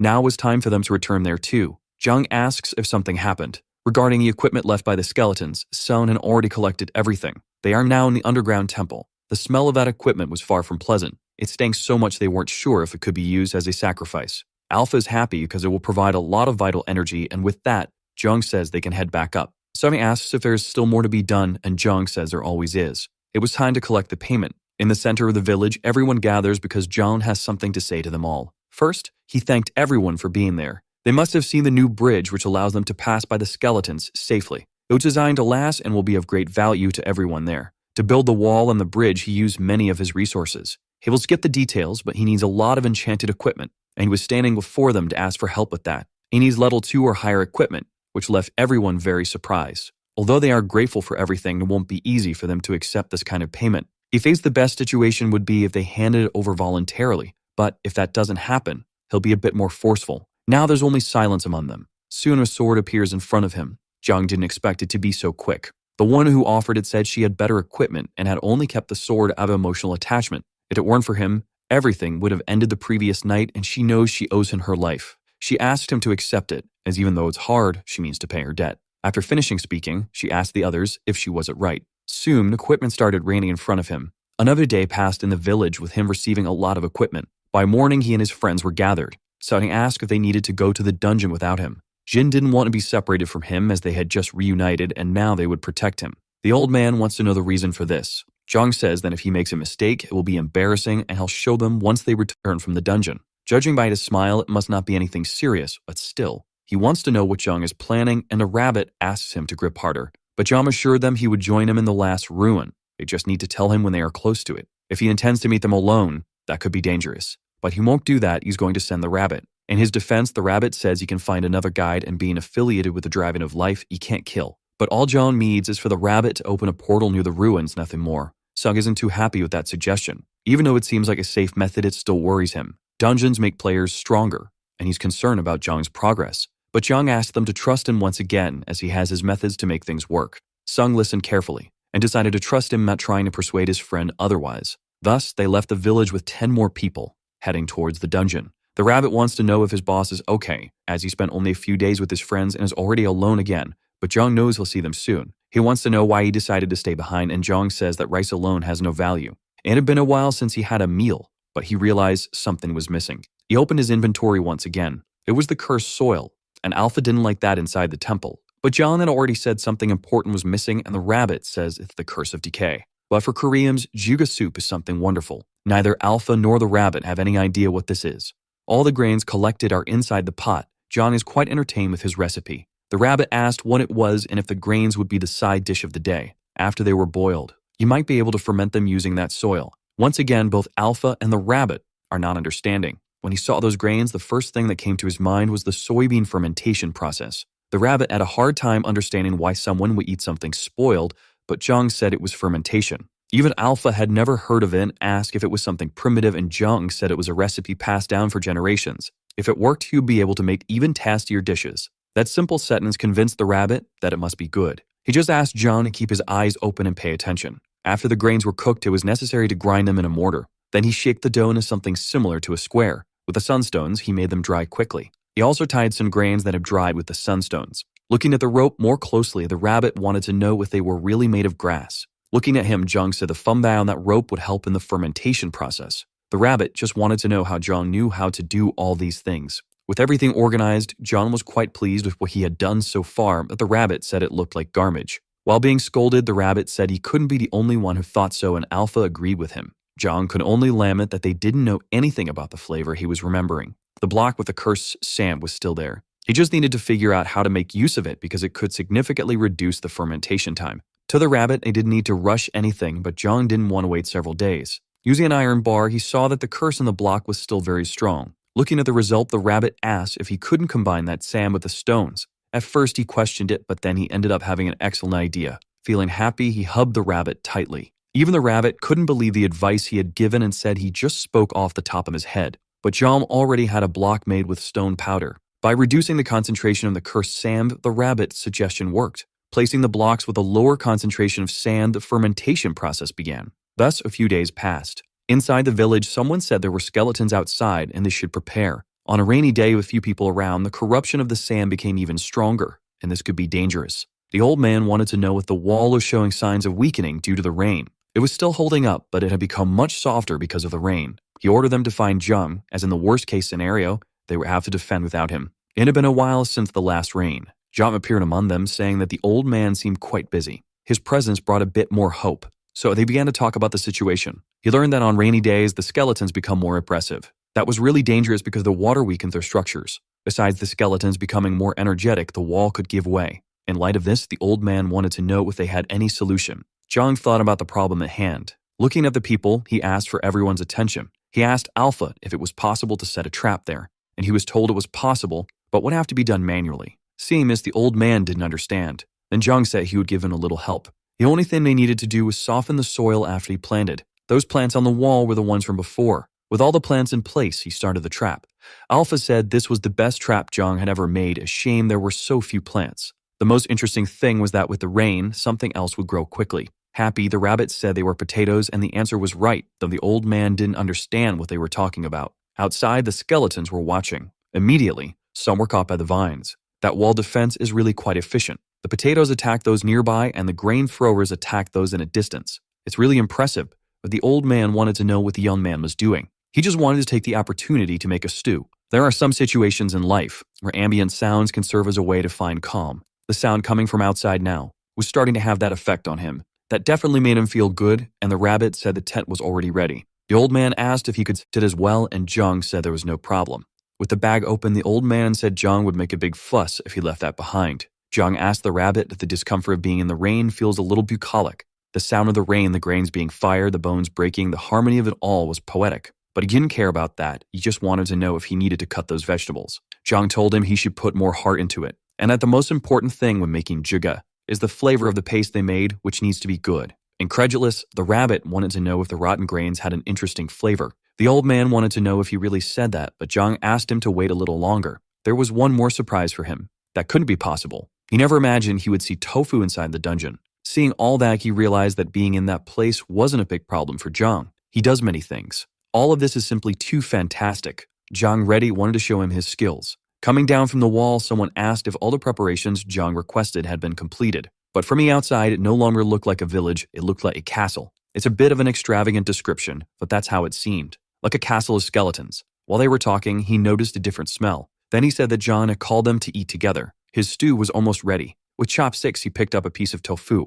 Then he put it on the frying pan to roast. Meanwhile, the rabbit kept working nonstop. He was expanding the size of the cabin to protect the others from the rain, but he didn't expect other people to come and ask Jiang about it. Below the wall, the crowd started noticing that the smell was wonderful. Jiang asked them to come in order so he could help. Soon, several of them were up there under the tent. It was impossible for some to hide their excitement. Others were already drooling. With all of them gathered there, the time had come. Finally, he wished they would enjoy the meal. Then they began eating the banquet laid before them. The rice grains were marvelous. He never imagined he'd eat tofu in the dungeon, and it was perfectly tender. And the best part was the jjigae, which was beyond words. He just wanted to know how John does all that. He's like a god. The rabbit didn't understand why they were getting emotional and wanted to know if the flavor did that to people. Zhang told him he had already eaten 3 times and the rabbit wanted to eat another bowl. He had made all of that with his own hands and shared it with everyone. That left him completely satisfied.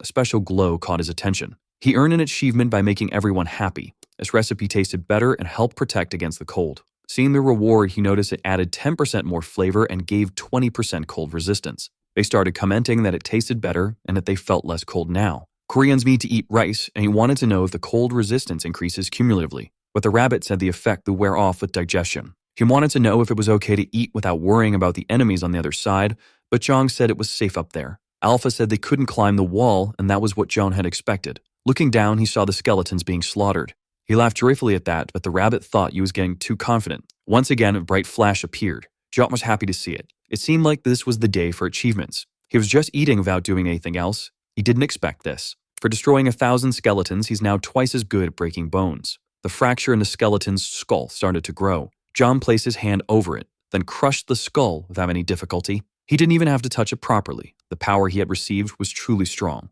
The old man said he also received the title of Skeleton Destroyer. Indeed, he has it too, but even so, he struggles to survive. Having been there for so long, it's expected that he's gained a few things, which is why he fought well despite his age. John wanted to know if this ability stacks with weapon use, and the old man thought it did. Now he wants to know if it applies to that as well. From his inventory, he took out the boar bones. It actually worked. Now he can eat the bones, and the rabbit said he looks just like Pokyu. He asked the old man if he received that after defeating 1,000 skeletons, and what would happen if he destroyed more of them. But he couldn't say because after destroying almost 2,000, there was no change at all. Since he achieved that through the traps, maybe he'll discover the result if he waits long enough. Alpha said they could improve a trap with the vital energy they accumulated. Zhang thinks it's a waste, but Alpha says improving the temple's management benefits the temple, though there's not enough energy yet to enhance the portal. The old man asked the rabbit if he was talking to someone, and he said yes, but it would be too much trouble to explain. So he improved the trap's quality as directed by Alpha. The cooldown time is now shorter, and the traps can be controlled with more precision. Before, they attacked randomly, but now Zhang assumes they can target a specific enemy. This way, he can control up to 20 plants.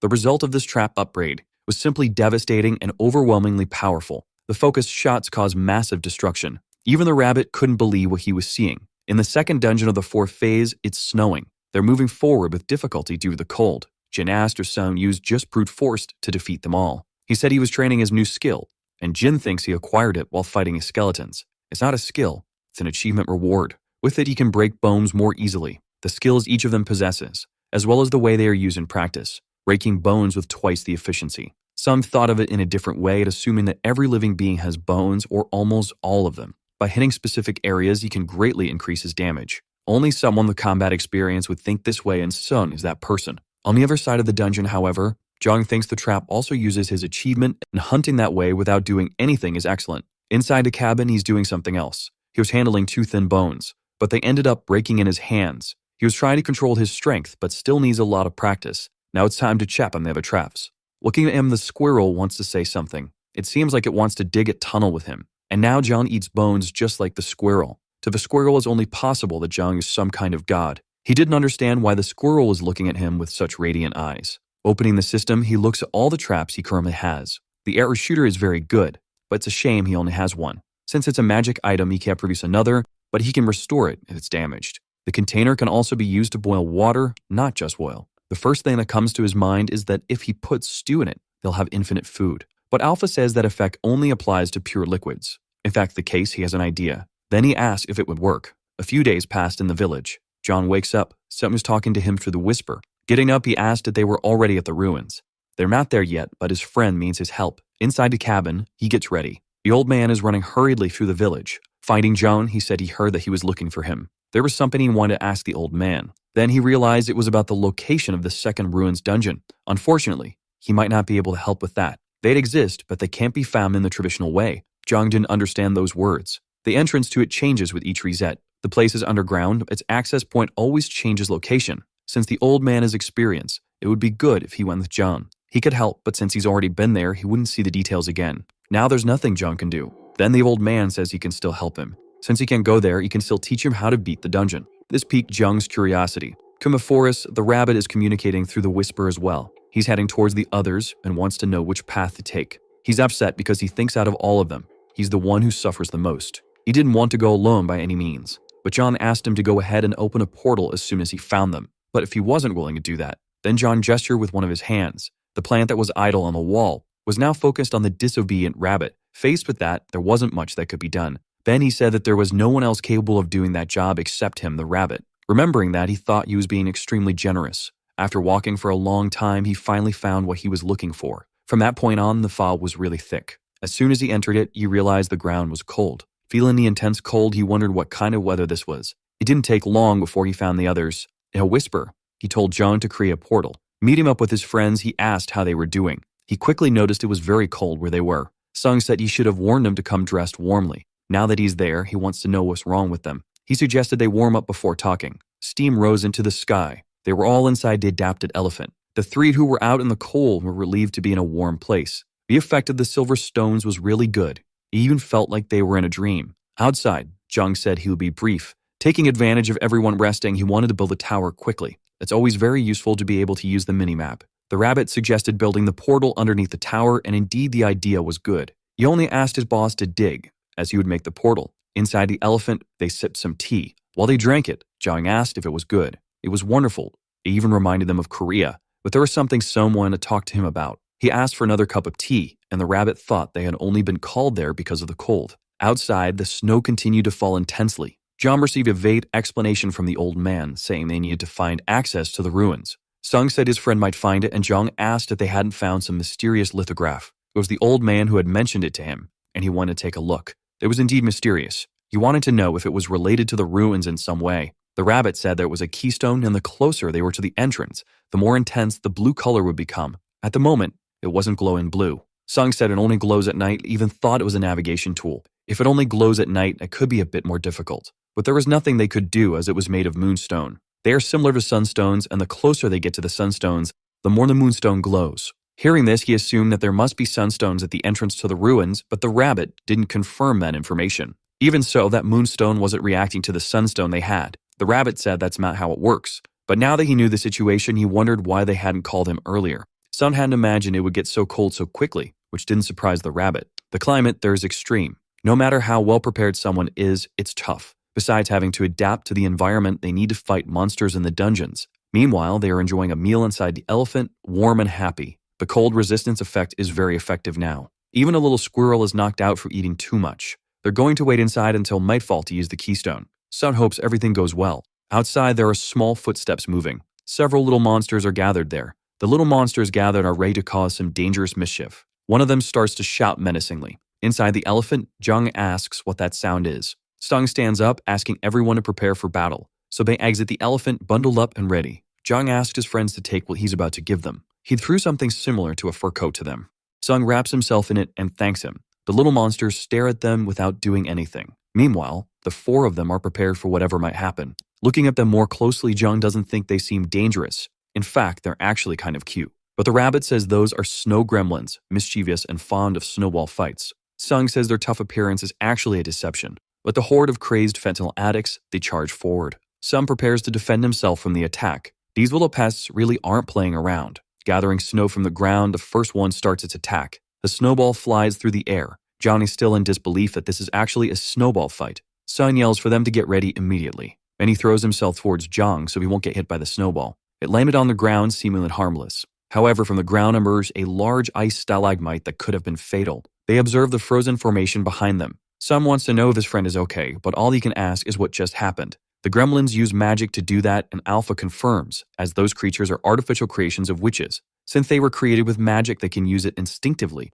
and John asks why Alpha had mentioned this before. As he stands up, he notices the sky is filled with snowballs coming their way. They fall down with devastating force. An ice stake destroys the upper part of the elephant. Zhang struggles to understand the gravity of the situation. That snow is no joke, it's even denser than the material of his golems. However, he became completely furious because those mean Ukra monsters had made a huge hole in his golem. Some asked him to stay calm as these aren't easy enemies to deal with. Zhang wants to know what they should do. A gremlin prepares to throw another snowball at them. Before the snowball hits the ground, this is their chance to strike and prevent the magic from being completed. He ordered them to stay close to him while Jin provided cover for them. The old man is ready to act as well, while the boy is prepared to handle his bow. Enraged, the old man charges towards the gremlins with his axe. His blade starts to move. He swings it furiously over his head, delivering a devastating blow to the ground.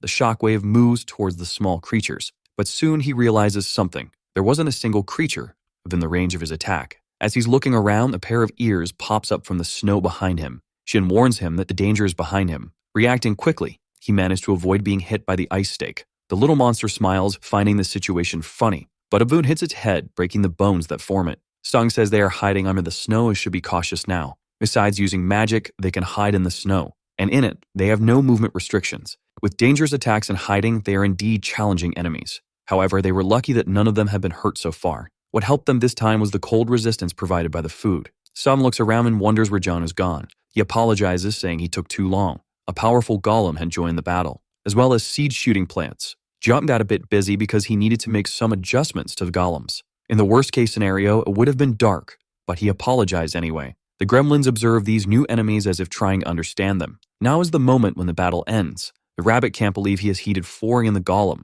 All that's missing is putting a solar stone in there too. When the solar stone comes into contact with the heated floor, the golem gets pumped up as if it's on juice. It increases its offensive capacity. It's the birth of the ultra heat golems. Using snow, those low monsters are really powerful. But if there's no snow for them to use, they're just a bunch of weaklings. Jam orders his golems to start melting everything in their path. His army of ultra golems advances with determination. The centaur's hooves stomp the snow forcefully, leaving a trail of melting snow wherever they pass. Some watches their advance toward the gremlins. There is nothing that this useless little monster can do now. There is no snow around it that can be used as a weapon. A single blow and it will be blown away. By melting the snow, they will render harmless. His plan is really good. The more snow is melted, the less they can resist. Now the gremlins are not smiling about the situation. However, it has only made them even angrier. But the anger is not unanimous among them. Some of them, they were wearing underwear, would be struggling to walk right now. Then they start jumping in droves, diving onto the snow nearby. Jam observes this movement and assumes they must be fleeing.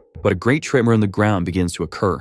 That unexpected result made him apprehensive. Sang also doesn't know what it is and is nervous. A large leg steps on the snow. In front of them is a creature similar to an ice golem. That is a giant melting gremlin, much more deadly and dangerous. Seeing that he called his gorillas to him, it can't be possible that they be an ice golem. One of the gorillas is close to the enemy and tries to counter its attack using its strength. But it seems the giant gremlin is not even trying. Meanwhile, the gorilla, even with its upgrade, is struggling. From the contact between them, water vapor rises non-stop. Jang realized that even though it's huge, it's still weak against heat, so he encouraged his gorilla to keep fighting the enemy. However, it had already lost the battle. An ice golem is also capable of using magic. This time, the spikes came out of its own arm. Its body is made of snow, and there are gremlins spread all over it.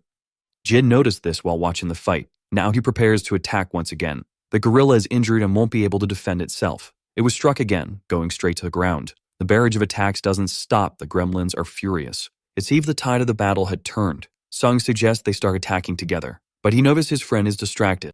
He didn't like seeing his golem suffer like that. He didn't like losing another golem either. Near Sun, Jin says something close to his ear. Thus, he also learned that the ice golem is made of gremlins. Knowing this, he rushed to share the information with John. That enemy is clearly denser than his golems. That's what's reducing his chances of victory. But this only applied when they were in the same weight class. He's eager to see what will happen when he has an absurd strength and weight advantage. The new construction left his friends speechless. That is a golem capable of crushing everything in its path. Not even the rabbit had seen one as big as this before. The ice giant knows its situation just got much worse. It was a ruthless steamroller. To the old man, it looked more like a generic boulder. His friends are still stunned by what they're seeing. To the rabbit, the name wasn't very cool either. The gorillas push that new destructive golem. Gaining inertia, it destroys everything in its path. The resultant force is directly proportional to the mass of the object. It's a simple physics formula. The enraged ice golem prepares to stop the attack. It tries to hold back the steamroller, but it's simply too massive to be stopped. The victory belongs to John, and he's confident in it. The steamroller plows through the ice golem, destroying its entire upper body. Only a portion of his broken body remains. The gremlins that compose it begin to reveal themselves. This left Jung surprised as he didn't know they had combined to form that. After this part, Sung says it's his turn to act. Then he charged at them with his blades soaked in electricity. A great lightning bolt descends from the sky as the announcement of the gremlins' defeat. After the hard battle, they are inside the elephant once again to rest. Sung says that based on what he observed today, Jung's abilities have definitely improved. Indeed, but he doesn't know what to do with the Ondol, which is at level 2. Ifrim were saving from a crisis, but before he finished, the other two already know what he's going to say. Sung felt the air was playful, but continued anyway. And he and the old man did the same thing, as it had been imitated perfectly. But Sung says they're wrong because he was going to say something else. Inside the elephant, they joke around a little more, much to the annoyance of the rabbit, who feels trapped with several children. Thinking they're lost, he asks to take a look at the lithograph. It was glowing intensely with a blue color. Thus, they just need to follow the light. They change the elephant's course according to the intensity of the light's brightness. Finally, the light shines so brightly that it almost blinds them. Maybe it reached the right place. Outside, they take a few steps in the snow. That tree in front of them seemed a bit suspicious, but the closer they get to it, the brighter the light shines. Jin realizes there's something at the tree's root and the object is glowing too. The rabbit told them to get closer because there would be a reaction when both pieces touched. Sung carefully approaches the other piece. The light is so intense that they can barely keep their eyes open. A system warning says they are heading to the second ruin. A magic circle appeared beneath them, but since it was sudden, they can't tell what it is. The light shines even brighter. Jung notices it looks like one of his portals and is sure they're heading to the ruins. Soon, the light starts to dim. Jung doesn't know what just happened. The system warns that an error occurred and they couldn't pass through the portal. Even the rabbit is surprised that an error occurred. Still, it asked its boss to cheer up. The little squirrel walks beneath the snow and emerges from it, glowing, as if it's playing. Now it's lying down, entertained with the snow. The rabbit had already suspected they wouldn't pass through the gate because Jung is in error. Now that there's nothing to do, he thought about staying there, doing nothing and staring at the starry sky. The rabbit says he can either go back to the village or stay there and die. Those are his options. All he wants now is to be alone for a while, and he asked the rabbit to leave, but it's already outside. He then asked where his boss was going, but even he doesn't know, he just wants to walk for a bit. The snow starts to fall slowly. Looking at him, the rabbit can only imagine that his boss is crazy. In this short time, he built several observation towers. Despite everything, he is still a master at building. At the top of one of them, a small flash appears. Now Jung is level 2 in his observation skill, but he doesn't know what to do because he's alone and has no one to observe. The rabbit says it's a waste because everything will disappear after the reset and suggested he wash his face. Thinking about the hot water, he wonders if it's possible to die from the cold here. Having a hot spring would be nice. The idea of having a hot spring stuck in his mind. A beautiful starry sky in the middle of nowhere, and a gentle cold at the tip of his nose. He began to imagine what it would be like to create a hot spring there. Now he had already decided what he was going to do. The only thing that could cheer him up now is a hot spring, nothing else. That size should be enough. The height of a hot spring pot is also very adequate. Now all that's missing is the boiling water. For that, he'll check his traps. Putting his hands on the pot, you realize that the temperature is perfect. Whenever the water reached this temperature, it should be poured into the tank and the process restarted. Finally, he started removing his clothes to bathe. He is now in the hot tub, relaxing in the middle of the cold. It is definitely invigorating and even the squirrel is enjoying it. All of this is paradise on Earth, even though it's not on Earth. Outside, the rabbit tries to understand how the water is hot. It must have been his spell. He said the water was hot and Jung asked what he was doing. After the bath, the rabbit said he almost burned himself, but Jung felt refreshed. Since they're walking, he wants to know if Jung plans to return to the village. But that's not in his plans because it would be unfair, so he used the whisper to talk to his friends. Somewhere else, they're beating up ice gremlins. They're all fine, but Jung wants to know where they are. The place has walls that seem to fit into each other. They start moving, opening spaces, and closing others. This isn't the first time this has happened while they've been in this place. But Jung didn't understand what Sun meant. Then he says clearly that the ruins are changing. After hearing that, he tried talking to them a few more times. He's worried that something might have happened because they're quiet and saying nothing. Jung is anxious, but the rabbit reassures him because it knows where they are. Finally, he hears Jin calling him through the whisper. Apprehensive, he asked if everyone was okay and why they took so long to respond. He apologized and said there are monsters there too, and only now he managed to relax. He heard Sung speak and thought Jung would be very worried. And of course he is, but Jin says it's not as serious as he thinks. They were all teleported to different points within the ruins. Additionally, it's like a huge maze. At regular intervals, its structure changes. Jin didn't know yet that Jung wasn't in the labyrinth, and he said it wasn't possible due to adverse circumstances. Even so, he thinks he's lost but not in danger. That's what he meant from the beginning. Talking with Sung was like he was in a major emergency. Jin smiles and says that this emergency is Sung's weak point. All of this because he gets lost easily, and he can't deny this fact. Anyway, after talking, he felt relieved. Sung is responsible and Jung knows nothing serious happened to his friends.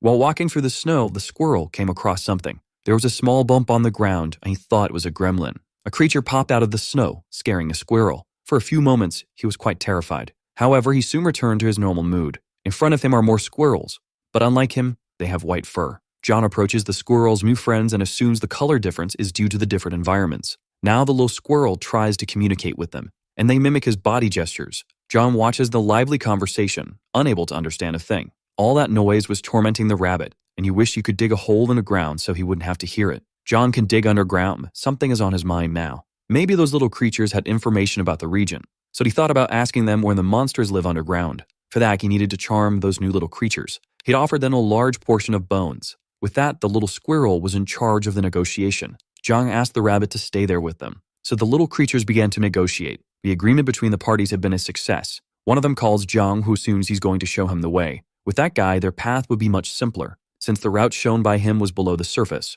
However, things didn't go as expected. It seems the squirrel was showing him some useless things. There was more junk there than he expected, and he thought the task would be easier. But those tunnels resemble an anthill. Anyway, it's better to keep going since digging is his specialty. In front of him, the wall had broken, and ahead of him, there was something he didn't expect to find. A giant ant, and he has no idea why it's there. Not only is it large, but the ant is terrifying. John doesn't know if he should run away immediately or not. The rabbit didn't expect there to be ants there.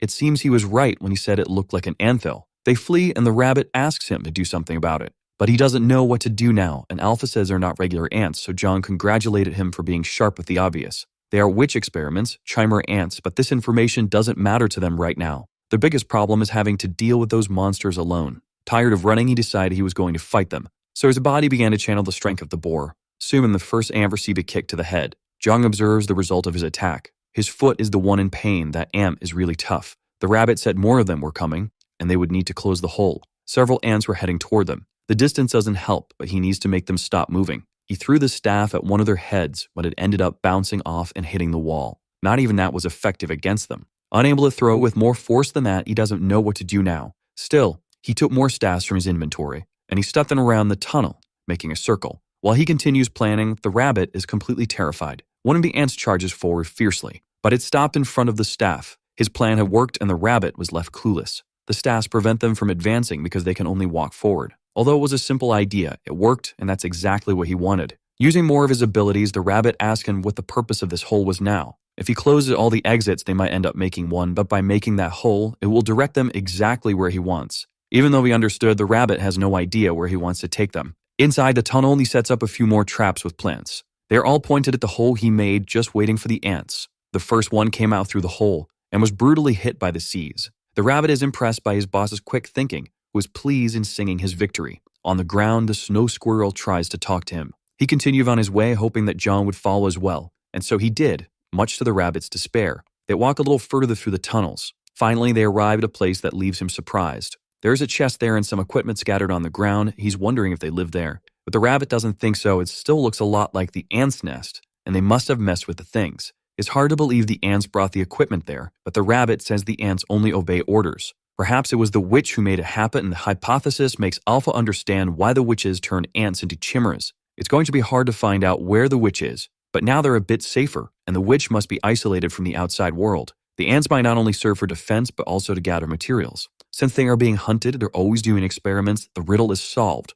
But John doesn't know why Alpha thought so far ahead. The rabbit says that this reflection isn't empty of meaning. The witch's house was the ruin, and the ants were her workers. And if they crossed an entire tunnel, they would reach the end of it. Upon hearing this, he seemed to have an idea of what to do. Now he wants to reach that end. Next to his portal, there is a small house. The plants are prepared to defend the place. They're all aimed at the small hole in the tunnel. The rabbit has no idea what his boss is doing now. He is wearing enchanted equipment that enhances his attributes. The staff gives him piercing ability, and the rabbit said it's a valuable item. Safety comes first, and Alpha agreed because they have accumulated a lot of vital energy. From now on, he plans to grow more and more. Hearing this, he wanted to know what he meant by grow. But John keeps walking through the tunnel. He's ready to pass through the passage. He needs to be cautious because there could be ants on the other side. And indeed, the sound they make can be heard. This makes you react quickly. And using his weapon, he managed to pierce one of them in the head. Advancing cautiously, he needs to listen very carefully. As soon as he feels the ant approaching, he delivers a single fatal blow. This way, he can move forward safely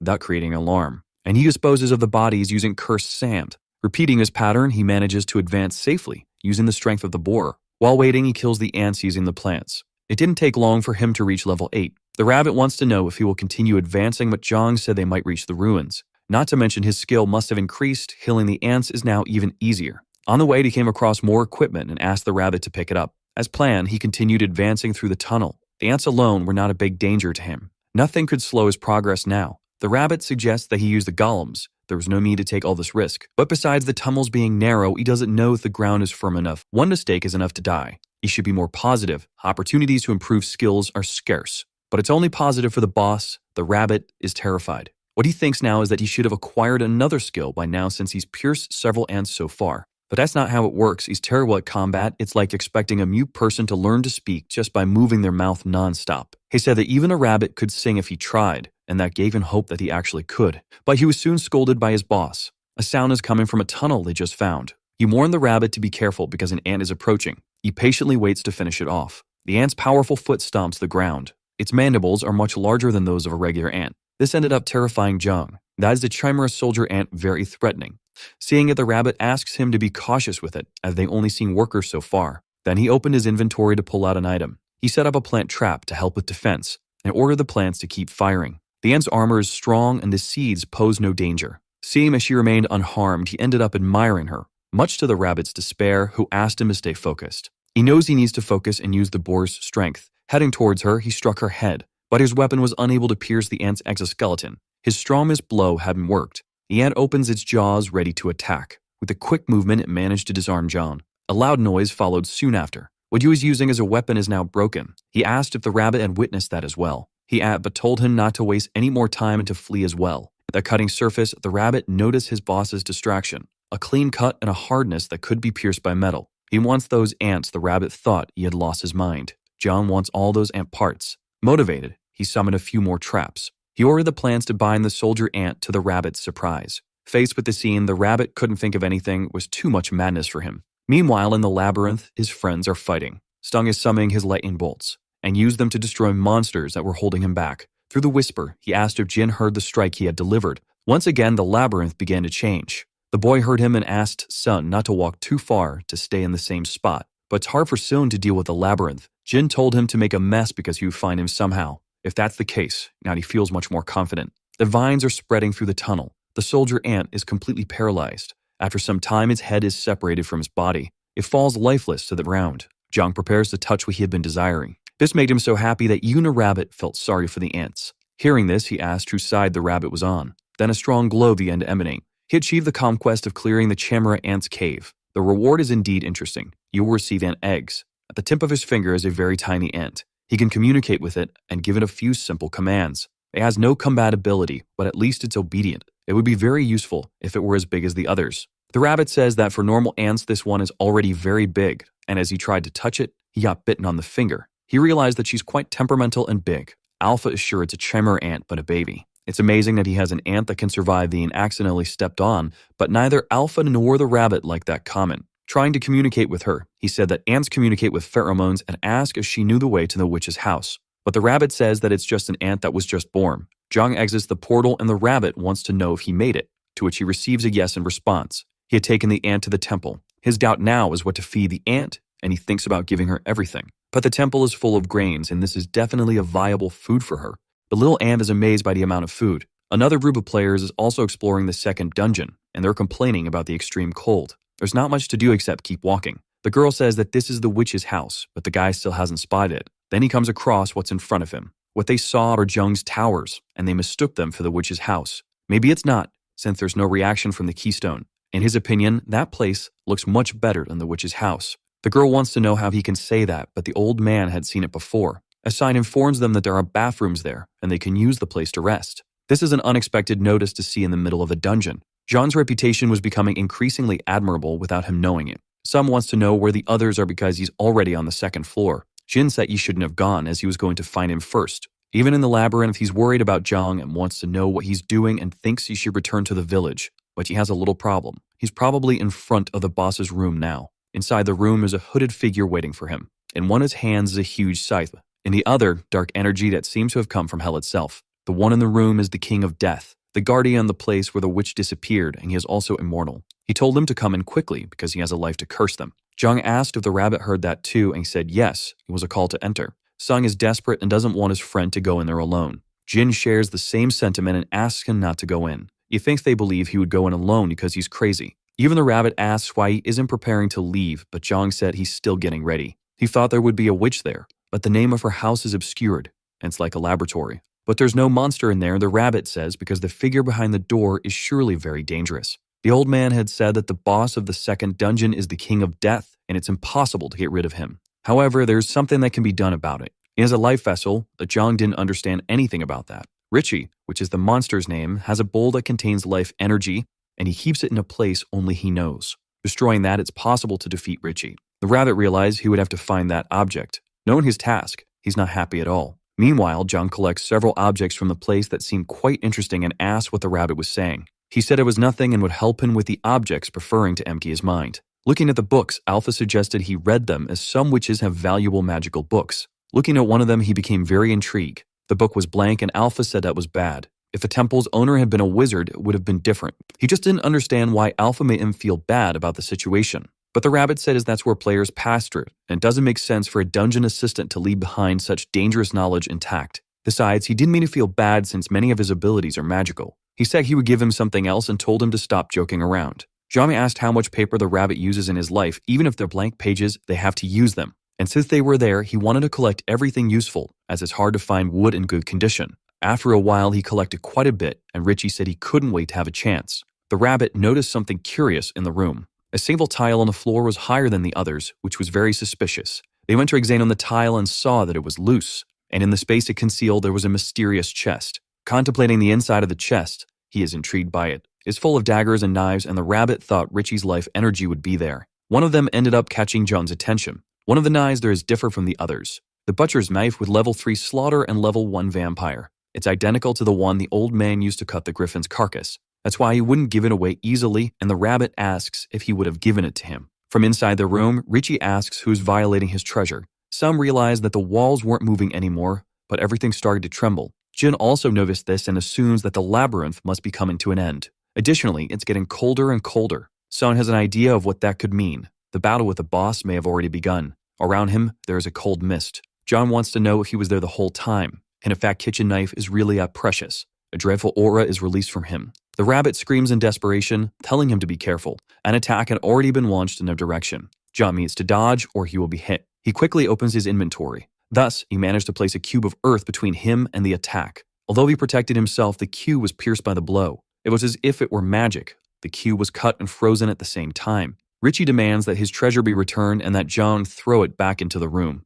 The rabbit begs his boss to obey the monster, but he really wants that knife. Behind him, a frozen stain appears with some sort of tentacles. To his despair is Richie, who was materializing in that place, promising to bring death to all those who covet his treasure. Once again, they are attacked, and they narrowly escape the site's edge. He is the king of immortality, and all intruders must die. Looking at him up close, Jung is frustrated. Richie is smaller than he expected. He doesn't even seem that dangerous. The enraged monster attacks them once again. The rabbit says his boss isn't loyal enough to stay and fight, but he replies that in this situation, there's no way to fight back. All they can do now is run. Richie demands once again for his treasure to be returned. Jong knows that the monster's long-range attack is fatal, but he wants to know how he attacks in closer combat. To find out, he places several cubes between him and the monster. He's confidently waiting to see what will happen. It didn't work. He sliced through them as if they were made of butter. Jong asks if the rabbit can do what he orders, and intrigued, the rabbit asks what his boss would have him do. They briefly talk while running. The rabbit listened carefully.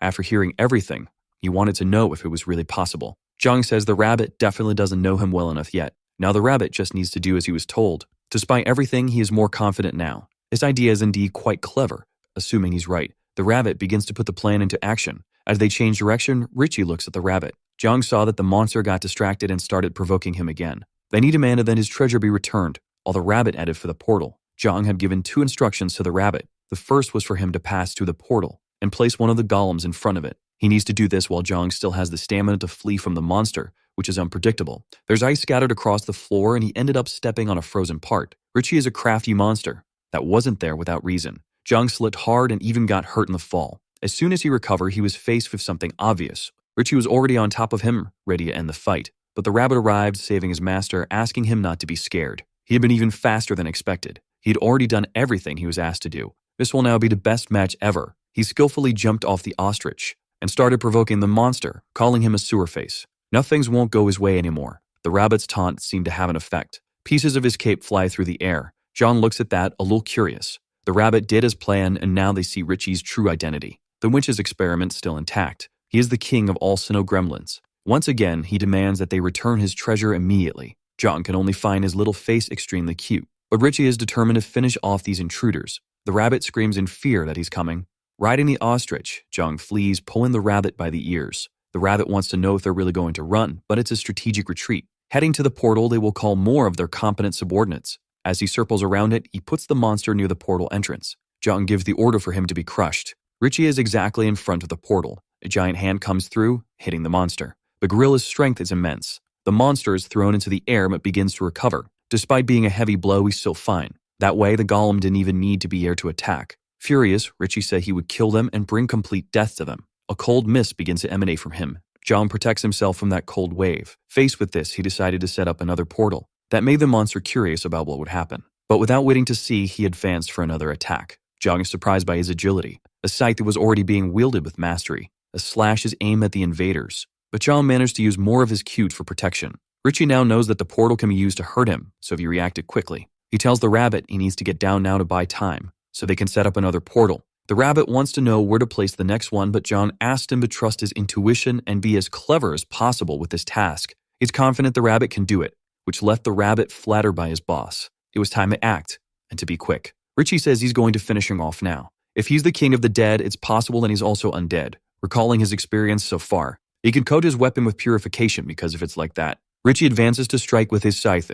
For John, what mattered was the attempt. For the first time, he counterattacked, forcing Richie to dodge. He remains confident in his strategy and attacked him once again, landing the hit perfectly. The monster didn't like that at all, and there's now a mark on its head from the blow it received. Using purification, he prepares a brick in his hand. Throwing it like a projectile, he hit Richie once again. This way, he continued his attack. His confidence working, but didn't notice the ice on his back. It's the little squirrel who warns him about it. He barely manages to dodge and recognize Richie's attack pattern. Now he's moving through the ice, but he manages to use his staff as a defensive tool. With his ham extended, he tried to touch the monster. That way, he could use his purification ability. Once activated, a large vortex formed between them. Because of Richie's robes, John couldn't precisely tell where his body ended. He observed him closely, intrigued. John asked what he was looking at and provoked him to attack again. Richie showed no reaction to this, but then attacked again, almost deliberately missing. John saw that his staff was now destroyed. Faced with this, Richie smiled because his strategy had worked. John said he should be smiling because after all of this, all he wanted was to buy a little more time. The rabbit had already made the preparations. Richie is now surrounded by portals on all sides. They had been carefully positioned there. John gives the order for the beatdown to begin. Hands come from all directions. Richie realized he was in trouble now. He's almost being crushed by all those hands. It doesn't take long for the first one to give him a soft pat on the cheek. The same is repeated by the others. The barrage of punches was brutal, and Richie is staggering. They repeat the beating session. Meanwhile, Jung observes the effectiveness of the plan. The rabbit says that even though it's a powerful attack, Richie will only die if they destroy the vessel and holds his life. Even though that's true, they need to distract him to find that object. So he chose a specific item from his inventory. Tearing the leaves, he asked the rabbit to help. In the middle of the portals, Richie is being beaten. This time, he tries to do something to defend himself, but he ended up getting distracted by something. The pages from the books in the room are scattered on the floor. John was setting some of them on fire. It's time to burn it all down. This is a nostalgic feeling for the rabbit. He really likes setting things on fire. That will melt the ice on the floor and reduce the monster's mobility. The dry paper scattered on the floor is very efficient for spreading the fire. Seeing the rabbit's joy in doing this is embarrassing. With the fire spreading, Jung is sure this is what he wanted to do. He just didn't expect that a bit of paper would cause all that. The rabbit used the oil trap to increase the flames, a complete pyromaniac. Richie is furious with what they've just done, so he summoned his cursed spirits. From his cloak, several of them began to appear. The ethereal creatures are now there. John was frightened when he saw what he believes are ghosts. Alpha says that physical attacks won't work on them, and he should be cautious. If it's not magic, it won't work, but when he threw a book at one of them, he managed to hit it, much to Alpha's surprise. John used his aiming ability for that. Hitting the coast was too easy. The rabbit just watched how lucky his boss was. The flames continue to burn in the room. Richie orders his ghosts to do something about the fire. Seeing that the rabbit finds it amusing that he's giving orders in a panic, because it's ridiculous. While they're in a panic, John wants to take the opportunity to flee. But Richie doesn't want to make things easy for them. The rabbit says that if he gets caught, there will be a slow death, and John reminds him that it was the rabbit who brought the oil. But proudly, the rabbit says he just did what his boss ordered. He's sure Sung is capable of defeating this monster and asking if he would be able to beat it. However, he has no idea how they could defeat an immortal. Jung says he's being chased by the boss and is on the 3rd floor of the labyrinth. Richie is chasing them, completely furious. The participants that Sung had saved are complaining about the extreme cold. He tells them they need to go to the boss's room now. They say it's all a labyrinth, but something is going to make a hole through the floor. So he began channeling his energy. Jung is terrified because he thinks he might get caught before finding his friend. He needs to think quickly to survive and find an opening, an ant tunnel connected to the witch's laboratory. The boss room is the last of all of them. They had set that room on fire. In this way, the fire started to spread through the labyrinth. Then he realized he had a brilliant idea. If he visualizes the labyrinth as a trench, the ceiling seemed to be in good condition, but the fire started, it's burning like a furnace. Now he imagines he can use the tunnel as if it were a chimney. So get off his ostrich. Sung says he's going to break through the ground, so he asked his friend to wait a little longer. But Jung asked him to hold off and not do that just yet, because he had an interesting idea. The structure there is quite similar. Now he's sure of it. Richie rushes fiercely to find him. It's time to put his plan into action. He installed the ondol there, which is a 4 heating system. Now the entire floor has heating capabilities. That was exactly what he was aiming for.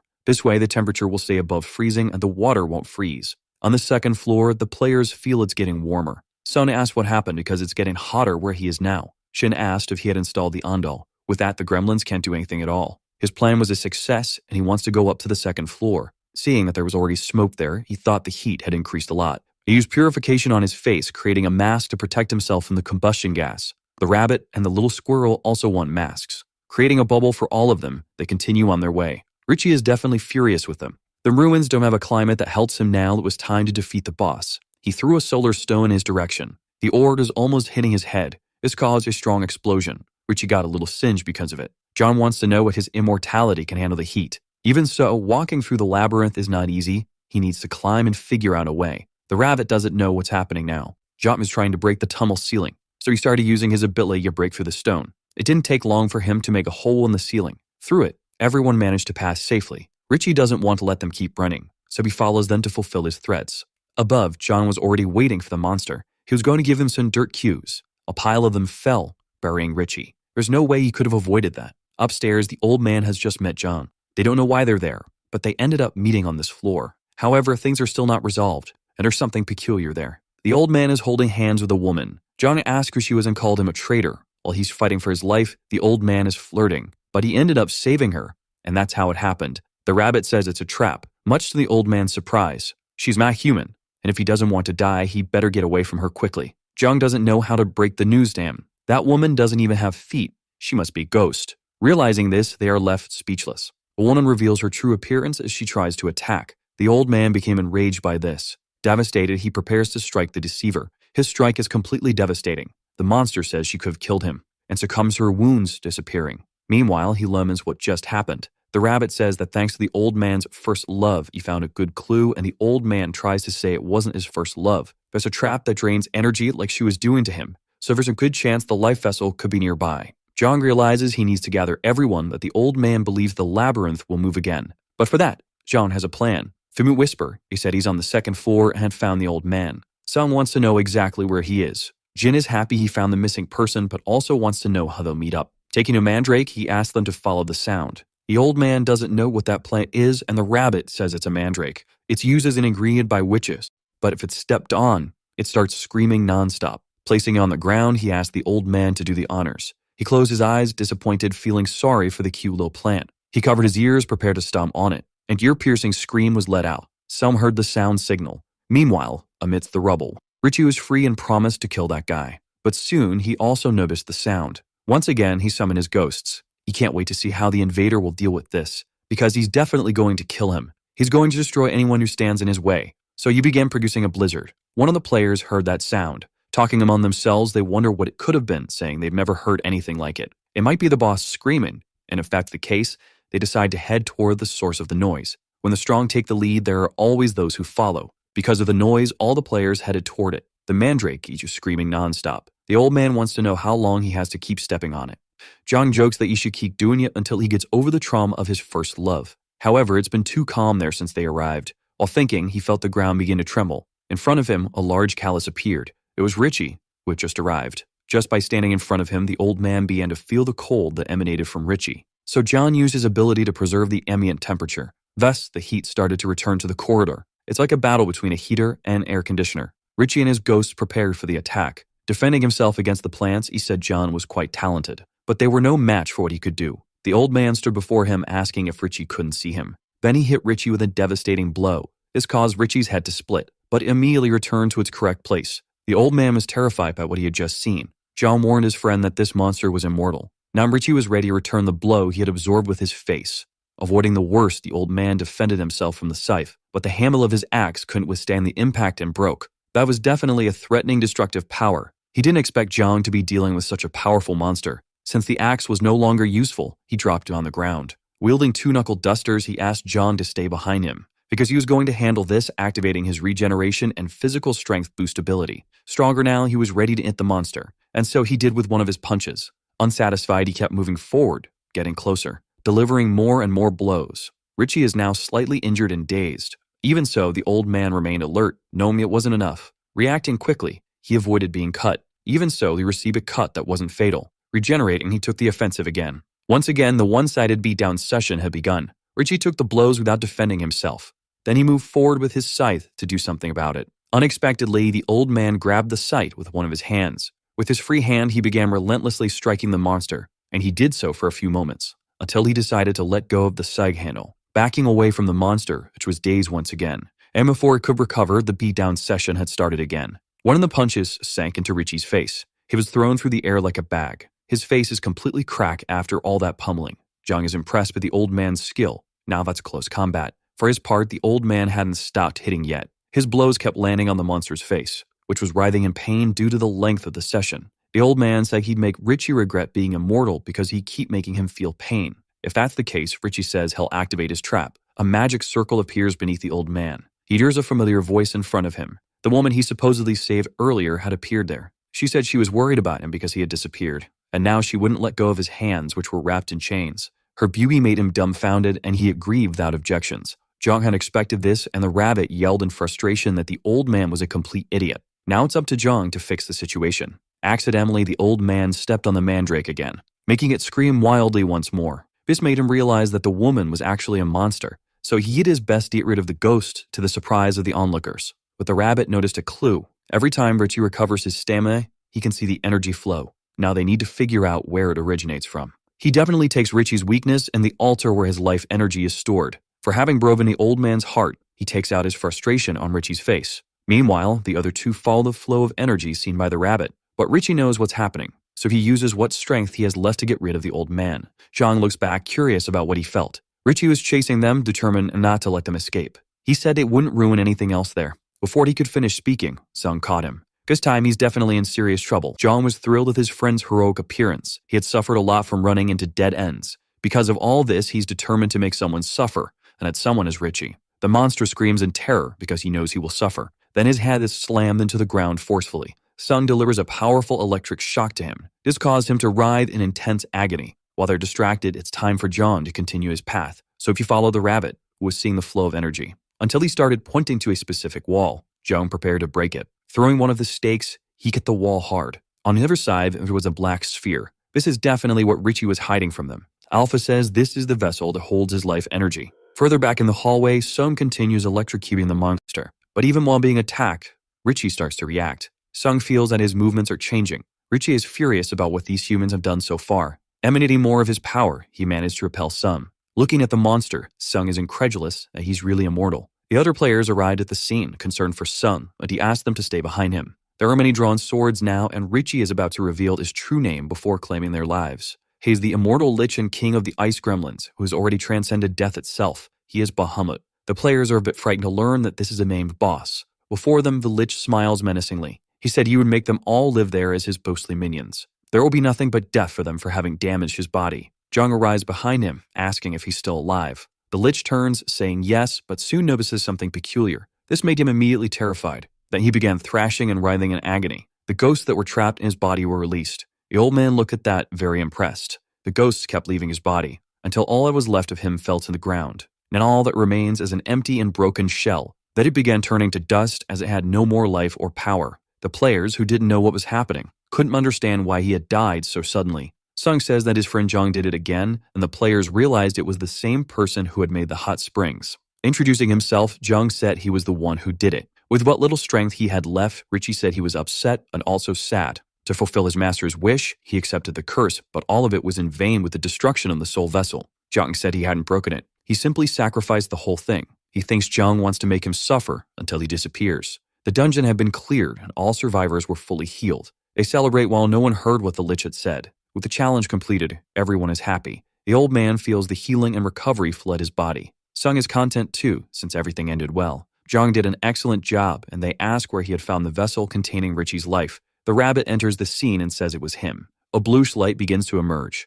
They don't know what it is and wonder if it could be another boss. The light blinds Jung's eyes. Finally, he realizes what had happened. With magic, he entered there, and with magic, had left. The rabbit said that at least they had their own way out of that place. If not for the fire, they would have had to climb through the small and winding paths of the ant tunnels. Alpha says the apocalypse driving will be wicked and cheap, which doesn't cheer John up. Before the dungeon resets, they need to get out, so the rabbit asks what he's doing. Looking at the Lich, Jung says he's still alive. The Lich responded that he would die soon. He had a low mana before, but now he has none left. If that's the case, Jung is going to take that weapon. The scythe has level 1 fencing skill, and the edge of its blade is sharpened to level 3. It will be an excellent tool for harvesting rice. The rabbit says it can even cut the soul of the rice. It's just a shame that it's small. When the Lich holds it, it looks big, but in Jung's hands, it's tiny. Even so, its blade is very good and sharp, and you will find a purpose for it. The Lich says he's bold to steal all his treasures. He said he would curse him, so Jung uses his purification skill. He apologized to him for that. Then he asked the rabbit if it was possible to control him like he does with the golems. But he just said Jung is too greedy, though Alpha knows what he wants. Creating an immortal Lich is forbidden even for witches. Jung asked if the Lich would die from being far away from the source of his life. The Lich said that if that happens, he dies. Jung asked if he would die if it were emptied. He asked if he intended to make his soul suffer until it perished. That orb looks like the ones on his altar, but Alpha says they are used for a similar purpose. Since there are no altars in this dungeon, all the life energy was condensed into a single place. So he told him to fill that orb with life energy. He's almost finished and only needs that to keep living. Indeed, he will survive, but his body is already too damaged. Even if life is added, he won't be able to move his body properly. So he asked if it would work if he had a proper body. Outside, he's in one of his towers. Jung seems to be doing something there. The rabbit wants to know what he's doing, but you will soon find out once he sees the final result. The snowman's body is already ready. The rabbit knows what it is but wants to know why he keeps doing it. He has the Lich's head, which is screaming to be killed because he doesn't accept being humiliated. Jung laments making him look like this and apologizes if he offended him. But the Lich is getting angrier with everything. A being like him doesn't deserve to die this way, and he's doing this because he pities him. The Lich didn't expect to hear that. He tried to look away, incredulous. Jung asks if the Gremlin King can still manipulate the snow. If it's snow, of course he can use it. With his new body, he offers all his loyalty to his new master. Since that's the case, they should try to get along from now on. The Lich says he's eternally grateful and offers his loyalty for as long as he lives. Faced with the Lich's enthusiasm, Jung was very happy. It made him smile proudly. Now they are at the top of the tower, and the rabbit says that not long ago, the Lich was talking about cursing them all. The past is behind them, and he hopes they get along now. He called the rabbit Little Elder, which made him upset. Not to mention that he didn't like being called an elder. Since they have the same master, he knows there's a hierarchy, and judging by the rabbit's clothes, he must be the master's butler, which made the rabbit even more annoyed. Because he's his slave, that's what Jung said, and the rabbit repeated it, but quickly corrected himself. Then the rabbit looked at him angrily. Now the two are arguing about whether or not he's a slave. One of the perks is that he can't take damage from the Lich, which puts his mind at ease about possible betrayals. But Alpha says those effects are even better. The Lich's damage is mostly area-based since he's immortal and doesn't need to be durable. Now that magic can affect him. In combat, this can translate to a strong attack and excellent defense. He can even create a magical army to protect the temple with Liches. That's true as long as he's alive, he'll do anything for his master. Alpha pointed out that his energy use is excessive, which surprised the Lich. With everything resolved in that place, John wonders if they should go back to the village. Meanwhile, in the underground temple, the portal glows. They are inside it now. Portals are much more advanced than teleportation, and the Lich is amazed at his master's capabilities. There are several solar stones on the ceiling. He noticed that he started to melt in that place. So he called out to his master, saying his body was melting, which made the rabbit smile at his weakness. But the Lich says that weakness belongs to the snow, not to him. He asks for a little more energy because he's going to persevere with all his strength. Alpha said it wasn't possible and that he should find some shade to stand in. Jung was talking to his friends and said they would continue the conversation later. He wanted to know what the Lich was doing and mentioned that his body was melting, so he should find some shade. But that won't solve the problem, and they can't go anywhere. The Lich thought his master was too generous. If he had 3 times more energy, he'd be able to maintain his temperature and withstand the sunlight. But that would be a waste of energy. The Lich feels like no one is on his side there. Then Zhang placed a hat on his head and asked if it was better now. Looking at his master, he asked what that was. It was something Zhang had made and it fit perfectly, enough for him to walk around there. It's unbelievable to have an item made by his master's hands and he feels honored. Zhang senses that the Lich is definitely not immune to compliments. Either way, feeling like this was really nice. He can sacrifice more equipment to strengthen another. Thus, both the Lich's hat and scarf now have heat resistance. Happily walking through the temple, the Lich looks at his master's base. From now on, he'll be in charge of cleaning the place, which Alpha didn't think was bad at all. Something made him look to the side. There are many grains there, so he'll start cleaning. This made Zhang remember the ant. He asked the Lich to be careful with what he was about to do, but he arrived a little too late. The Lich had already gathered all the rice that was there. He sure he gave a little rice to his ant before leaving. Then the Lich called his master to see something. They take a good look at the wheat planted there. From among the wheat, an ant emerges. It seems to be a Chenra ant, and they are the ones gathering all the rice. The Lich says it's a slave ant and it's good to raise it like a loyal dog because that's their instinct. Zhang asks what instinct that would be. They were created in his former master's laboratory, made to gather food. He can't wait to see them working and asks if they can be his helpers. Upon hearing this, the rabbit felt like he was being left out, thinking about the Lich's proposal. From now on, the temple is his responsibility since he has proven to be an excellent choice. This made the Lich extremely happy. Now, all he needs is a weapon. Zhang handed in his new companions. He received a broom and a wheelbarrow, and once again said he would always follow him. Alpha says he adjusted faster than he imagined. Zhang knows he will work hard there. Since it's his first day, Zhang asked him not to overdo it. Faced with this, the rabbit's jealousy only grows. While working, the Lich looks at the rabbit. The rabbit says there's water on the floor and that he shouldn't drop snow while walking. In response to his complaints, the Lich said he would dry the water. Even so, he shouldn't complain because he could just fly. The rabbit says he doesn't like his tone or his excessive formality. If that's the case, the Lich will try to fix it. But he said it's hard to change the way he speaks all of a sudden, to which the rabbit complains because it's even weirder now. Leaving the conversation, the Lich said he'd get better and not to worry about it. He didn't expect him to have this personality, and for a servant, he's getting too annoying. Not to mention there's something even more irritating now. Zhang asked Bahamut to come to him. Bahamut arrived in the blink of an eye, asking what his master wished. Zhang extended a cup to him. Then the Lich made some ice for him. Zhang drank his now cold drink. Indeed, cold cider hits the spot perfectly. The rabbit is getting more annoyed by the affection the Lich is receiving. After making the ice, the Lich said he'd go back to work, but Zhang had something to give him. That made the Lich surprised. It was his scythe, and he was giving it to him so he could cut the rice. Once again, the Lich vowed to always be loyal, and Alpha commented that they make an interesting pair. With the scythe in hand, the Lich couldn't wait to start the harvest, so he was happily working in the temple. Zhang watched the Lich's joy while working. After putting in the effort, his mission was complete. He had fulfilled his duties perfectly. A large amount of rice, now he could even change the temple's setup.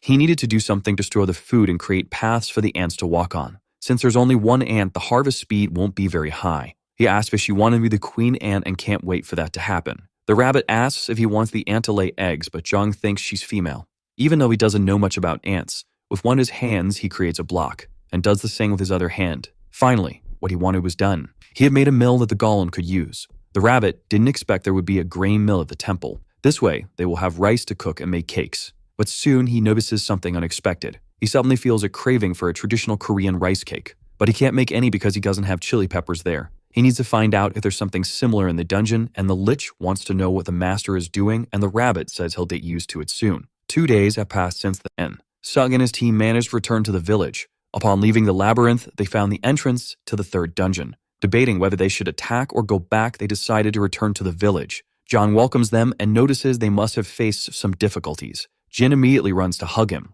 It all seemed to be quite dirty. He asks them to take a bath and then follow him afterward. At the temple, the rice is growing again. They want to know where they're going, and Zhang says they'll soon find out. In front of a door, he said they had arrived. He asked if everyone was ready to enjoy themselves. There was running water in that place. Some wonders what all of this is. Zhang said he was a bit bored, so he made all of this. He literally made a sauna because he was bored. The Lich notices that there are visitors in the place. Selling immediately recognizes the boss of the witch's dungeon. Seeing that it's his master's brute, the Lich apologized for what had happened, and they didn't understand why he called him master. Since they were hungry, he said he'd prepare rice for them, and it would have shaved ice. While they were still confused, the Lich hurried off to say he was on his way. With his hands, he makes some shaved ice. A sweet syrup is poured over it. Sung still watches in disbelief at everything the snowman is doing. This is the treat the master has been enjoying lately, and he recommends they eat it in the sauna. That made Jin's mouth water. Soon, they all entered the heated water. It was really hot but relaxing. Zhang is happy that everyone is well and said he needed a favor from them.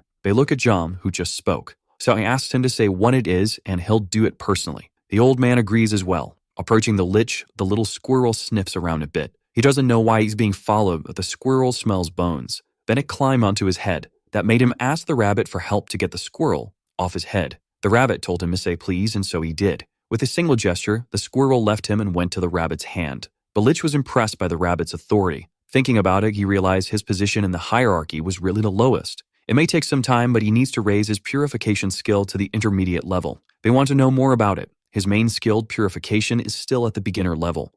Unlike the others, it can be improved, but it hasn't leveled up much yet. The rabbit says it's very useful against the undead, and that if it's improved, it will be even more useful. He saw that when fighting the lich and the skeletons, but the range is limited and it only applies to the weapons he wields. Maybe if he increases its level, the range will change too. The rabbit says that if that's the case, he needs to face enemies using only that skill. But Zhang says he doesn't need to hunt enemies. Hearing this, the rabbit was confused. Then Zhang pointed to his 3 friends. Now they're all in the field, where the sand is cursed. He needs them to deal with the skeletons while he purifies the land. That will be easy. They just want to know for how long, and they'll do it until the skill levels up. It looks like it's going to be quite a task. A few days after they started, with everyone's hard work, Zhang had an incredible result. His purification skill was now at the intermediate level. The ground begins to shake and a figure levitates above it. The creature in the air resembles a lion. He looks down curious. He doesn't know what those structures are since he wasn't the one who built them, and he wonders if it's a skill that can do that. Now he observes the labyrinth. Inside the boss room, he notices a few more things.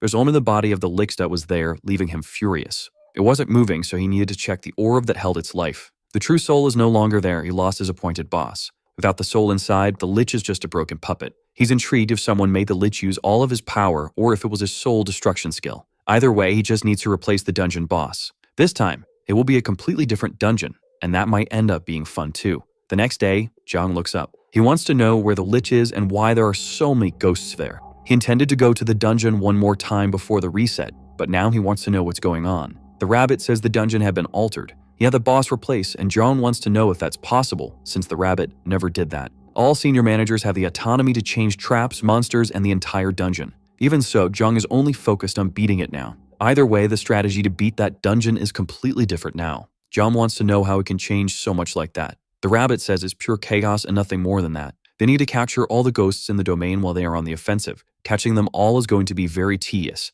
And it will be even more tedious because the labyrinth changes its layout and the ghosts can pass through walls, so they are at a huge disadvantage. Even so, Zhang thinks it will be easier than dealing with the lich. In fact, things might be even better this way. The rabbit wants to know what could be better in this situation. Baguette should use this opportunity to try something. His new purification skill, which is at an intermediate level. Now he can use his purification ability from a distance, without needing contact. Surprised, the rabbit asks if he's going to hit the ghosts. Confident, Zhang says that's exactly how he'll do it. Together with his aiming skill, there's no way to miss. The purification projectile is ready. He channels the sphere at the tip of his fingers. He's prepared to shoot like it's a pistol. This way, he can hit several of them quickly. Faced with this, the rabbit is incredulous, not just by the speed, but also by his master's precision. Zhang continues without any difficulty. The rabbit tries to talk to him, but Zhang says he's busy right now. Surprisingly, the rabbit is cheering for him, motivating him, which is so unexpected that Zhang even finds it strange. Moving on, he wants to see how many ghosts his boss can take down like that.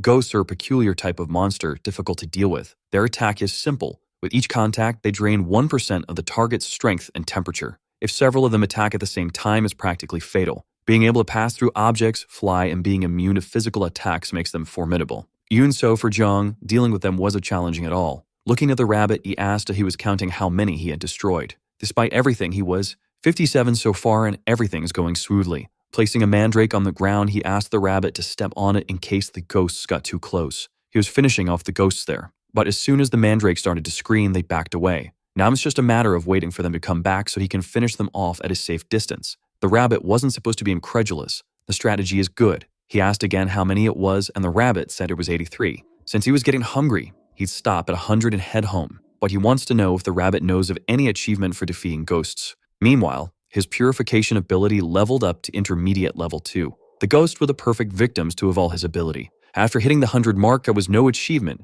maybe Sin got earlier. Now he wants to eat right there and continue. Who knows, his achievement might come soon. So he asked the rabbit to step on the mandrake once again. and it let out its deafening scream again. As things are going well, he wants to progress patiently. Then he noticed something on the ground. At first, he didn't know what that white powder on the ground was. The rabbit says it's the remains of the ghosts. Zhang realized those were their ashes. Interesting that they leave them behind, and even more interesting is the fact he hasn't missed a single shot. Faced with this new item, Zhang thinks for a moment. He doesn't know what it's for, and the rabbit says it might be used in some kind of ceremony. For sure, if it's left by a monster, there must be some use for it. After hearing this, the rabbit inspects the ashes more closely. After sniffing them, he ends up sneezing, and Zhang thinks maybe it's dangerous to inhale. The rabbit says it's just dust, which made Zhang ask Alpha if ghost powder has any use. It can be used as a magical ingredient, but it's useless to him because he's not a mage. After hearing that, he started analyzing the ghost powder himself. With a handful in his hands, he tried to use his ability to shake the earth. The ashes took the shape of a Q, and he thought it was a new item, but the rabbit said it's just dust.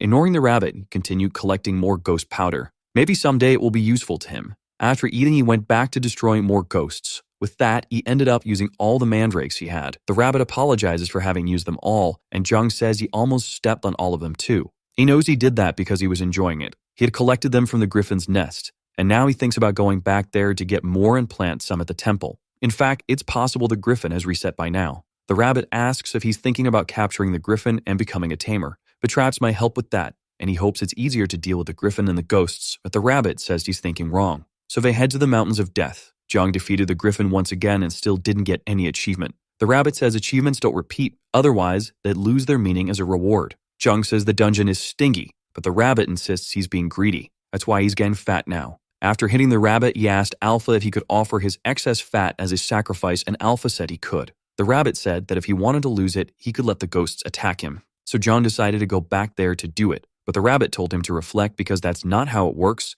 and if he wants to lose weight, he has to move his body. After hitting the rabbit again, he said he almost got tricked. Then he began to think about life energy. So he opened his inventory to check some items. He wants to know what happens to ghost powder if infused with life energy. Alpha tells him not to try because they still need many sacrifices to revive Artia. Even so, he wants to see what will happen. After putting life energy into Bahamut, he became an ally, and he wants to see what could happen with this. Alpha says it's an extravagant waste, and the rabbit calls him an idiot. John believes you can make the ghosts his allies. The Lich is no longer the boss, and it would be great to have an army of ghosts. But the rabbit asked him to stop deluding himself, and Alpha said that this was only possible with the Lich because he had a life vessel. Zhang is outraged, and as the temple master, he ordered it to be done as he wishes. Alpha says they can try, but it's better to do it in a safe place. So they went back to the village where they can do it. If anything goes wrong, they can ask the villagers for help. Alpha began infusing the life energy. All John wants is to get Ghost. The cube starts levitating in his hands. Both he and Alpha are surprised.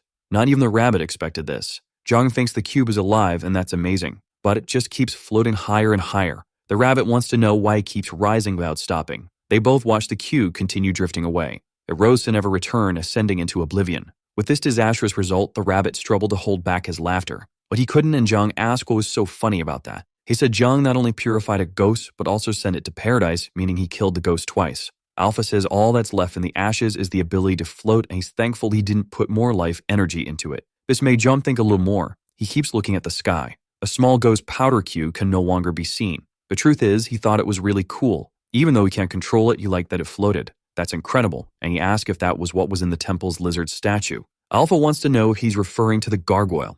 The living stone was sculpted by an artisan to honor Artia, who liked it and left it as the temple's guardian. John wants to know if, by using that, he could make a statue fly. He wanted to combine that with the golems he has, but the rabbit said they would float forever. Alpha says he's not sure if there's a way to bring them back down, and they'd barely move anyway. After hearing Alpha's explanation, John wanted to think of a solution. He tried one more time, and Alpha hoped it would be the last. The cube began to float with life energy, but John held it, and the rabbit got worried, thinking his master might fly too. But all he did was hand the cube to him. Knowing what might happen, he asked why it had to be him. Since he's able to fly, it could only be him. That was definitely not what the rabbit wanted to hear. He began to levitate, and Zhang asked if he really knew how to fly. The rabbit said no, and Zhang noticed that this time he was rising more slowly. The rabbit only rose to a certain height and stopped. Maybe it's because of the extra weight. With him stuck up there, Zhang asked if he wanted to drop the cube. So if he dropped it from his hand, immediately, the cube started floating in the air again. It's definitely the weight, and Alpha started to find it interesting too.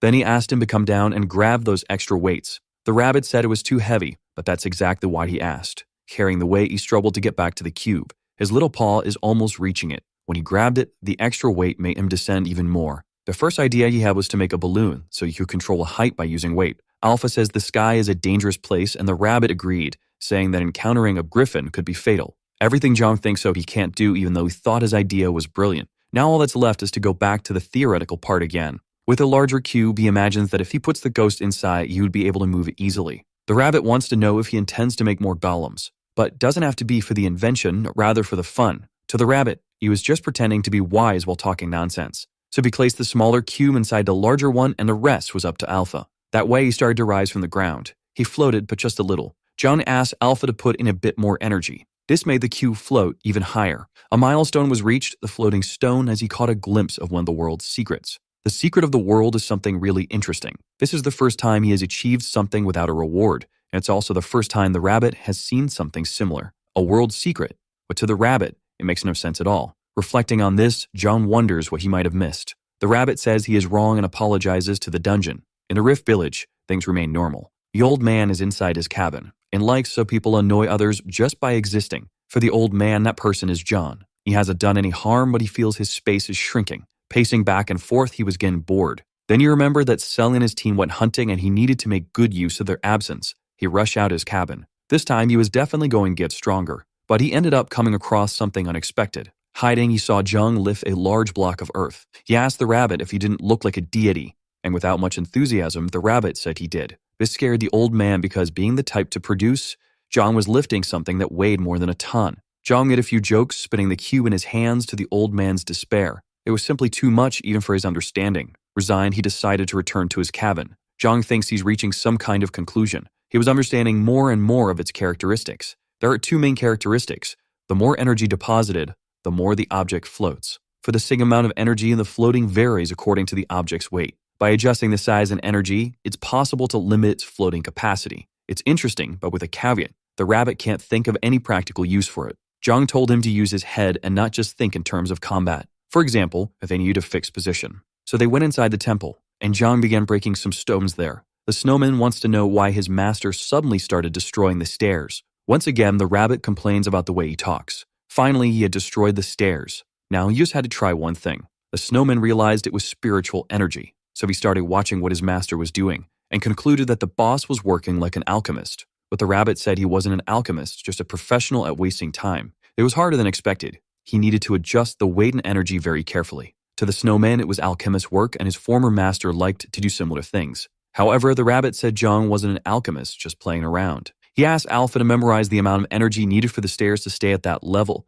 as the beginning is difficult but gets easier later. Alpha wanted to know if he was going to spend energy making stairs, and that's what he would do, because if he didn't create anything, he would get bored. The floating stairs were completed, and John was impressed. Yum the rabbit found it impressive. Thus, he achieved another milestone, the floating staircase, and his production speed of them was now twice as fast. The snowman was impressed by this. These small abilities are quite interesting. Now he wants to know if he can infuse life energy without Alpha's help, and wants to find out what happens if he does. The result left his little minions impressed. Now they are simply enthusiastic. He had made a mezzanine in the temple with the floating stones. He had always dreamed of living in a house with several floors, and now it was a reality, and the rabbit asked if one of his dreams was to live underground. This earned him a punishment once again. He's using up the ghost powder too quickly, so he needs to collect some more besides contributing to his purification ability. And he called Bahamut to come along, as this time they had emptied the place. This made him thoughtful for a moment. It was the place he protected with his life and where his former master lived. He ended up becoming a bit reflective about it. The rabbit says that even on his side now, they still have past memories.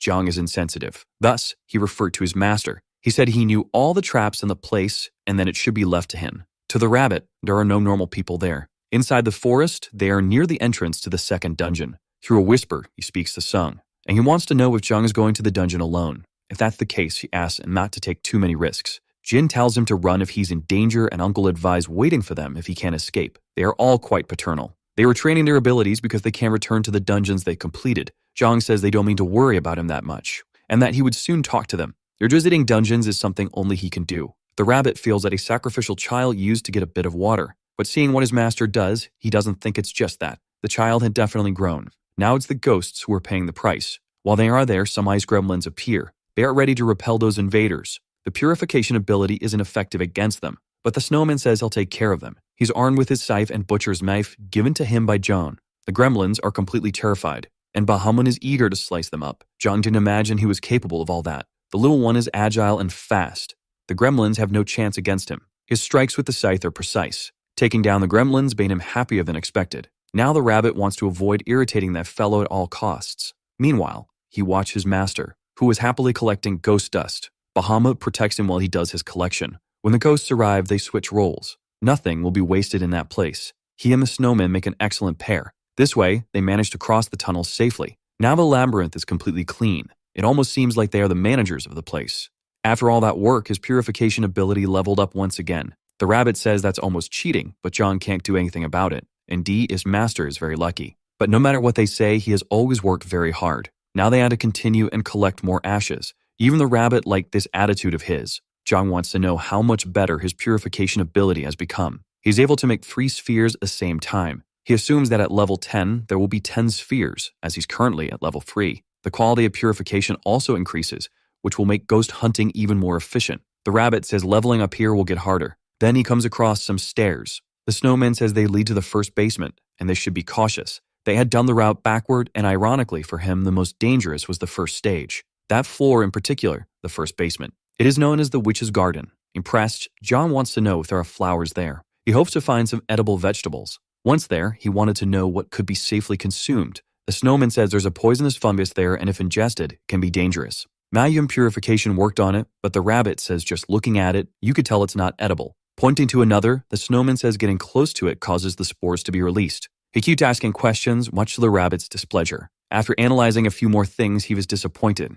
There's not even sunlight there. Most of them are traps. Few are edible. John wants to know if the snowman saw anything that's edible. There is one, but it's a bit sinister. John wants him to show it immediately. They walk a little further through the garden. It was getting very dry, and the snowman says there are plants there that absorb moisture. The rabbit asked him to be cautious. He had almost bumped into a cactus. He was barely pricked by it. That plant in front of him is a cactus that absorbs the blood of its victims. This particular plant sucks all the moisture around it, and it's no different with bodily fluids. That explains why it's so dry there, because it's absorbing all the moisture. Faced with this characteristic, he ended up having another idea. He wanted to know if this was what Bahamut was talking about, and indeed, his former master liked to eat this cactus. The rabbit was disgusted by the witch's taste, as anything related to blood makes him nauseous. This is definitely not a description that matches who he once was. There's no way John could think otherwise about him, and he said the rabbit is truly a despicable being. He even so would be the rabbit who would taste the cactus first. He ended up making a huge fuss, saying he'd do anything but taste that plant. But it must be edible, and since the dungeon has already reset, there's no one's blood in there.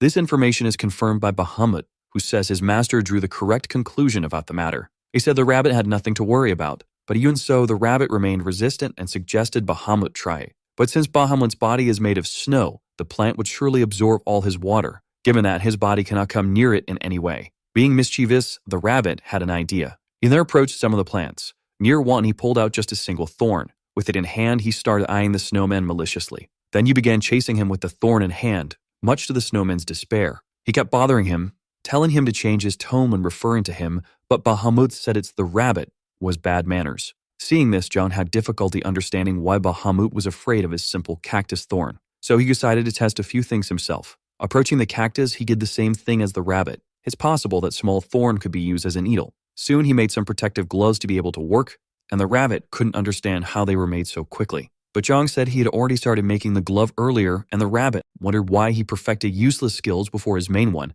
which is purification. He would have the task of removing the thorns and the rabbit of eating the cactus. The first stage of the work had already been completed. Now he needed to cut the cactus and asked for the knife to be handed over. Carefully, the snowman handed in the butcher's knife. Zhang began making very precise cuts, but his blade came across something inside the cactus. As soon as he removed it, he was intrigued by its resemblance to something else. It definitely looked like a watermelon, even the smell was identical. Worried, the rabbit asked if he really had to taste that atrocity, but Zhang said he would do it in his servant's place. The rabbit still thought it might be a trick, but Zhang insisted that he couldn't make his subordinates face such great risks. With his mouth watering, he took the first bite of that piece of cactus, which was followed by his second bite. By the third bite, his face could no longer hide the satisfaction he felt. Seeing this, the rabbit watched in disgust as the blood dripped from the plant's flesh. His former master ate the plant and said it was delicious and refreshing. Maybe John had the taste of a witch. Now the rabbit couldn't look at him the same way, as his master savored that wicked plant as if it were nothing. After eating that piece, Zhang said he had an even better idea now.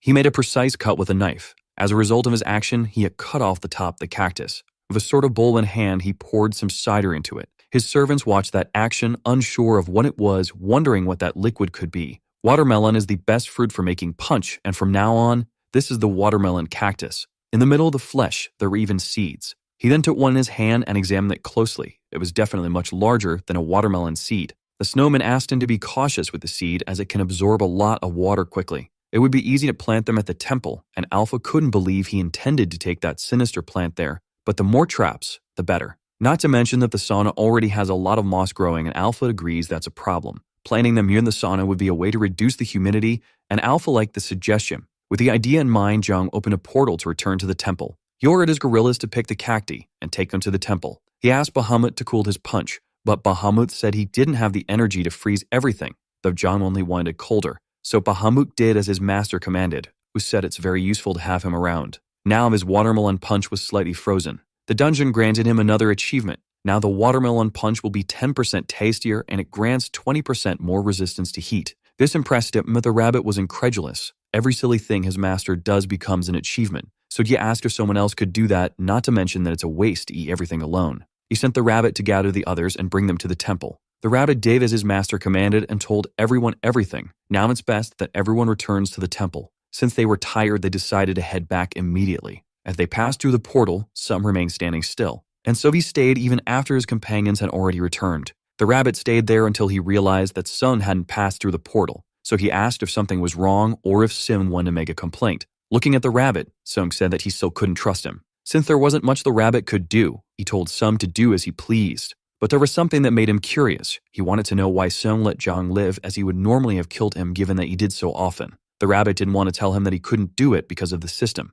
He had his pride to maintain as a guide. Sung grew even more suspicious of the rabbit's silence, who seemed friendly but was never completely transparent. Suddenly, they was on their side now. It's hard to trust him in these circumstances. Sun asked the rabbit what his true motivation was. The rabbit said it was simple: to eat and live well, nothing more than that. Some wanted to know what he meant by that, and the rabbit said that Sung was a complicated guy. His goal was the same as always: to live a life of splendor and luxury, living well and eating well. And with the way things were now, he had achieved much of that, as Zhang's food was very good. In any case, he said he knew Sung was a serious and boring person, but they were wasting time there and should return soon. Frighteningly, Sung said that if the rabbit ever did anything against his friend, it would be his last act, but this didn't affect the rabbit, who urged them to return. At the temple, Zhang had already planted the cacti. Having done so, they asked Alpha to set a trap with the cacti, and so it was done. Now they were all lined up in the corridor. Immediately, the sauna's steam was absorbed, and Zhang wondered if he had gone overboard, but Alpha believed it should be enough. With his work finished, his friends approached him.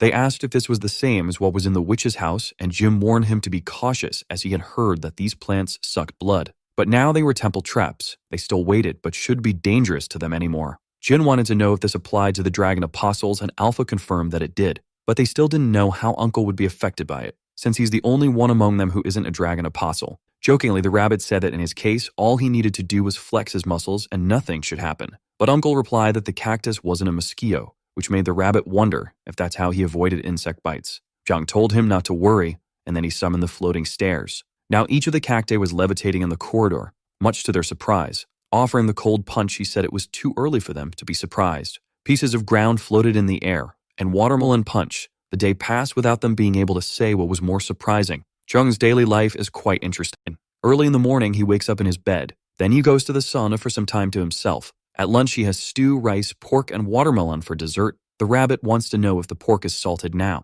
With so much comfort, he wonders if he should start working now. Back at the dungeon, he destroys more ghosts, and his purification ability is already at level 4. Once again, he collects the ghost dust from the ground. The rabbit, who watches him constantly, is puzzled. There's something wrong with his master. He's too calm for the dangers. If he stays this way, he might end up in danger, as they are still in stage 4. Zhang says they have Bahamut, so he's relaxed, and the snowman is happy to be in charge of his master's safety. But if that's the case, he's heading home now. That's the summary of his days. The villagers gather in the Rift village. Arriving there, Zhang wonders if something has happened. It seems they just saw something very frightening. Approaching Sun, he asked what happened. But as soon as he saw him, he was surprised by something. There was a number on his head, and he didn't know what it meant. That day, a guide visited the Rift village. The guide wanted to know why the village was thriving. Humans have difficulty cooperating. They weren't supposed to be surviving with such a high quality of life. Perhaps it was time for him to descend after so long without doing so. Thus, purple flames descended from the sky into the middle of the village.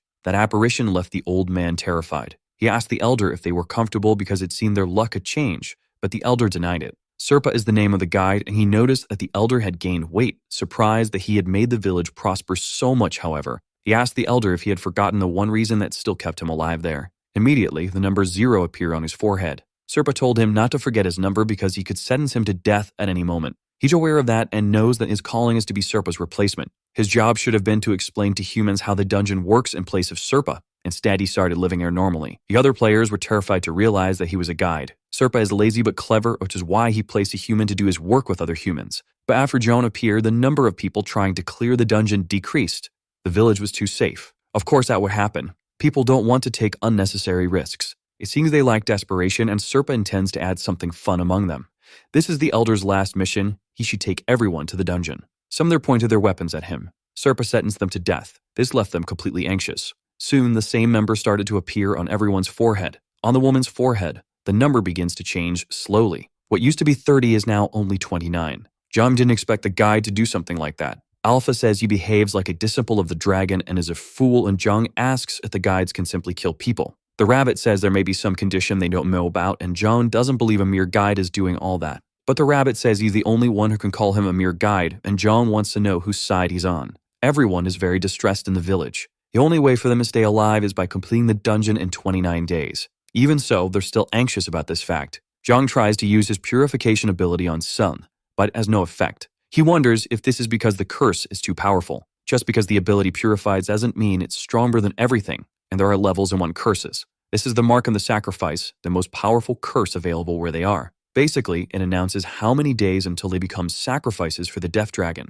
Even those who weren't in the village were cursed, a sign that it was imposed on the entire group.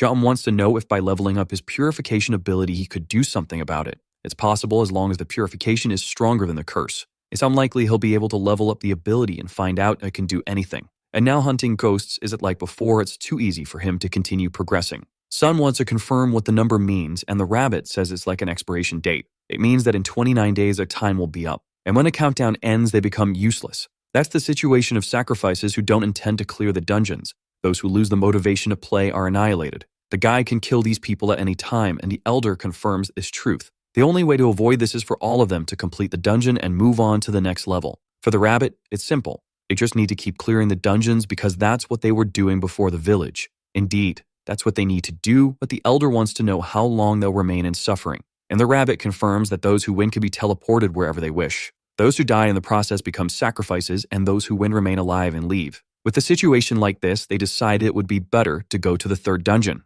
Jung stayed behind to take care of the village, but what he really intended was to level up his purification ability. He told Sung that the rabbit would go with them, and if anything happened, they could just create a portal. Sung didn't want to leave his friend alone because he was worried, and the rabbit wanted to know who was worried about whom. Either way, Jung hopes they return safely, but the rabbit annoys as that he should speak for himself. Thus begins his plan to increase his purification ability. He decided that he would finish off all the ghosts with Bahamut's company. This is how he ends up completing the dungeon once again. Everyone is facing difficulties, as they need exactly that. The third and fourth dungeons are connected, which forces them to move from one to the other immediately. Serpa is truly intelligent, and Jung was surprised when he saw that the boss of this dungeon had turned into a crowd of ghosts. Even so, he hopes not to encounter Serpa, so no bounty will be placed on his head. But Alpha says that's impossible, as he's no longer a sacrifice for the Death Dragon. Around the village of the Void, there's a lot of fog, and within it, many skeletons are wandering. Jung is there, and he asks them to advance on him.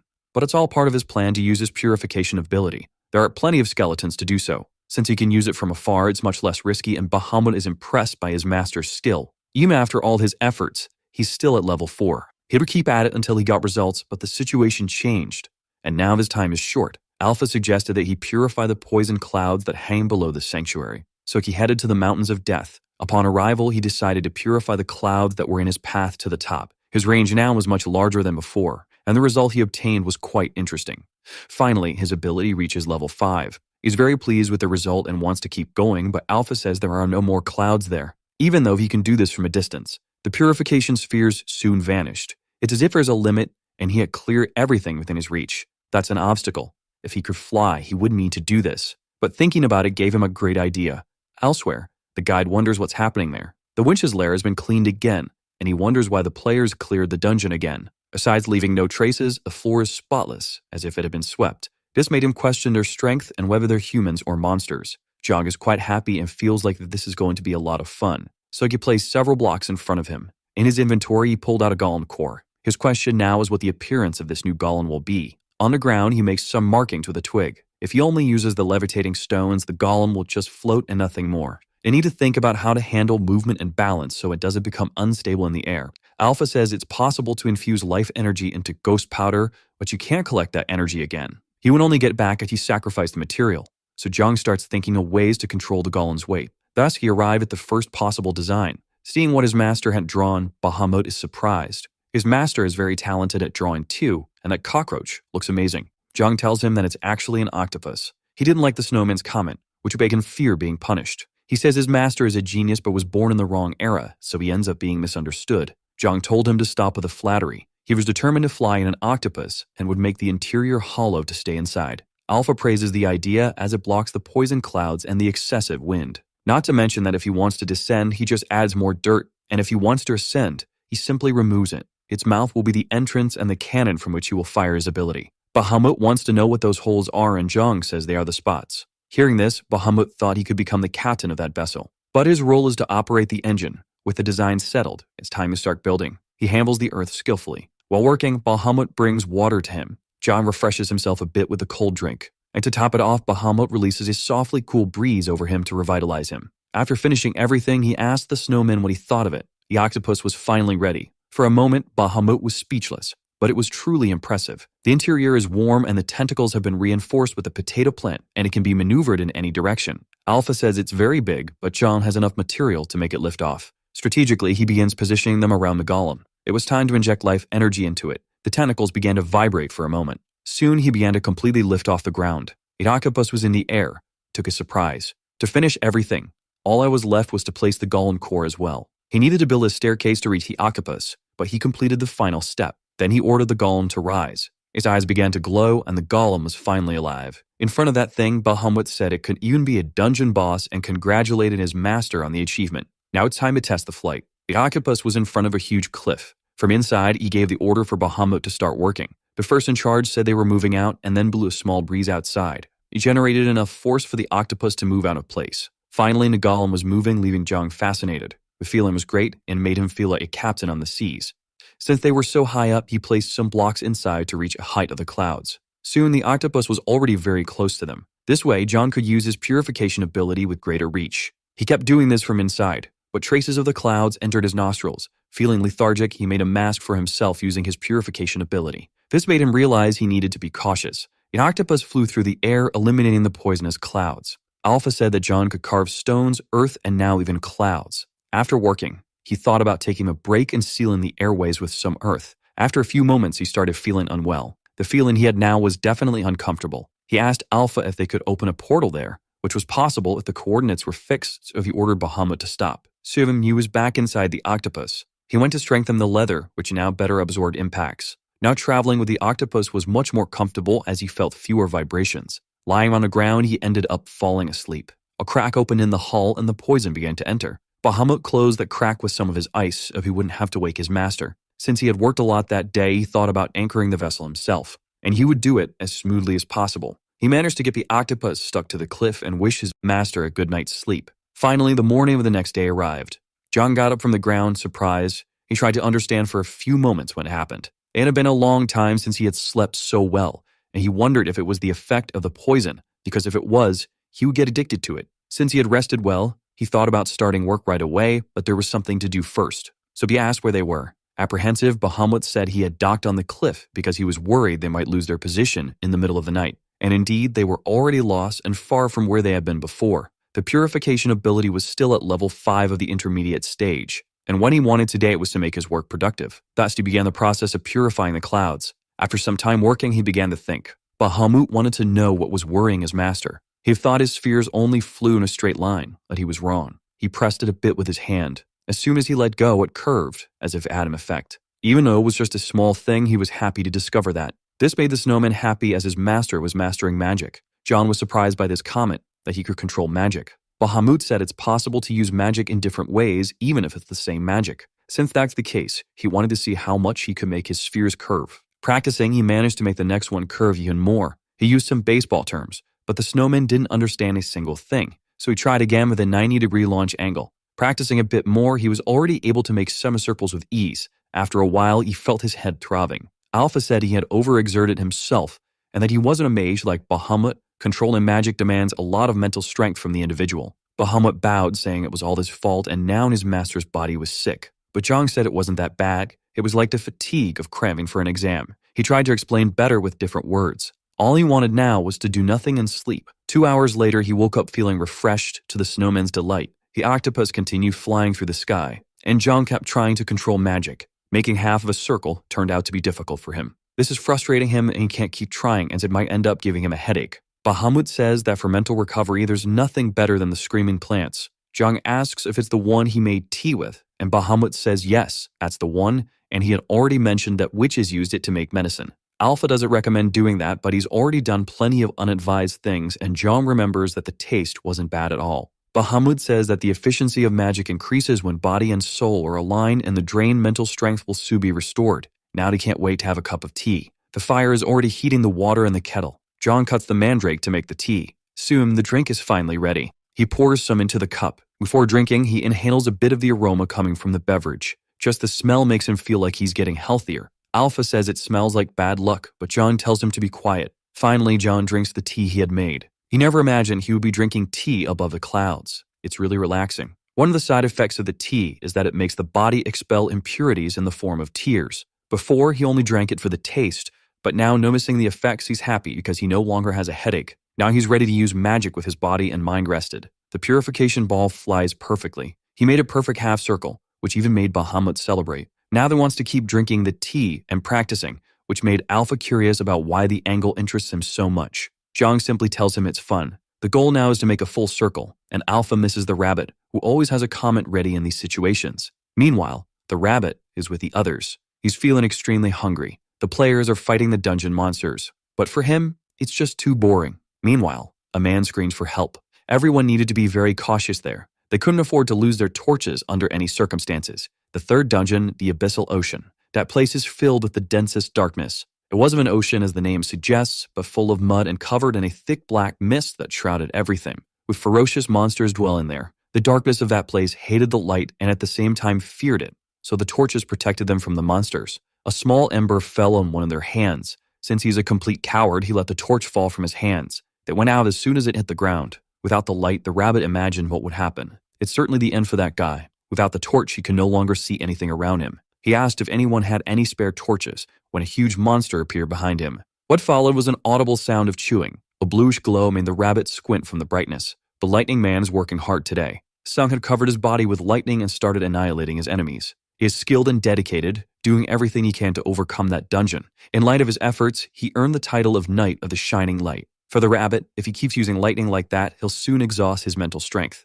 But definitely, he's a tough guy. At first, he could only produce a little static energy. But the more he uses his ability, the more powerful it becomes, unlocking achievements and more abilities. A genius who doesn't shy away from hard work, the rabbit wants to remember his name now. It's almost like he's having deja vu. This made him realize he was thinking absurd things. That guy is just an unemployed, idle person. He went over his son to warn him about the risks of using the ability that way, as it would drain his mental strength. Then he asked if the rabbit was worried about him. But he can fully recover with a bit of rest, thanks to his ability. Even so, the rabbit says he wouldn't recover completely, as he's not half of what the other guy is. In the middle of the explanation, he decided to give up on continuing. However, he agrees with the rabbit that Zhang is always way too relaxed. But that's something he respects about his friend, and he knows he can't be as laid back as his friend. Not until he gets rid of that mark on his head. The rabbit understands the concern and both come across something. The golden light had passed through the sky, and Sung even thinks his eyes might have deceived him. Zhang's efforts were a success. His purification ability is now at level 6.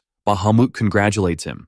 But there's something more. Zhang fires an energy shot. He focuses, using the tip of his finger. Now he can control the energy sphere, and it made a complete circle. He's thinking about applying this to the golems. The energy sphere is orbiting the octopus, but it only lasts one round. Alpha wants to know the purpose of that, and Zhang says it's cool, and he leveled up as soon as he made a circle. Skill control has a positive effect on its progress. It should be an achievement in itself, and looking back, he realized the rabbit wasn't with him. Right when he needed to ask him some questions, he wonders what the rabbit is doing now. He thought about going to them to test if his purification is effective in some way. At one of the windows, Bahamut sees something that makes him call for his master. The situation outside is a bit strange. Besides there being no clouds, it's very dark out there. He wants to know if it's already night for it to be so dark, but Bahamut says he just had lunch recently. Maybe it was a new type of poison, so he fires his purification spheres. They fly forward for some time, until they disappear as if they were swallowed. Looking at that, it's as if the darkness had devoured them. Bahamut says that's a trace of the abyss. He didn't expect them to encounter the abyss that devours light. Alpha asks if he really said abyss.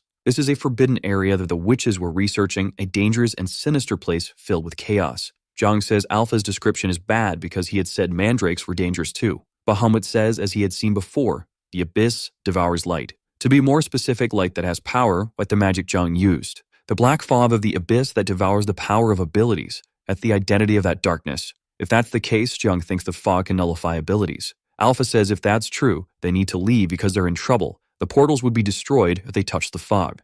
Since that would be disastrous, he asked Bahamut to turn around so they could leave that place. Suddenly, several teeth had sunk into the flying golem. That scene left Zhang terrified. He doesn't know what that is, whether teeth or claws. Outside, a huge beast tries to swallow the golem.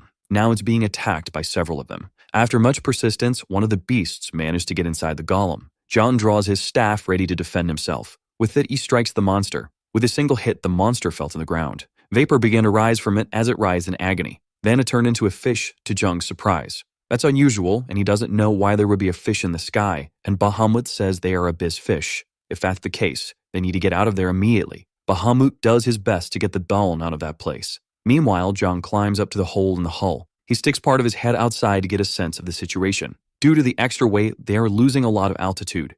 If this continues, a crash could be fatal, and he thought about abandoning the golem. He returns inside the vessel. He ordered Alpha to place a portal there. But since the coordinates aren't fixed, that's impossible. The only way out is to make the octopus golem fulfill its purpose. Once again, he sticks his head outside. Now he's armed with staffs, ready to scare off the beasts. There he uses his floating stairs. Stepping on one of them, he moves toward the monsters. He struck the first of them with both staffs. While there, he opened his inventory. He was grabbing more of the levitating stones.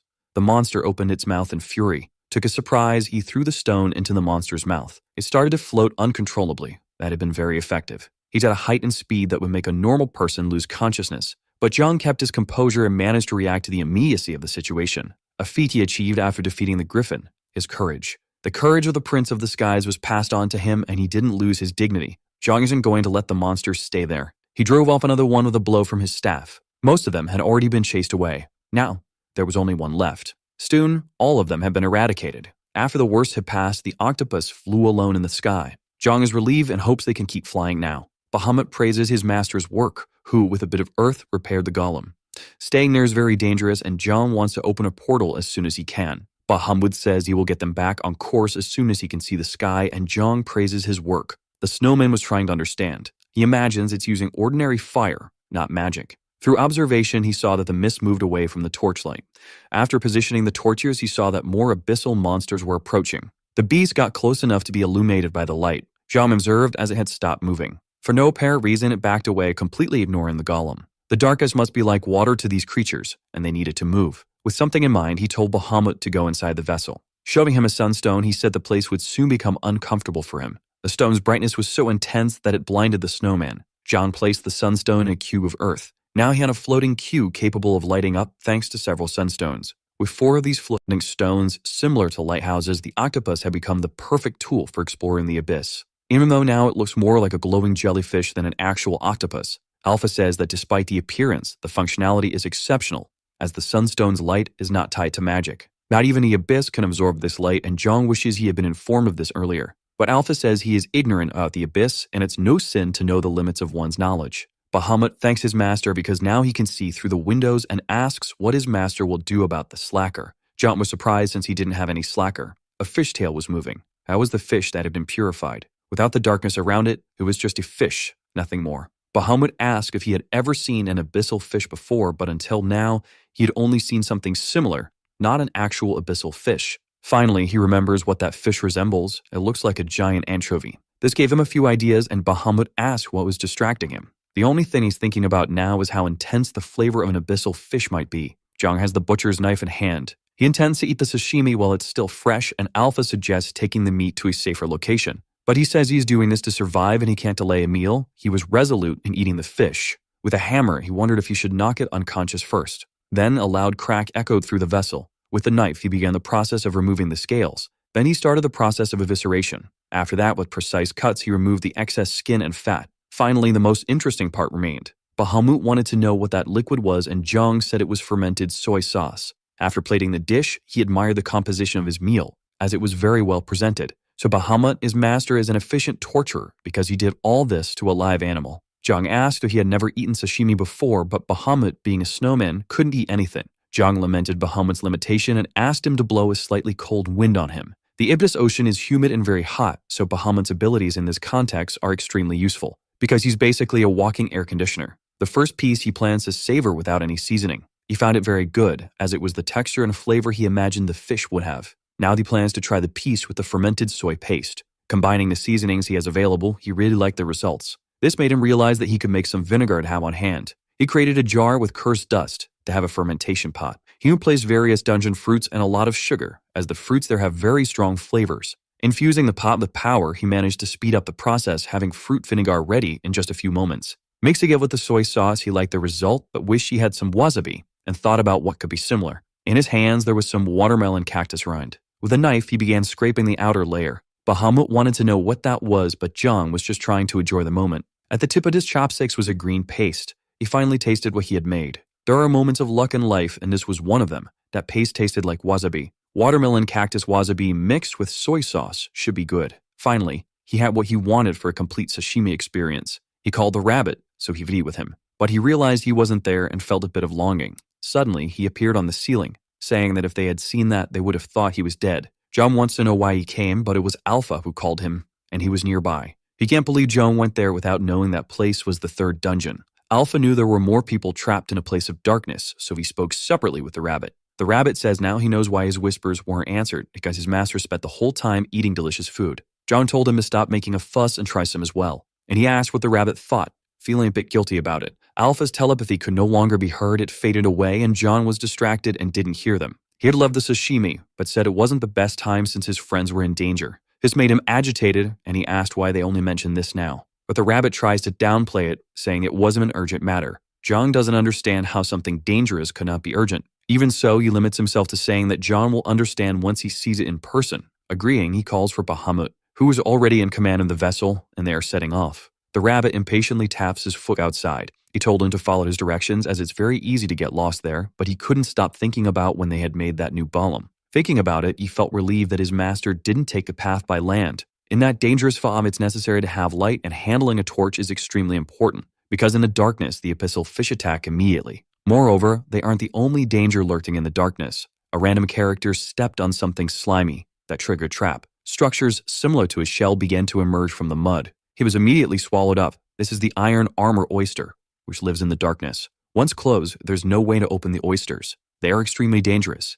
And inside one of them, Sung and the old man are trapped. Inside, he strikes it relentlessly, but to no avail. A woman watches from outside, helpless because she can't help her friends. Anxious, she hopes Jung arrives soon to help them. In the middle of the darkness, someone screams for help, calling out for Jin. With his enhanced vision ability, he warned that the monsters were coming from above on the left and below on the right. This allowed his companions to defend themselves against the monsters. Hidden in the water, a cat is approaching them. Jin recognizes the sound of that animal. It's the shadow cat. You warn everyone to watch their feet.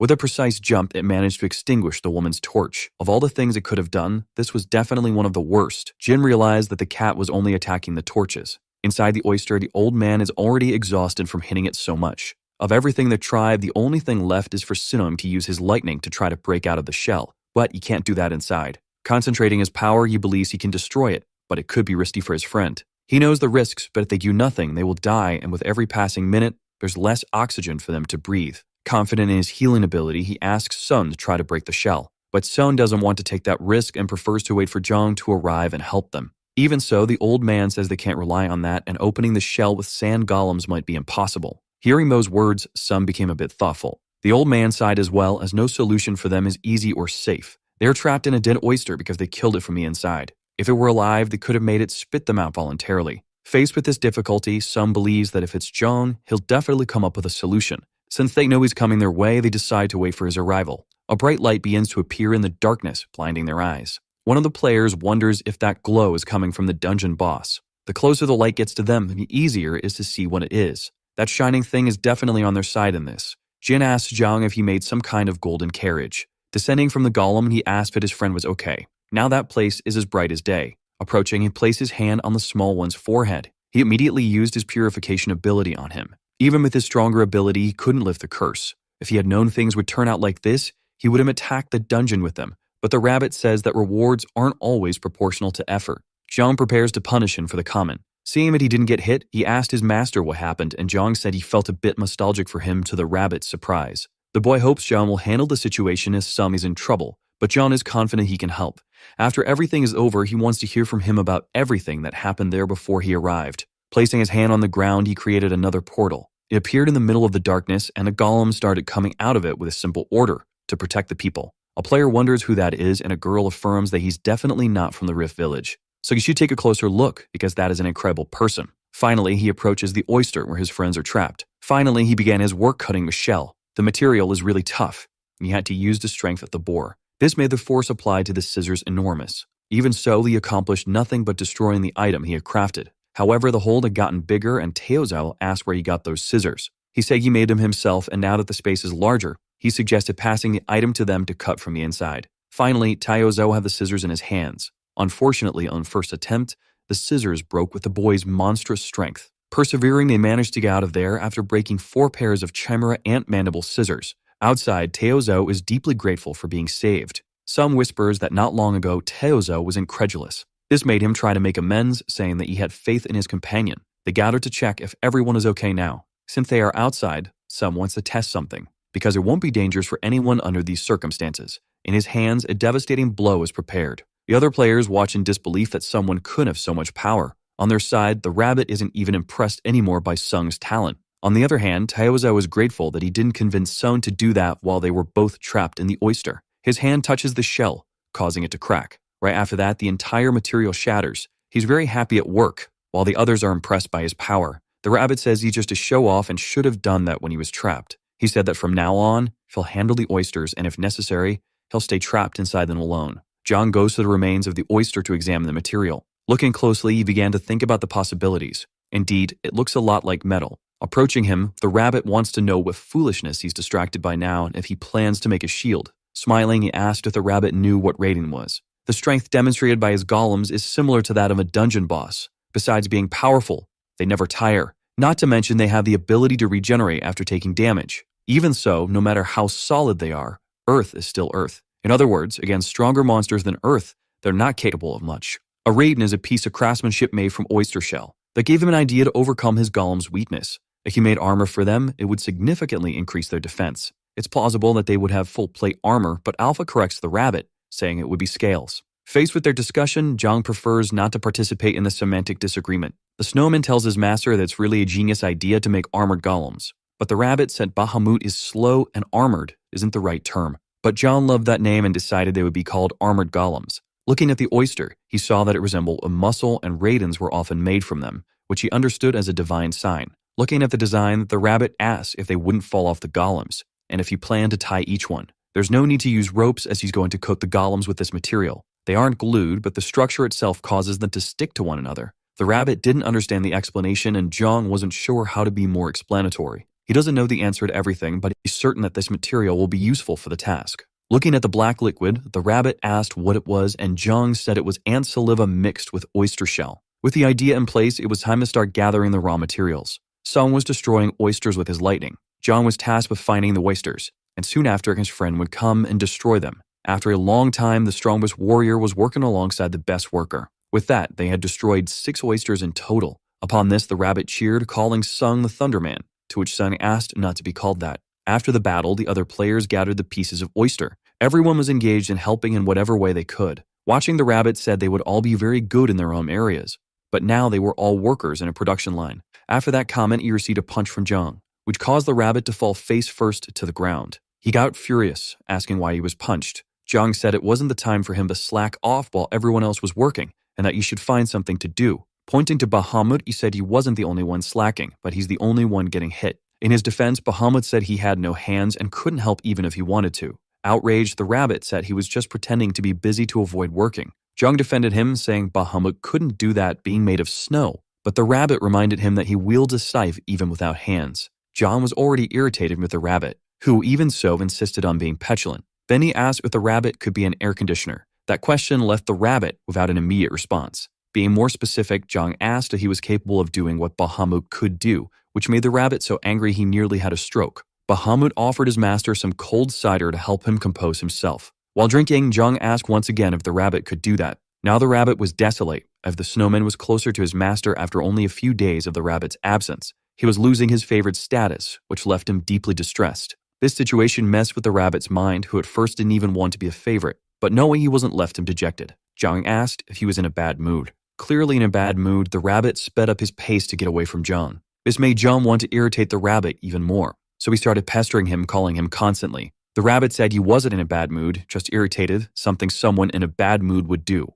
Jong was thinking of engraving something on the golem's chests, and his first idea was a rabbit's face. It would resemble a certain someone, that emblem that only heroes carry, and the symbol would also serve as a mascot. Turning away, he said he wouldn't do it anymore, but the rabbit had already taken the bait and asked his master to do it that way. Finally, they started the process of armoring the golems. The oyster shell pieces were nailed one by one with a hammer. They were coated with a solution made of oyster shell and chimer ant saliva, ensuring they stayed properly attached. Only one last detail was missing from the armor. Now they had the rabbit emblem on them. John asked the rabbit what he thought of it, and the rabbit was completely enchanted by the tribute. Trying to hide that he was flattered, he said it was good for something made by John. That was the first armored golem made by John. Strategic parts of his body were protected. Moreover, the armor fit perfectly around it. The golem now had a much more threatening aura. They admired the result of John's work. Sung said it looked very intimidating in addition to actually looking strong. He even asked if his friend had experience with manual skills, but it was just his artistic sense. A characteristic golden glow appeared on his face.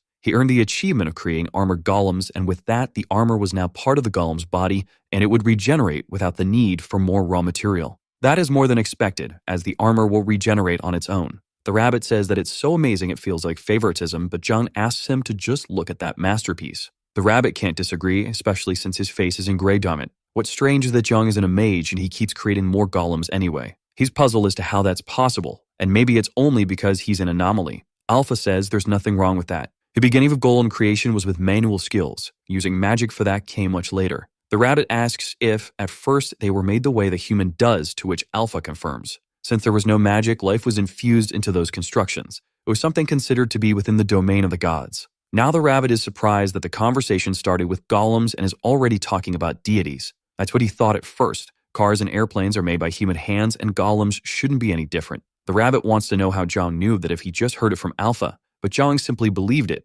even though they hadn't mentioned it before. In any case, it wasn't the time to talk about that. Since their firepower had increased, it was time to move forward. A few days passed, and the countdown continued. They need to finish the dungeon soon, as only 13 days remain. Then they look at the old man. He just apologizes as he doesn't remember the way to the end since it's so dark there. Things are definitely not easy. However, there's one thing he still remembers. They need to go to a high place. As far as he recalls, the place they need to go is at the top of a hill. Thinking about this clue, Jung is happy that at least they have it as a starting point. Knowing this, there's only one direction they can continue moving, as what they have been trying led nowhere. Jin corrects him, saying that the direction he suggested is the one they are already heading in. The light from the flying octopus illuminates the place. They continue moving forward, protected by the light from the vessel. Sun destroyed all the oysters and appeared along the way. What remained of them was gathered by the players and handed over to John. It was now making a second armored golem, and the work was much faster since he already had experience. The abyssal fish are still a deadly threat, but now there's something much more dangerous than them.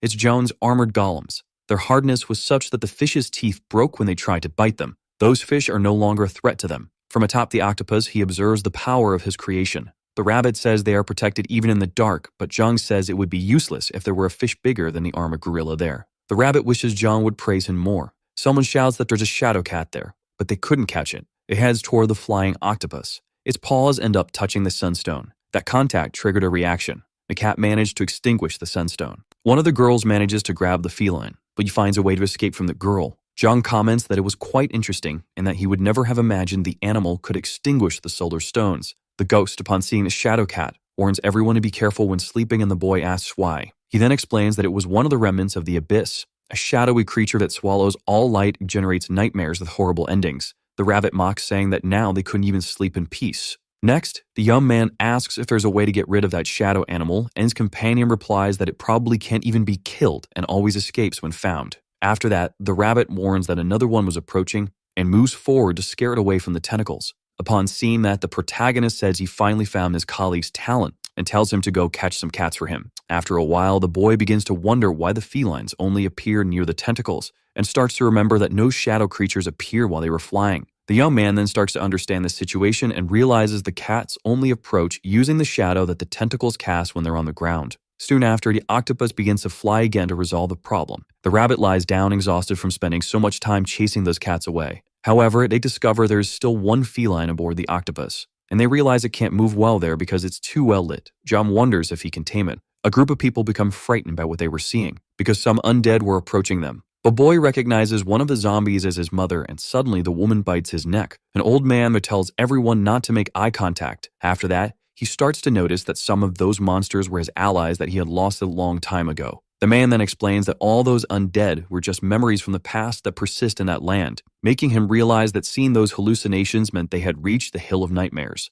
That place was considered a historical ruin of the third phase. A young man questions how they could touch those things if they were illusions. The old man then tells them to be careful because they could also be touched. He then says that moving forward would be a difficult task due to the hallucinations residing there. The rabbit appears saying they needed to stay alert from then on because apparently his shadow cats also live in the area. A boy comments that the number of felines had increased a lot. The hare explains that those animals swallow light and generate nightmares, and that besides that, the black mist makes their presence easier, and asks what they thought would happen if both attack at the same time. The old man answers that the nightmares accumulating in the abyss would torment them more and more, just like the illusions. After that, he tries to focus so he won't be swayed by those hallucinations. The man then explains that they had to cleanse that place as quickly as possible once they entered, because the longer they stayed there, the more emotionally devastated they would become. And the young man asks where they would enter from. However, the undead begin to become active. One of them tries to stab the old man with a spear, but he manages to dodge it. The old man then comments that at the moment they should worry about getting rid of those ghosts.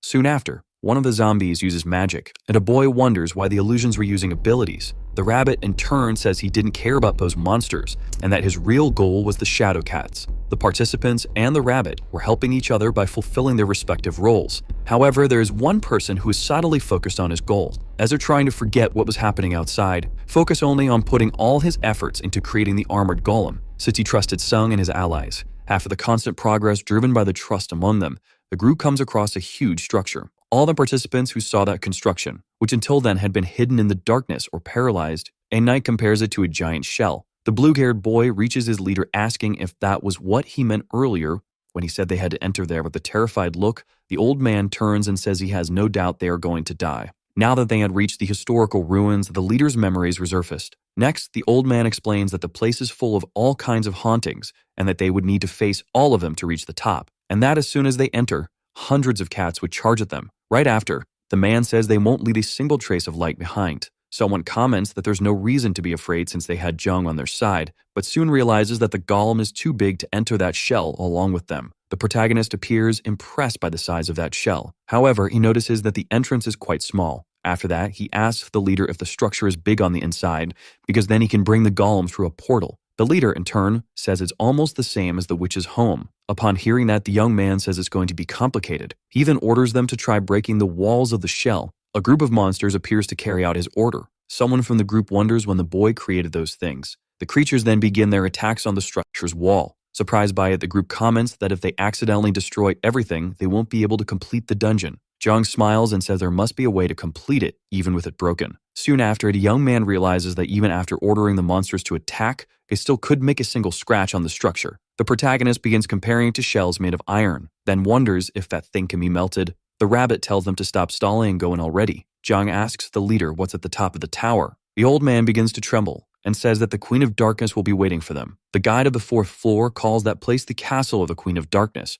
but they prefer to name it the Prison of Infinite Spirals. He then explains that the interior of that structure is made of spiral staircases. Moreover, infinite illusions will appear along the way, and sometimes someone you love might show up trying to kill you. After that, the man says that even knowing they were just illusions, he was still tormented for the rest of his life. Everyone in the group falls silent upon hearing those stories. The rabbit, in turn, says that if they keep forcing themselves like that, their minds will collapse or they'll lose all their humanity. Zhang slaps the animal and tells him to shut up because he wasn't helping. He then advises everyone to forget about those things and focus only on reaching the top. Soon after, the boy begins explaining his plan, which is to scale the castle using the octopus golem. And when they reach the top, they'll make a hole to get inside. People begin looking at the protagonist with judgmental expressions because it was only easy for him. A guy comments that the octopus can fly and that maybe they can do the same with the other golems. Zhang says he had thought of that option but decided to discard it because the place is full of abyssal fish and it would be safer to climb. And even if they get stuck on the wall, it's still a relief to have a place to hold onto.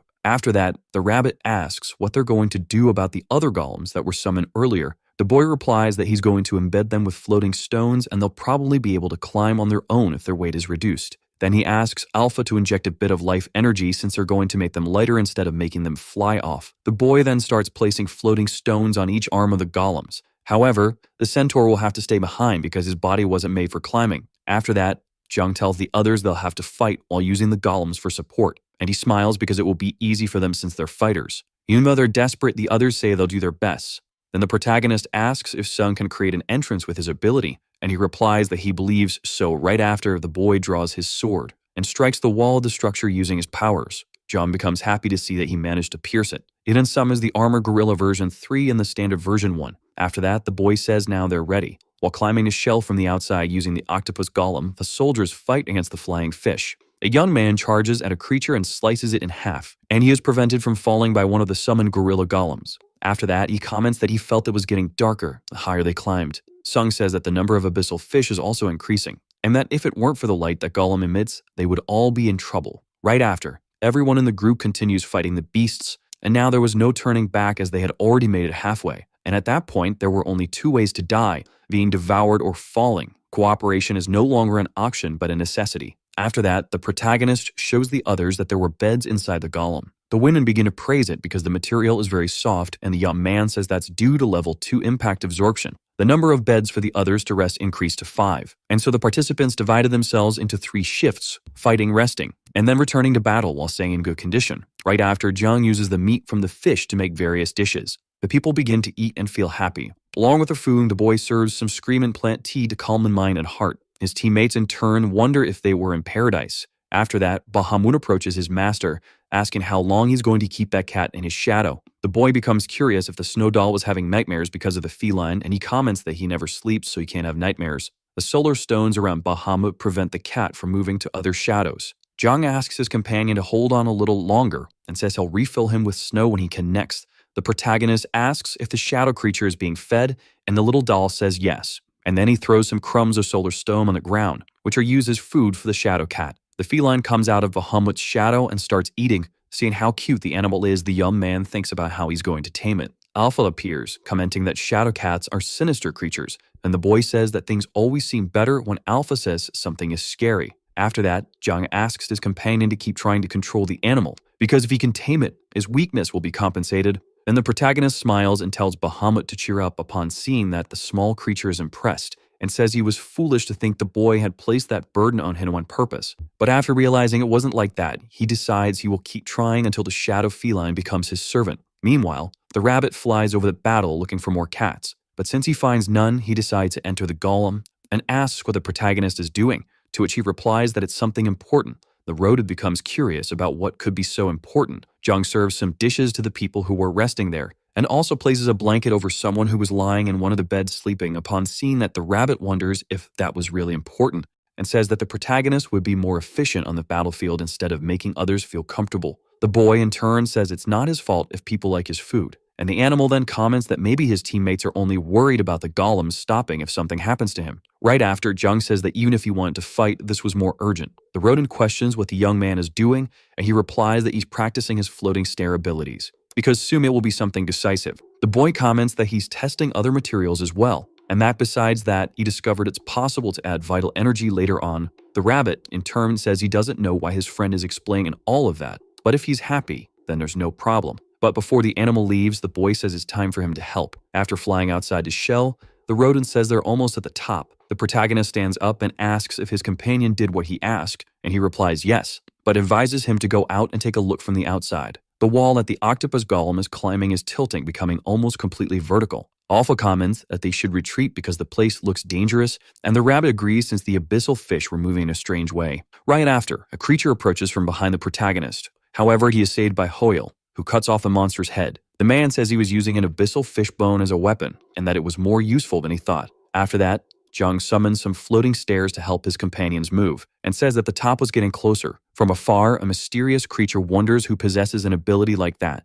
Then it becomes surprised to see that some patches of land were appearing in the air. After that, the group finally reaches the top. Sung says he'll open an entrance immediately, and the protagonist advises everyone to step back if they don't want to be hit. The boy then uses his electric shot ability, successfully opening a hole in the tower. The young man then wonders if that was the final boss. Inside the structure, they find a statue of a woman. The old man explains that they needed to destroy it to complete the dungeon, as that statue of the goddess was the final boss, and that to be more exact, her shadow was the Queen of Darkness. Bahamut sees something that catches his attention, and the protagonist asks if something happened. A snow doll starts crying and says that the statue is the image of his former master. Everyone is surprised and wonders if he's referring to the witch. The little creature says that if that really is a representation of the witch, then he already knows the identity of the Queen of Darkness. But before he can reveal the identity, an explosion happens. The boy asks Sung what happened, and he says he came across a wall while trying to make a hole in the structure. The group is warned that they cannot enter the dungeon by cheating,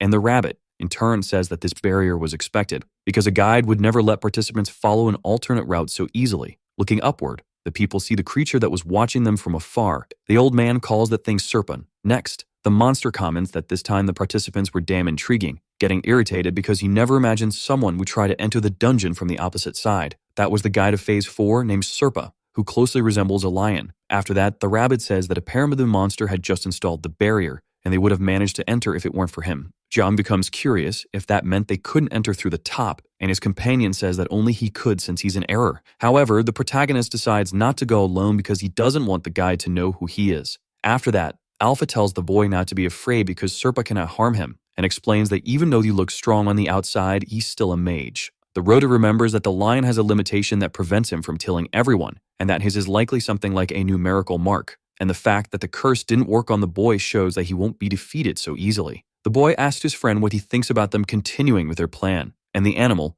in turn, says that if the boy fails, he'll just be wasting vital energy. However, he reveals that even so, he kind of supports the idea and wonders what the guy's reaction will be when it actually succeeds. Serpa becomes furious and says they must receive a penalty for cheating. Right after, a purple light appears on the forehead of each person, giving each one a number.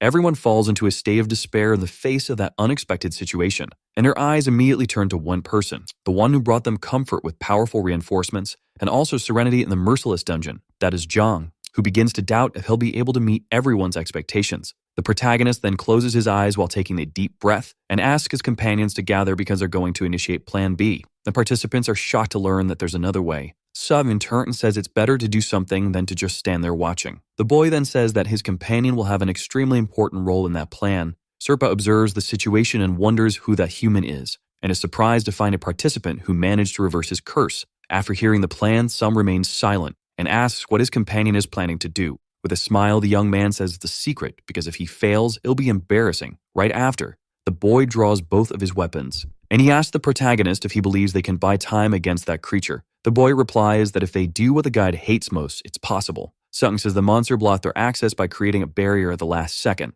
and then decides he's going to destroy it. A huge amount of electricity begins to surge from his swords, and the boy tells the others to step back so they don't get hurt. The warning appears again, informing that participants cannot enter the dungeon for cheating, and then Sung is thrown back. However, he charges forward again, saying that it won't be enough to make him give up. Serpa says that attacking the barrier like that is suicide. Next, the boy uses his ability called Thunder Ray. The creature becomes irritated and orders him to stop attacking the barrier, and asks if he really intends to die. The young man notices that the lion is focused on him and tells him to try stopping him if he wants to. Fujong takes the opportunity and decides to descend the tower. The participants question why they're running away and abandoning Sung, and the protagonist in turn asks them not to worry because they are leaving the fight. Meanwhile, the boy keeps striking the barrier with his electric abilities. Serpa advances, ordering him to stop that, but the young man easily dodges the attacks with a calm look. The boy says his opponent doesn't know the basics of a fight, and that's why he's only using curses. Upon hearing that, the creature becomes enraged. However, before he can do anything, the tower starts to shake. The people inside the octopus golem can't believe what they're seeing, because the entire structure is tilting and Zhang starts summoning floating stairs Moments earlier, the boy had asked the rabbit to help place floating stones on the first floor. After fulfilling the order, the animal wonders if that was real, since the whole tower was floating. However,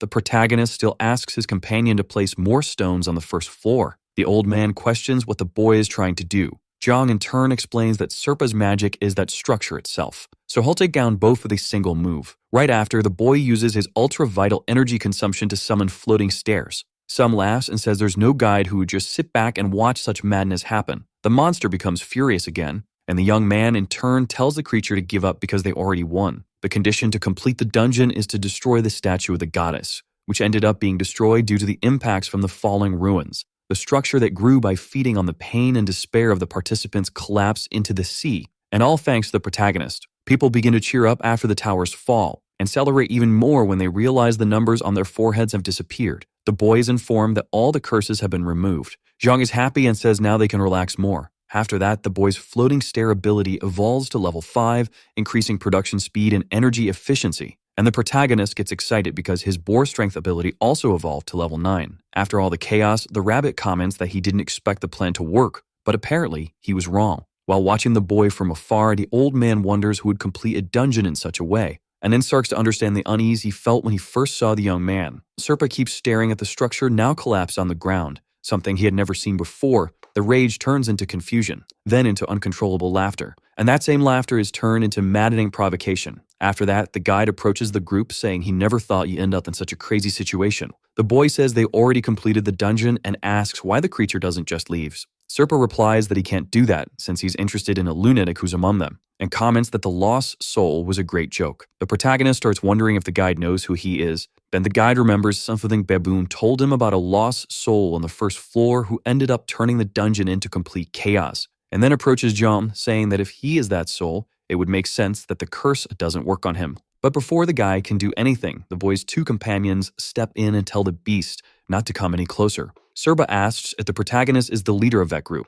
Before he can give his answer, Sung steps in and says yes. Hyun comments that the one who fed all of them was their commander. All the other participants agree with the boy's words. Right after, people step in front of the boy saying that Serpa will have to get through them to attack him. The old man watches from afar and thinks about how his reputation is already ruined. The creature in turn asks the humans to calm down because they can't turn against the guide, and asks if he wasn't telling the truth to the rabbit. After that, he comments that he's seen many interesting things because he never imagined that a banished guide would still be wandering around and wonders if he should call the rodent a ghost. John becomes curious if his friend is a ghost, and he replies that he's more like a spirit. Then he says that if he's a ghost, then Serna is one too. Upon hearing that, the young man starts to approach the beast. The guide laughs and comments that this is what true image of a leader looks like. Next, the boy begins preparing his purification ability. Serna recognizes the boy's ability. However, he boasts that a mere participant won't be able to scratch him. But when the shot is fired, the guide is startled as part of his mane disappears and wonders how Ya hit, because he should be on a completely different level from the young man.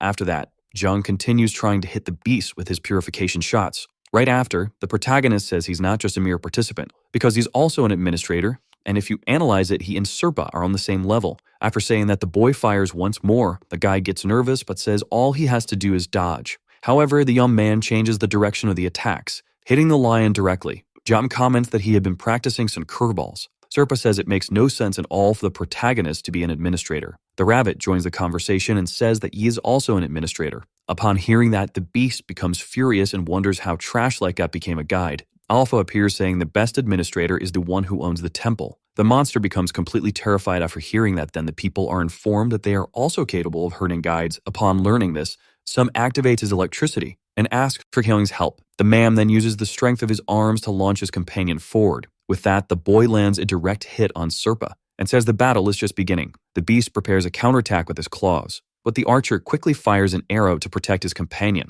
landing a precise shot on the monster. Right after, a guy becomes enraged and starts summoning shadows, ordering them to finish off those humans. Yun intimidated, Sung says that won't be enough to stop him and slices through the darkness using electric flicker. Upon seeing that, the creature is surprised at how easily his shadows were defeated. After that, the beast is hit by a strike of electricity. The protagonist, seeing his companions fighting, starts to laugh and says everything is working perfectly. Furious, Serpa curses the protagonist. After that, Sum appears behind the guide asking where he's looking, and takes advantage of the opponent's distraction to attack him. Jung decides to hit the monster with his purification ability. The archer in turn doesn't fall behind and fires his flaming arrows. However, even after suffering several attacks, the guide still remains standing, and Sung says he will put an end to the opponent. But Serpa asks if the young man isn't forgetting something, since they had already completed the dungeon, and the boy asks what he's talking about. The guide then asks if the boy had forgotten what happens when a dungeon is completed. After that, the mysterious symbol appears beneath the young man. However, not only beneath him, but also beneath the other participants, except for the protagonist.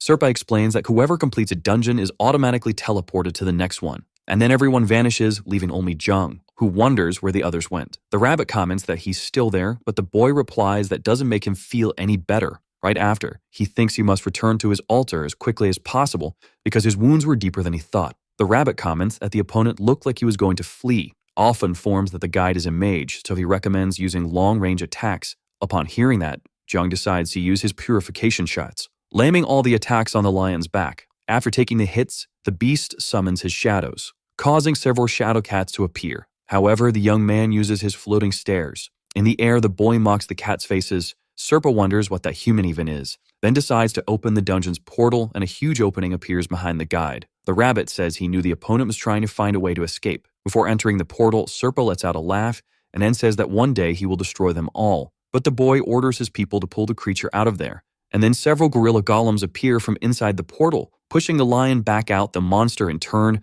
wonders how those mere golems are able to touch him. Jung comments that maybe it's because they have vital energy in their bodies. However, in truth, the young man was expecting his subordinates to remove the portal from there, but it ended up working better than he thought. After that, the protagonist commands his soldiers to defeat Serpa once and for all. One of the gorillas lands a sequence of punches on the enemy. The guy doesn't let it slide and slashes the golem's face with his claws. But the summoned golem doesn't suffer much damage and strikes the beast in the belly. Right after, the other gorillas grab Serpa and slam him to the ground. And even after those hits, all the golems group up to attack him at once.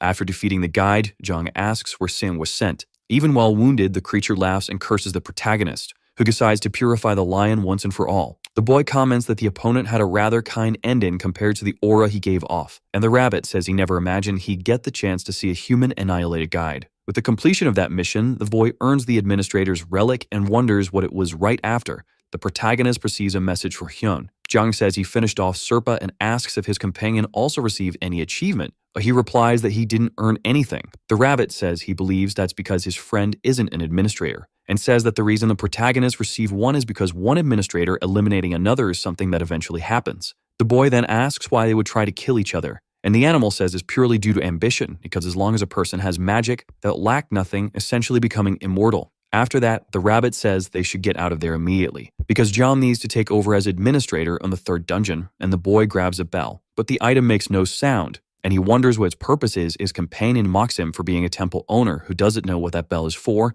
and the boy replies that if he keeps nagging, his motivation will just drop. After that, the rabbit explains that the administrator's relic is a signature, and that if someone is a guide, he must have one of those items. He then reveals that his item is a top hat. The protagonist asks where he uses it, and his companion replies that he doesn't even know, and he only wears it when he wants to look charming. Right after, the place begins to shake, and they wonder what's happening. The system announces that the dungeon is being reset. However, the boy finds that strange because there isn't even an administrator, and the rabbit comments that apparently there's some kind of automatic system. While flying with the octopus golem, Jung says you need incredible magic to place a system like that in the dungeon. After that, the duo realizes the floating stairs have disappeared, and the animal says it's probably because they aren't attached to the ground, explaining that the dungeon behaves like a large trap. The boy says it's the same logic as when a trap is reset, and that's why only the floor gets reset. Then he wonders if that means the floating stones will stay there forever, and his companion replies probably. Jong then thinks that's perfect because he builds observation towers using floating stones. It would be possible to have minimaps that last forever.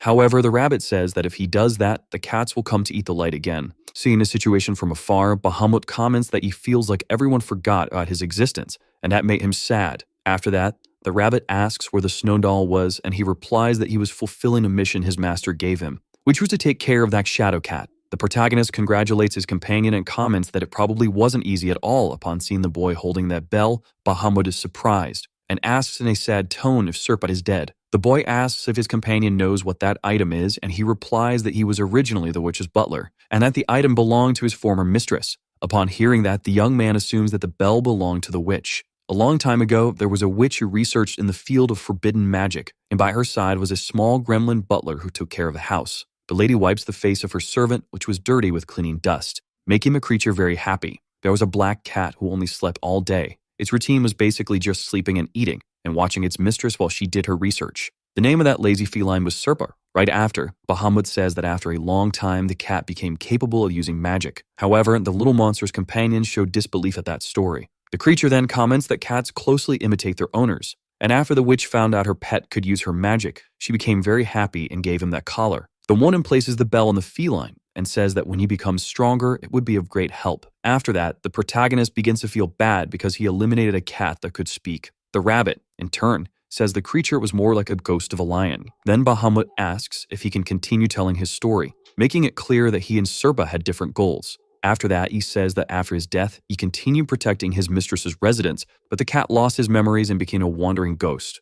But even so, he did not lose his feelings for the witch, and for that reason, the death driving left that area in Serpa's hands. Jong asks if it was because the statue of the woman was there, and his companion replies that's exactly it. Upon realizing the cat was used, he says that damn dragon spares no one. Right after, Bahamut explains that from then on, Serpa became a guide acquiring much more magical power, and that's when the collar's usefulness became evident and reveals that the collar allows for control over shadows. Upon learning that, the boy is impressed. Alpha says that among the forbidden magics studied by the witches, he heard rumors that there are secret arts related to shadows. The boy, in turn, asks what that means, and Bahamut explains that it's an art that can imbue memories into a shadow and make it physical. With 1 or 2 shadow cats, it's possible to make someone recall bad memories or have nightmares. But if that number increases, those memories become physical and attack people. However, Bahamut says that wasn't his mistress's true intention in her research, but rather to make someone recall a happy or important memory from the past. Jiang comments that the research had such a beautiful purpose. Right after, the rabbit tells them to stop with that sentimental talk and take a look at the collar. The boy comments that the item must have some special option. Then he tries to stretch the collar to equip it, and his companion says it was made for a cat and that it would never fit him. But the young man remembers that Serpa was a huge lion, so it doesn't make sense for it to be that size, and the animal suggests there must be a conditional seal on the item. Upon hearing that, the protagonist wonders if he can undo it with his purification ability. However, the rabbit says the friend is overestimating that ability too much, and explains that to work on him, he would have to receive that gift from her as well. Jom in turn says that the woman is dead, but the rabbit says it's a case of someone who's dead but still not dead. The young man asks that his friend is talking about the statue and the goddess, and the animal says he's right and is sure that statue will help him with something. After that, the protagonist says that apparently they'll have to climb the tower again, and says that since they're going up, they might as well grab the altar while they're at it to speed up the process. Jong summons several floating stairs to reach the top. Right after, the boy begins pouring saliva from the Chenmue ants onto the ground. The rabbit says at that speed, he'll never make it, and he replies that regardless of his pace, the result will be the same. After that, they manage to enter the dungeon. However, they are warned that they entered the dungeon using improper means. Nevertheless, the protagonist decides to ignore that message. While they float, several ghosts watch them. Then, they finally stand in front of the statue. The boy comments that the sculpture was so beautiful it didn't even look like a witch, but rather a goddess. Bahamut says that his master was a wonderful person, and that he is sure Serpa looked at her with the same feeling he was having at that moment. After that, the protagonist takes out the collar he had kept because it was moving. The rabbit questions why that was happening, and then a huge shadow appears before the group, which apparently was attracting the collar as if it were a magnet. Soon after, the shadow starts to enter the small bell, causing the noise he was making to stop. The rabbit says his friend was looking like a monarch of darkness. A window appears informing that the name of that item was the witch's dark bracelet. After that, the protagonist asks why the bell stopped making noise. The rodent says there are several items like that, and it probably only rings when the ability is being used. Then the shadows that were there begin to leave. Jommy's curious why they are no longer interested in him, and his friend explains that it's because they were created by the bracelet, so it doesn't make sense for them to see him as an enemy. After that, the boy suggests they go down the stairs. And just as the rabbit had said, the shadows no longer cared about the protagonist, so even return to their cat forms. The boy wonders if he can control that feline, and his friend asks him to try, and the young man then grabs his bracelet, ordering the cat to come to him. However, all he manages to do is scare the animals away. The boy wonders if they ran away because of his level, but the cat Bahamut was taking care of still stays close to the protagonist. Jung starts petting the animal and asks if he's able to touch her because of the bracelet's effect. Right after that, the cat jumps into the boy's shadow, seeing that the young man is startled, and Bahamut asks his friend to look behind him, making him realize that his shadow had a life of its own. The ghost explains that it was his shadow servant that had been created. After that, the protagonist begins to interact with his shadow, and comments that it was very shy. After that, the shadow starts meowing, and the boy realizes that the only thing that changed was its form, as it was still a cat. Bahamut says that dark creatures were the result of the witch's research. The Augur Shadow is a high-level magic that few are capable of using. However, the witch replaced the enchanted magic shadow and the memory, which are the main ingredients of the spell, with dark creatures.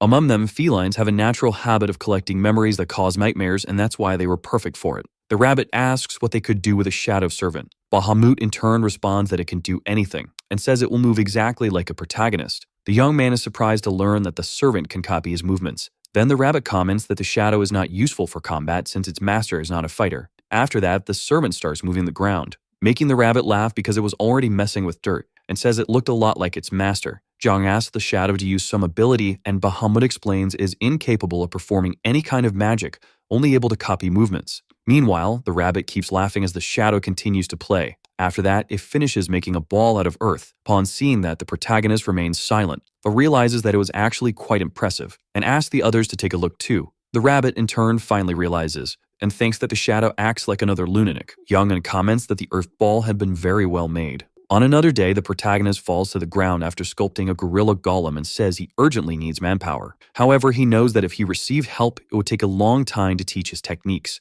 and says that if he could, he would really like a copy of himself. Back to the present, the boy's wish ended up coming true. Right after, John calls his armored golem, which was incomplete, to finish it alongside his servant. The young man begins to do his work using a hammer, while his shadow watches in silence. Noticing that it was watching, the boy asks if it wants to try. Before the servant starts, the protagonist thinks it wouldn't hurt to see how it does. But his impression quickly changes to one of being impressed, because the shadow was doing exactly as its master. Seeing that, the boy says they would find a use for the servant's work. After some time, Jung asks how much energy that thing has, and Bahamut replies that his servant never gets tired and doesn't need to eat. However, if it takes any damage, its power will leave its body and its strength will be undone. The protagonist remembers that Serpa's shadows were very resilient, and the ghost says the guy was an exceptional mage and he's sure Serpa used another spell to reinforce the shadows. The boy wonders if it was intentional that the shadow magic was made not to require defense. Then the rabbit says that means the ability is weak because his friend isn't a mage. The young man gets annoyed and tells them to stop with the mage talk because he can't take it anymore. Right after, Bahamut says that defense isn't a big problem, and then hits the servant with a relatively weak blow, making it completely fall apart. After that, a cat comes out of the shadowy stain and hides in the protagonist's shadow. The ghost explains that dark creatures don't die, and the boy asks if that means they could be reused forever. Upon hearing that, the young man asks where he can get more of those collars to have more servants. Bahamut explains that to have more depends on the mage's capacity, but as long as there's enough material. Jung asks if they should do it, then shows stage 4 of the altar from the 3rd dungeon they just obtained. The boy suggests they take advantage of the new altar to build a temple. In the Grand Temple, the protagonist offers a tribute to the purple orb, and it changes color, turning yellow. The young man says Serpa definitely had a lot of stored life energy. After that, John places the crystal ball on top of the altar he took, thus managing to transfer ownership of the altar. The rabbit is very pleased because when the number of altars increases, the guide's class also increases. Counting all the ones the boy has, there are now 3 in total, and he wonders if that means he can improve an item 3 times. Right after, he remembers that he can also increase the number of dragon apostles, because the more powerful allies, the better. However, Alpha says that technically they're not allies, and the young man asks what he means by that. Alpha then explains that you should only designate someone as an apostle if they're willing to sacrifice themselves for you. The boy smiles and says that means he needs to make a bunch of real friends. His companion asks if the young man even heard what he just said, and he replies that it's basically the same thing. The rabbit comments that this is a very cruel mission for an exile, and the protagonist says he has lots of friends. After that, John receives a communication asking where they were. The boy realizes that it was some, and the rabbit says the dungeon his friend was in is a mess because it has no administrator. The protagonist then says that if he keeps sending messages, it might mess with his friend's concentration. Then he shouts that it's time for them to get to work. John retained his super servant and decided to start a grand project. The boy says it will be the best shadow cat farm, and Alpha asks if he wasn't planning to build a temple. And the young man explains that he needed floating stones and sunstones, but he recently used a lot of those materials. After that, a griffin appears behind the group, but it is easily taken down. The boy wonders if he should skin it before leaving. After that, he asks his servant to come closer and hands his knife to it, but the object starts turning completely dark. Impressed, the boy takes the knife back and asks if it was consumed by the shadows. However, the blade begins to return to normal, and the rabbit comments that maybe it's because the servant recognizes it as a weapon. Right after, the protagonist asks his assistant to watch how he's going to do it so it can do the same. Without needing to learn anything, the servant immediately copied its master's movements, and thanks to the knife's effect, its skinning speed increased. The gum man says he needs to be sure he'll build the shadow cat farm, and his friend says he's sounding like he just wants more slaves. After that, the boy asks if the griffin's nest is the first dungeon, and his companion replies that technically the forest below the cliff is. The second dungeon of the fourth stage was the witch's home, and the third was the abyssal ocean. Jung says they don't know what the fourth one is yet, and that this one was the first dungeon, making him realize that there's an altar without an owner nearby. Then the boy says that the more altars, the better. However, before that, he decides to collect some spectral stone. Right after, a message appears warning that they achieve a conquest for completing the first dungeon. The rabbit comments that someone must have just finished the first dungeon. In stage 4 of the first dungeon, there is a simple forest located to the right of the Mountain of Death, rich in beans and prey for hunting, and because of that, the place was used as a supply area for the nearby village. But this place is no longer a simple forest, because it is located beside a mountain full of mysterious caves that house various types of beasts and monsters, where participants are supposed to find the final ruin among them. A person hits a creature with fireballs, defeating the boss of the first dungeon. People are surprised they managed to do it. A person named Seek appears saying that these dungeons always leave the nerves on edge. However, he comments that it would have been much easier if those useless guys hadn't gotten in his way. The participants start getting irritated, but the boy tells them to shut up. Because if they want to say something, they should show it with their fists. A voice tells them to stop causing trouble. It was Sueyeon, who says that all of them are going to get their reward and that she won't let Seok go further than that. Conflicts like this are normal among participants, and when the enemy has great value, the disagreement gets worse. Right after, the boy tells his subordinates to skin the monster, then walks toward the girl, and says that if she doesn't want him to take everything again, then they better be faster next time. Sueyeon in turn makes an offensive gesture at the boy. After that, some markings appear under the participants, and Siep tells them to put as much meat in their inventories as they can because apparently they were being teleported to the next dungeon. And then that dungeon is reset. Facing a tunnel, the protagonist asks if that was the right place. The rabbit says he's sure it was because he felt a flow of mana from a magic portal coming from inside. Job in turn asks if his companion can sense those things, and he says he's a high-class being. As they walk through the corridors, the young man wonders if those torches were installed because it's a ruin. Right after, the pair comes across a collapse in the path. The rabbit analyzes the area and comments that apparently half the people who were there just watched while the others fought. And the boy is surprised by his companion's investigative skills. The animal brags and says things like this become quite obvious after watching so many battles.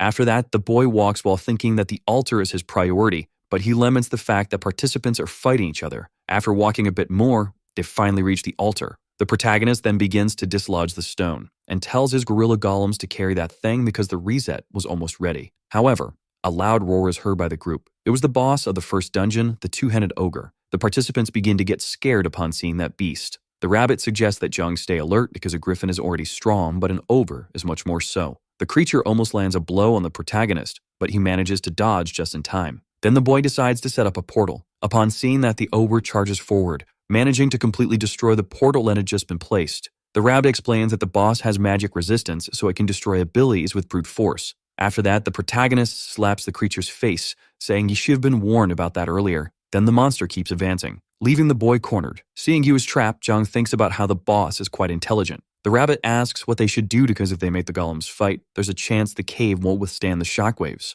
And the young man, in turn, takes a look around the entire room. Seeing the torches on the wall, he asks the rabbit if the fact that the boss has two heads means it has double the field of vision. His friend then says that probably all its senses are enhanced. The boy says that if they leave the place dark, the creature will get scared twice as much. Then he orders all the torches to be extinguished. The shadow cat then begins to put them out one by one. Jung tells the golems to hold the ogre carefully so that it won't interfere with anything. However, the gorilla isn't able to hold the creature. The boy wonders if his golem is weaker, and his companion replies that it's obvious since one is a stage 1 boss and the other is from stage 4. But the gorillas team up to attack the ogre, finally managing to immobilize the monster. Seeing that, the group becomes extremely excited. The boss tries relentlessly to break free, and the rabbit says that in that position it's unable to show its true strength, but they would definitely be screwed if not for the golem's armor. After that, he comments that if it keeps going like that, the cave would eventually collapse from the intensity. The boy says he knows that, but he managed to finish the preparations in time. Then the shadow cat finally extinguishes the last torch in the place,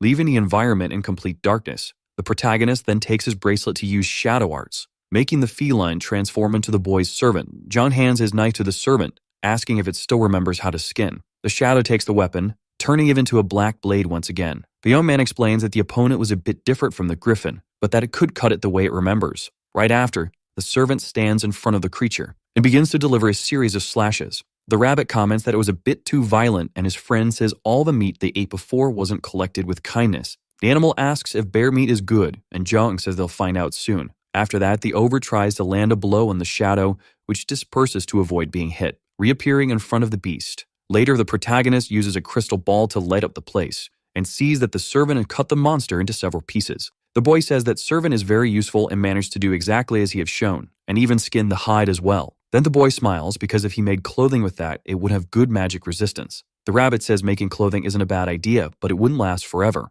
After that, he says the servant's weakness is its vulnerability to physical attacks and that a single hit destroys his body. Jong in turn comments that he's sure efficiency will come when the numbers grow. After that, the rabbit says the shadow is a great butcher despite all its flaws. The boy then starts imagining himself commanding hundreds of servants, thus becoming an emperor of the night. But his companion mentions that he doesn't have enough stats for that. The young man comments that it would be cool if the item came with some ability instead of just having an extra option. His companion says that's why master craftsmen exist, since those things are added during the creation process. Then the boy says the witch made an amazing item by placing it in a cat she was taking care of, and he doesn't know if that was part of a plan or if she just loved the cat very much. And then he says he really needs to make his cat farm as soon as possible. Right after, he wonders why the dungeon still hasn't ended since they already eliminated the boss. The rabbit assumes maybe there are more of those creatures because they saw several caves on the way there. Jong in turn suggests they return since they already secured the altar. After that, the animal asks if he was going to the witch's home, and the boy replies that no, he's heading to stage 1 to get another golem. And then the protagonist installs a portal and enters it along with the altar. Seeing that, the rabbit comments that if his friend keeps up that pace, he'll be able to beat Dawoon. In the Grand Sanctuary, Bahamut wonders how a place so filthy and smelly could even exist. A squirrel climbs on top of one of the bones that were there and begins to feed on it. The ghost asks how bad the environment had to be to end up like that. Then he comments that his master apparently doesn't care much about cleanliness, since the place has mud puddles and even spider webs. Inen says he finally understood the mission he was given. After that, Bahamut grabs his broom and starts cleaning the place, and uses the water that comes from his body to make the cleaning easier. After that, a portal appears in the room, and John comes out of it, announcing his return, finding the place completely clean. His companion says he took on the duty of cleaning there. However, the golems begin to come out of the portal, making a huge mess again. Bahamut gets the feeling that his master has returned with even more golems. The rabbit appears to explain to his friend what was happening. Upon hearing the explanation, the ghost wonders if those mud monsters increase in number every month. The protagonist realizes the number really did increase,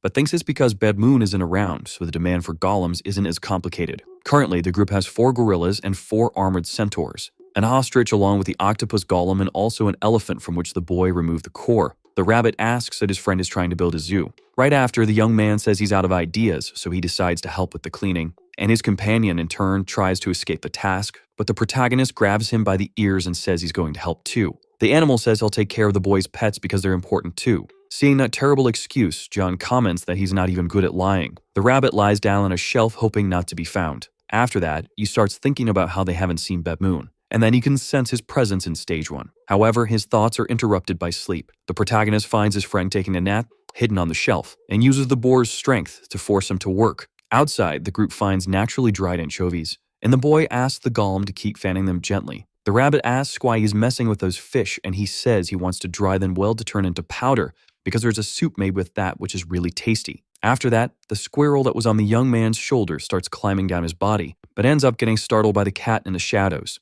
Then John comments that maybe he should make a place to fish while he builds the sky temple, and says he better write it down because there's a lot to do. After that, he starts writing on a piece of paper the things he needs to do, and says maybe it's better to assign certain people to specific tasks. He then asks Bahamut if the servants can fight against ghosts, and he replies yes. The protagonist says that might be a great opportunity to teach his shadow how to fight. The rabbit in turn starts laughing and says he can't picture his friend teaching anyone, and the boy hits him to make him stop those comments. After that, he asks the animal to complete a task, but he says he's busy at the moment, and the young man asks what it is, since his friend is always just loafing around. The rabbit in turn replies that he needs to find out what Dawoon is doing, because he has a feeling Dawoon is planning something. The animal suffered the hands of Dawoon for a long time, which made him understand his temperament, and that's why he decided to go take a look at stage 1. However, he says the protagonist doesn't need to worry because he'll be back soon. Jal in turn asks if the rabbit isn't just lying to get out of working. The animal gets irritated and asks if the boy knows that Dawoon will be his greatest rival in the future,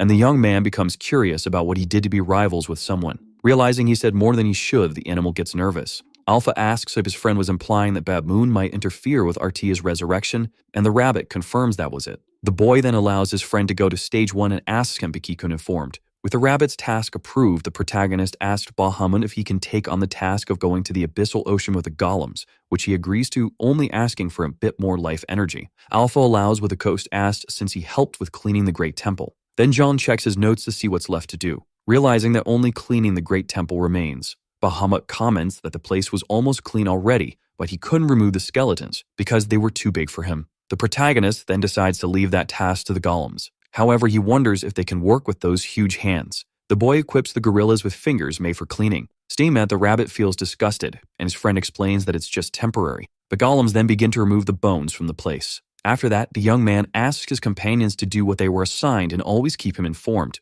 But Bahamut points out that there's no way to contact his master. The protagonist then decides to appoint the ghost as manager, and the rabbit explains that rising to that position is the same as transcending one's destiny. Upon hearing that, Bahamut finally understands what Serpa felt, and it was clear that he had become something different from what he was before. Right after, he says he's no longer an undead or a gremlin, feeling as if he were an ice spirit. Bahamut tells his master that he has properly become one with snow. Jung asks if his companion is feeling somewhat like Alpha, and Alpha in turn explains that the snowman now holds a position similar to his, becoming fully devoted to the life dragon Earthia. The boy wonders if it's because the ghost offered his soul. After that, Alpha says that his friend is no longer bound by the restrictions of the undead and that his existence is now completely different. Upon seeing Bahamut's new status, the rabbit is relieved because it's still better. The snowman says that his past self who relied only on power is gone, and now his soul and all his strength will be dedicated to Earthia. Jung gets tired of all that and tells his friends to get to work already. In the abyssal ocean, the new participants are fighting against the fish,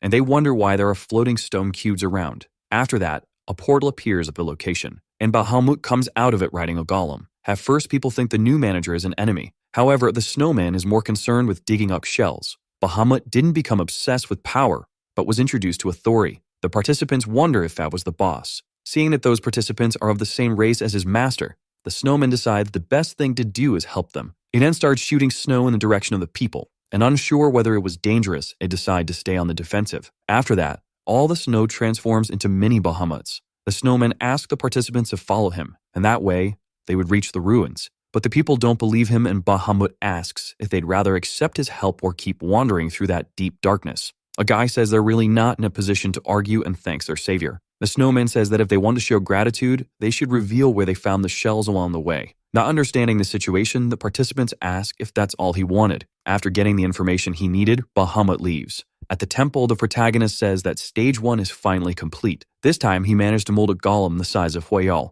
since many times he was unable to use the golems because of their size. However, there's still one last finishing touch he wants to make it perfect. While he stirs the overskin he obtained, Alpha asks what the boy is doing. He then says that he's going to place the interior golem inside the witch's home, but realizes that would be dangerous for the golems because ghosts pass through walls and could damage their cores. And to prevent that, he decided to cover the golem with that skin, so the specters won't be able to penetrate them. After that, he wonders how they'll hide the seams, and then starts working the skin to hide them. Zhang subconsciously used blind spots he used to sew teddy bears. Then he covers the entire golem with the skin, making it look a lot like a bear. The young man comments that it looks really cute. Alpha, in turn, mocks him by saying that a guardian needs to have a scary appearance to defend the sanctuary. After that, the protagonist decides to take the opportunity to make some clothes for himself too. What would it feel like to enter a dungeon that's already been cleared? The only one who can answer that question is John. With a smile, the boy says it was fun because it kept getting easier. The bear crushes a few more giant ants. While some plants help by providing support, the boy takes the opportunity to teach his servant a few new things,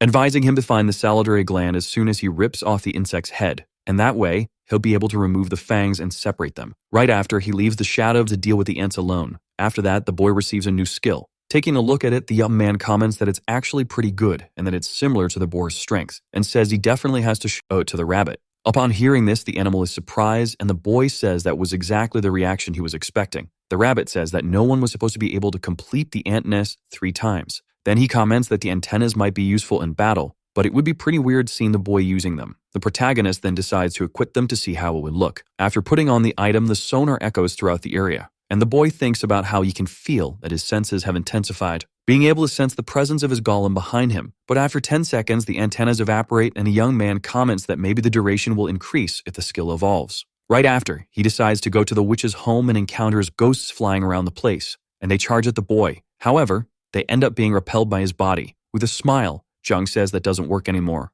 and praises his ogre skin, saying it's quite useful. The ghosts then decide to leave. After that, the protagonist says that people usually have to risk their lives to complete that place. But for him, it's just a farm. After conquering the witch's home, Alpha informs that the materials for the sanctuary's construction are almost complete. In stage 1, the rabbit flies with a sad look. It comes across a group of frogs surrounding a boar. One of them charges forward and lands an attack on the pig. Seeing that, the rabbit says that's why the ecosystem is deteriorating, because they gave enchanted gear to those monsters. Right after, one of the amphibians turns against one of its companions and eliminates him to obtain his magical weapon. The animal found that interesting because those weaklings had somehow powered up in such a crazy way. Nearby, a participant appears threatening another person who begs for mercy. The man says he used to be just a regular businessman, but now he's swinging a sword in an unknown place, and asks if the boy really thought he'd show mercy. The rabbit takes a deep breath and says that apparently it wasn't just the monsters who went insane. Then the businessman charges at the other participant. However, the animal appears before he can do anything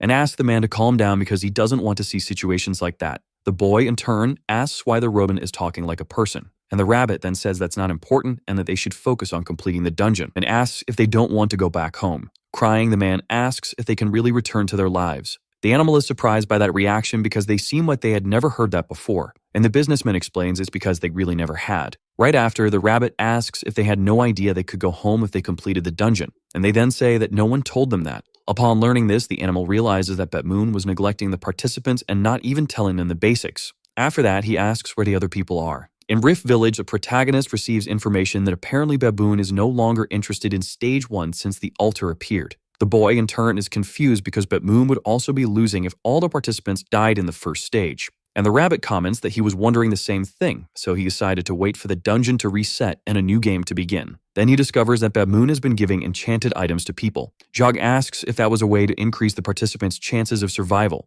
The animal, in turn, says that most of the production class people had their weapons stolen, so apparently the survival rate of that class is dropping. And the young man says that the combatants are going to have problems with food since they don't have production skills. After that, the rabbit says he'll have to manage stage 1 for a while. The boy, in turn, asks what he would do if he encountered Dawoon, and his friend says there's been no sign of him even though a new game has begun. Then the animal comments that his former master was nothing more than an ambitious fool. In a cursed land full of skeleton soldiers, Jung is building a new terrain. The young man comments that he was starting to get tired. When he looks down, he sees his servant working, and he feels happy with his dedication. Soon after, he sees something different along with the shadow, and he asked Bahamut what that shiny thing was. The ghost says it must be a plant from the abyss, and the boy realizes its appearance resembles seaweed. After that, he brags about being an excellent seaweed soup cook. Then he thinks about how interesting it is that seaweed grows in that ocean, and so he decides to order Bahamut to go there and collect lots of seaweed. After that, the ghost returns with the shells that contain the plants. However, the protagonist sees another type of seaweed and says he knew there were other species,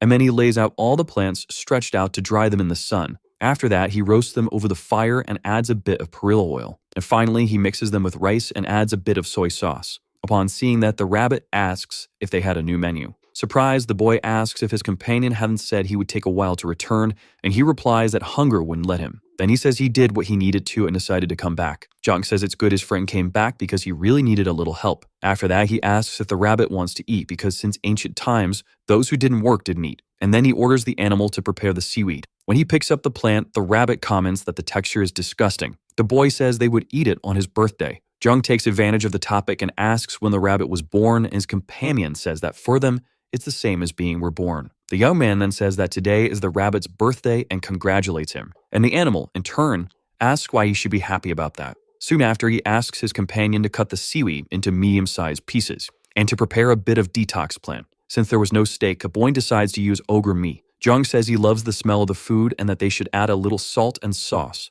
And finally, the food is ready, allowing the protagonist to achieve a new accomplishment. Upon seeing that, the rabbit asks what his companion had done. Bahamut comments that as he expected, his master also has alchemy skills and that abyss materials were frequently used by witches in their experiments. And the young man explains that he has no idea what that was and only knows that seaweed soup usually relaxes his body. Soon after, the rabbit says that the main cause of death among participants was excessive bleeding, but if they drank that soup, their blood recovery would be doubled. However, the boy doesn't seem interested in the subject and decides to try his soup. After tasting it, he is completely amazed by the flavor, leaving the rabbit curious to see if it's really that good. The animal's reaction isn't much different from his companions, and he comments that just from that taste, he felt his heart completely healed. The place where Jung was building the third sanctuary was near the border between the Rift Village and the Ocean of the Abyss. However, if he wanted to collect shadow cats, building it in the Dark Witch's Tower would be more effective. But the darkness is quite deep and dangerous. And for that reason, the young man chose to build in a lit place, so that once it was ready, he could move the sanctuary to the Ocean of the Abyss. Soon after, the protagonist says that since the sanctuary was mostly made of floating stones, a few golems would be enough. After that, the rabbit flies as high as he can, and wonders what shape it would be. Jom then replies that it would be an inverted pyramid. Alpha says that if they were thinking of a mobile sanctuary, that was a great plan and that the glory of Earthia could spread across the whole world. The boy comments that he would leave the cats inside the pyramid so none of them would be able to escape. His companions begin to praise the brilliant idea the young man had. The rabbit asks if he just wants to have a penthouse and a backyard. Jong in turn confesses that he's always wanted to live in a penthouse and says that now they need to make a vegetable garden at one of the ends. As soon as they decided on an appropriate size, the backyard was completed in moments. The boy asks if it would be a good idea to place the altar in the center. And then he decides to place the altar in a location, declaring that territory as the third sanctuary of the Dragon of Life of Earthia. That new temple receives the name Sanctuary of the Skies. The young man is asked if he wants to install traps in the place, and he says maybe they should start with some beans. And the rabbit, in turn,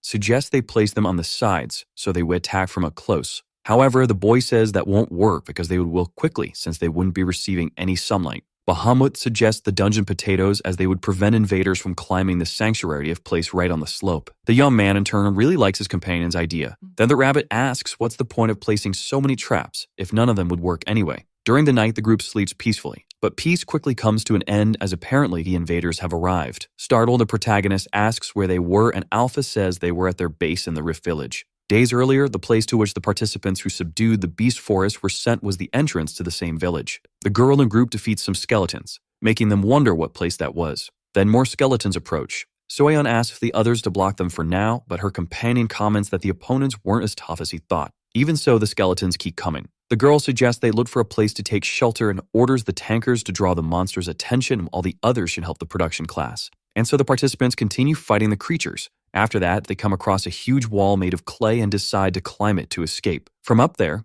the people watch the skeletons. A boy comments that the wall is magnificent and that it even looks like its height was made with that purpose. Sueyeon takes a breath and says they will regroup there and asks if anyone didn't manage to keep up. Luckily, everyone managed to stay safe and without any injuries. Soon after, the girl asks if anyone had seen any sign of sex group, and her companion comments that it seems they were teleported to a different location. The girl in turn thinks that's perfect information because they managed to avoid a useless war. After that, the group becomes curious about where the bridge leads. Sueyeon says the sun was already setting and that they would stay there that night and keep watch. But suddenly, the lights on the bridge turn on, looking very much like a highway, and the girl asks if they should follow them. So early the next morning, the group begins to follow the bridge, and a village surrounded by a massive wall awaited them. A boy asks if that was some historical ruin, and the girl comments that it looks more like a skeleton castle. At the top of the wall, Siaf appears mocking that the girl's group was late, and says he already imagined she would show up there. After all, this is the only place in the region that has supplies. Upon seeing those plants on the structure, the girl wonders if they were dungeon potatoes. Then she thinks that the best thing to do at that moment is to take that ruin as well. So she asks her companions to look for an entrance. But Siak says that won't do any good, because if that place had an entrance, it would be filled with skeletons. Sueyeon begins to wonder if they will have to climb the wall, and that it shouldn't be a problem for the fighters, but for the production class, it would be impossible without help. Besides, that would only be possible if there wasn't any interference. The boy starts trying to hit the group with fire blasts. Then the girl decides to use her Imperial Spear art. However, the wall doesn't suffer a scratch. The boy, in turn, comments that it wasn't bad, but she was forgetting something. After that, Siak tries to hit her, but she manages to defend herself. Seeing that, the girl thinks that if she had moved 1 second later, she would be in trouble. Then the boy asks if his opponent wasn't going to play with her fingers this time, and the girl replies that they don't intend to retreat. With a smile on his face, the boy comments that that's perfect, and continues trying to hit his opponent with his attacks. After dodging the blows, the girl says that ability is quite annoying. Siak's ability is called Paramania. Basically, it's a long-range power that also has the characteristic of tracking its target. His fire may not be very powerful, but in an environment like the dungeon where there are no medicines, it poses a threat to all participants. Right after, the boy says he can't stay there because he has more important things to do inside the walls. Upon seeing that, Sueyeon asks where he thinks he's going. Her companion gets curious about what's inside that castle. However, the girl isn't interested in that and says her focus is getting inside. But unlike what the girl and her guild thought, Siak wasn't so relaxed after all. The truth is that he and his group had arrived there an hour earlier, and the boy was impatient for a reason. because on the outside that village was all flashy, but inside it was completely empty. The boy thinks about how, no matter how far ahead he is, Suan's power is not to be ignored. Then he starts to think there might be something inside that tent. All the tents were dismantled before the dungeon was invaded, except Jung's. Upon entering the tent, Siak finds a staircase leading to the underground. In the corridors, the boy pushes his production class people to move faster. The boy starts to think that maybe this place has monsters that nullify abilities. After that, one of his subordinates arrives with 20 torches and says he'll distribute 2 to each person there. Siak, in turn, kicks his colleague in the shin and says they'll get only 1 torch each, and the rest will stay with him. A man approaches the masked boy, asking him to calm down, and says this isn't the first time. Then says it would be better if they quit something else. After that, the boy announces they're going down and orders the tanks to go ahead. While descending the stairs, the boy decides that if anything happens, you will incinerate. The participant at the front of the line warns that there's a light coming from a door ahead. Siak in turn says this is a dungeon, so he orders him to keep moving and not let his guard down. When it comes to dungeon invasions, there's no reason not to follow the boy's orders. After all, his natural dark coldness is a great help for survival in that place. Upon reaching the door, the man is shocked and says his boss needs to take a look at it. What appeared before the boy's eyes was a scene he had never seen before. Even so, Siak decides not to let his guard down, as it might be a trap. Right after, the boy activates his fire magic, but his subordinates suggest he not do that. The boy, in turn, asks what they think they're doing, and the participants explain that this is a pure rice field that could serve as food. After that, they say they need to harvest those rice grains immediately. Siak, in turn, asks if anyone in the guild has a skill for doing that. The people get nervous because their leader has no idea what harvesting is. After that, the boy tells the production class to take care of it while he inspects the area, and tells the exploration group not to let their guard down and to signal if they find anything. Looking at the production people, he thinks they're a nuisance because they just sit around all the time. Siak was foolish to think that way because rice harvesting is hard work that requires a lot of skill, but currently without any tools it becomes something much harder. Right after, Siak orders his people to speed up that process. One person gets frustrated that their boss doesn't know how difficult that job is. After that, a guy comes up to the boy saying he seems to have found a rice storage, and another one says he also found a sauna, making him curious why there's something like that in a place like this. While walking toward the room, his companion comes across some cacti and wonders what kind of ruin this is. Upon arriving at the place, he really finds a sauna. Right after, someone says there's a snowman there, and Siak comments that's impossible. But when he turns around, he comes face to face with Bahamut, who then kicks the pair out of the room using his abilities, and says he will have no mercy on those who dare to invade his master's temple. After that, he notices the boys had dirty boots, and gets irritated, asking how they dare step into the temple with those filthy shoes, and says he'll throw them out immediately, then decides to summon the gorillas. Siak comments that he already expected that to happen because there's no such thing as a dungeon without monsters. His subordinates arrive at the scene, and the boy, in turn, orders the tanks to take the front while the others stay behind him. Right after, he fires a flame attack at the golem, hitting it directly, and he takes the opportunity to keep attacking. After that, he orders the tanks to stop the opponent from getting close to them. Bahamut smiles and asks if they were playing with fireworks. However, he thinks that facing that ability head-on would put him at a disadvantage, but that won't work against the golem's armor. Then the gorilla charges toward the group but fails to hit anyone. Siak asks if they really thought they would have the freedom to do as they pleased, and then he fires a fireball at the opponent. However, because of the armor, the creature doesn't suffer a single scratch. The boy is surprised because that golem really did have armor, but he remains convinced of his victory for having completed stage 1. After that, he summons another fireball,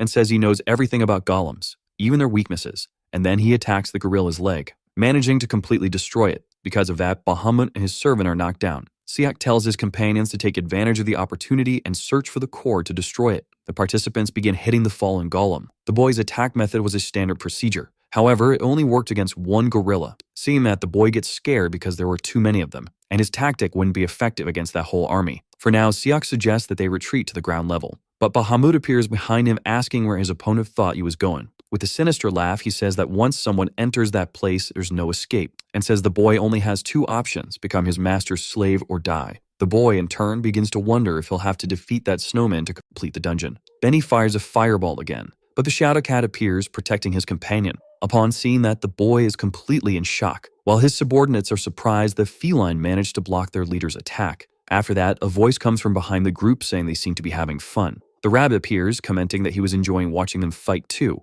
but not anymore. Bahamut walks up to his friend saying there's no need for him to be there, but the rabbit says it's awful for servants of the dragon to watch blood being spilled. The snowman says something must be done, but the animal comments that his friend just likes cutting others. Siak wonders why the guide is even there. Right after, the rabbit recognizes the leader of the group. Stage 1 was quite traumatizing for all the participants. especially for the boy. Jung appears at the scene asking if the two knew each other. Seok asks who that boy was. The rabbit says that once again the young man is being unnecessarily aggressive toward people who aren't part of the group. After that, the protagonist comments that the opponent seems like a bad guy. The animal says that when the boy arrived there, he was nothing more than an idiot, and that if it weren't for the others, he would have already been eliminated. Jung, in turn, asks why they would want to kill him, and the rabbit explains that it was because he was an unbearable person and he hated people like that. After that, Seok starts wondering how that boy was talking so casually with the guide, and then decides to find a way to get out of there. Right after, he asks if the rabbit can let them go and says they'll leave without causing any trouble, and the animal comments that he has nothing to do with that and that he should ask the owner of the place. CF asks if the owner was the snowman he fought earlier. The protagonist then says that it's him. Upon learning that, the boy is surprised their regular guy is the owner of the temple. The people start commenting about the boy being the owner, making the young man embarrassed by them talking about him. Bahamut walks up to his master saying he's willing to eliminate those vermin and get his hands dirty for him. However, the boy wonders why he would kill such magnificent people, and his companions are confused about what he's saying. After that, the protagonist walks up to the guild leader and asks if he can aim his magic however he wants. The boy replies yes and becomes curious about why he's being asked that. Jong then makes a temporary job offer. The boy had been thinking while the sanctuary of the skies was being built about the other purpose of the place, which is for the shadow cats, wondering who'd put them inside. Because they don't have a defined shape, finding a way to pay them was still a big question. In addition, the felines scare easily. After a long time thinking, the protagonist finally found the solution: to use fire as a trap. However, that was inefficient and exhausting. But Seok and his pyromania showed up at the right time, since his ability doesn't require much effort and can be controlled easily. Next, John introduces himself to the boy,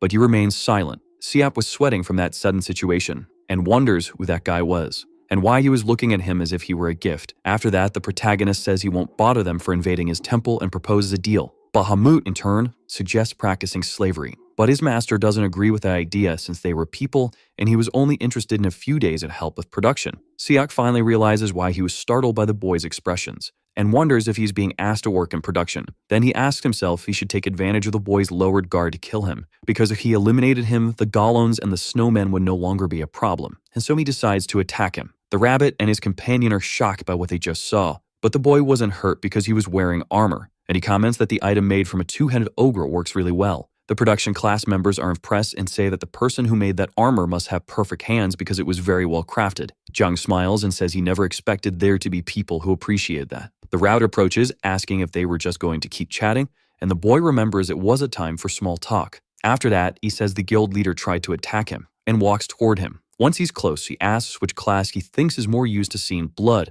the production class or the fighters. Afraid, Seok thinks about how the person in front of him was incredibly dangerous. For fighters, their work ends as soon as they take down the prey. But for the production class, it's necessary to skin and dissect the monster. Sometimes the person's whole body ends up soaked in blood. And under John's cold gaze, the guild leader felt a chill down his spine. However, the protagonist says he needs the boy's help and that he's not a narrow-minded person. With a smile, the boy says Seok just needs to let him give him a slap, and they'll be even. The leader, in turn, doesn't really understand what the young man is saying. For those who use their power against others, that is the functional way to put them in their place. Activating the power of the boar, Jung asks him to stay still because a part of his body might break if he moves. With just one blow, the boy is defeated. After the end of the battle, a village was opened to everyone. Sueyeon and her group then enter the place. And in the middle, a market was established. The one in charge of commerce was the rabbit, who was exchanging food for enchanted equipment. A man approaches him asking for some food, but the animal says that this wasn't charity, and if he wants to eat, he has to give items. The deal was so good that the participants decided to give it a chance.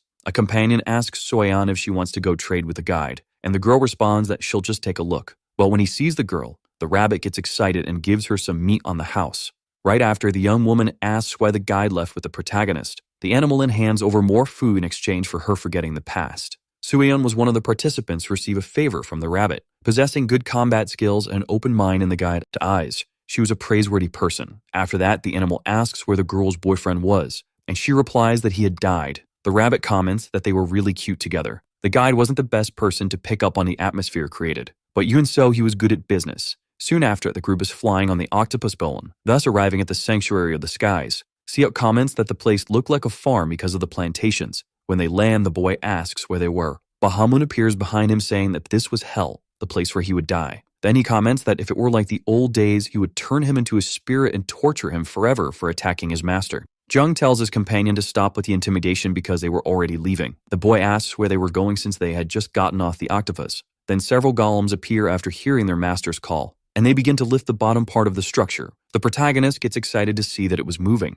After that, a fish from the abyss appears. Upon seeing that, Siap decides to use his fire magic, but the ability doesn't work and he gets curious about what happened. Bahama hits the boy on the head and tells him to stop being a wimp and stay quiet. Jung once again asks his companion to stop picking on a new ally. Then he approaches Siak and asks if he was seeing what was above them. Looking up, he sees the shell tower and gets curious about what that thing is. The protagonist explains that it's the ruin of the dungeon he loves so much, a place where there are many shadow cats like the one that stays with his companion. The boy is shocked because it was that feline who nullified his ability earlier. After that, the young man says that his new colleague's role is to lure those creatures out of the dungeon. Siad asks how he's supposed to do that, and the boy says he should start by using his fire parasite ability. Right after, the protagonist explains to the boy how the cats were used to chasing light, but obviously, it won't be easy. Near the tower, Jung asks his companion to be more delicate, and that it's not enough to just make them follow him, he has to put more intent into it. Siak starts to get irritated by the fact the boy is yelling. With a smile, the boy asks if his companion is already getting tired. And irritated, the boy lies, saying he's actually having a lot of fun. Sometime later, Siak applies some ointment to his wounds. Jung walks up to him asking what that was, and the man explains it's a healing item made by the production class using their medicinal skills. The boy, in turn, is impressed by the fact that there are people capable of making something like that. He then tells Bahamut he's going to jump over to the village. In the Rift Village, a man is asked how he managed to make the hemostatic cream. The young man comments that he found the item pretty amazing, and the creator is grateful for the words and says he made the ointment using an herb he found in the forest. Then he explains that he has a herb collecting ability, so he can immediately tell if there's one nearby. Jung asks if that means anyone can make those ointments. The man replies that with the ingredients anyone can make it, and he decides to show the herb he used to make that item. Upon seeing what it is, the protagonist is startled and asks if that was a chili pepper. The man says yes and says every member of the production class should carry one. The dungeon peppers improve blood clotting. The bad part is that it hurts a lot when used. The young man is surprised after discovering the usefulness of those peppers. But the man says that if you eat it, you'll get a terrible stomachache because it's identical to a poisonous herb. Jung, in turn, asks if it tastes like a regular pepper. The man explains that the bigger it is, the spicier it'll be, and the toxins also increase. But the boy says toxins aren't a problem for him, and then uses his purification ability. After that, he decides to eat the pepper, being amazed by the flavor. Right after, he asks where they found those peppers. The man, in turn, says that in stage 2, they were everywhere. Upon hearing that, the young man understands why he never found any, because he jumped from stage 1 to 4. The man says he still has some left and asks if the protagonist wants them. And the boy thanks him for the seeds and says he'll be able to start a plantation with them. After that, the protagonist summons some food and says it's a way to show gratitude. And not just that, but also a whetstone and a torch. The boy also gives the man a better armor, and the man in turn says he can't accept it because he only gave him a pepper. But Jung says that with that, he'll be able to prepare some fried pork. A few days later, at the Shell Tower, thanks to Siak's efforts, shadow cats were gradually captured. However, just because the cats were captured doesn't mean they can already be used as servants of darkness. The animals consume light and produce nightmares, so they can only be used as workers once they are properly fed.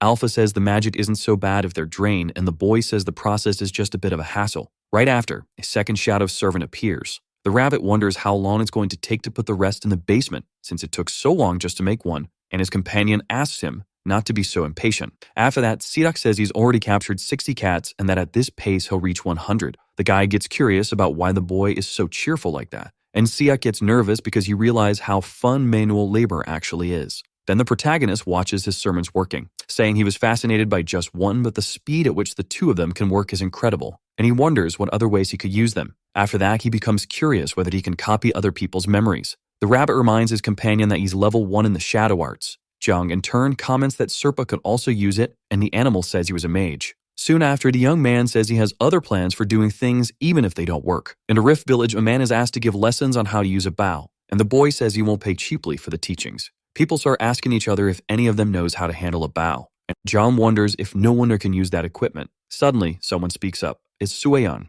explaining that it's not her main weapon, but she's the best archer there. Romance in the dungeon is a common thing. The heartbeats stirred by danger often become feelings. Suyeon is a beautiful girl with lovely hair, and Jong is the friendly type with a defined body. Two young people in a prime training alone. People comment that they make a lovely pair. The rabbit thinks about how, since the beginning of time, life always seems beautiful from afar, but has always been a disaster up close. With an irritated expression, the girl asks if there's something wrong with the protagonist's body. and orders him to put more strength in those arms. The boy says he's trying his hardest. After that, the girl fires an arrow and says it was something simple. The people there enjoy themselves while watching the archery lessons. After a while, the protagonist keeps trying to hit his target. The rabbit asks if using a bow was really that hard, and the girl says they only showed her how to do it once and she learned. Then she comments that she heard rumors that the boy has skills to see targets. The animal asks if his companion can tell whether the arrow will hit or not, and he replies yes. Soo-hyun then proposes that he try aiming at something completely different. The rabbit laughs because his friend was giving up on training him,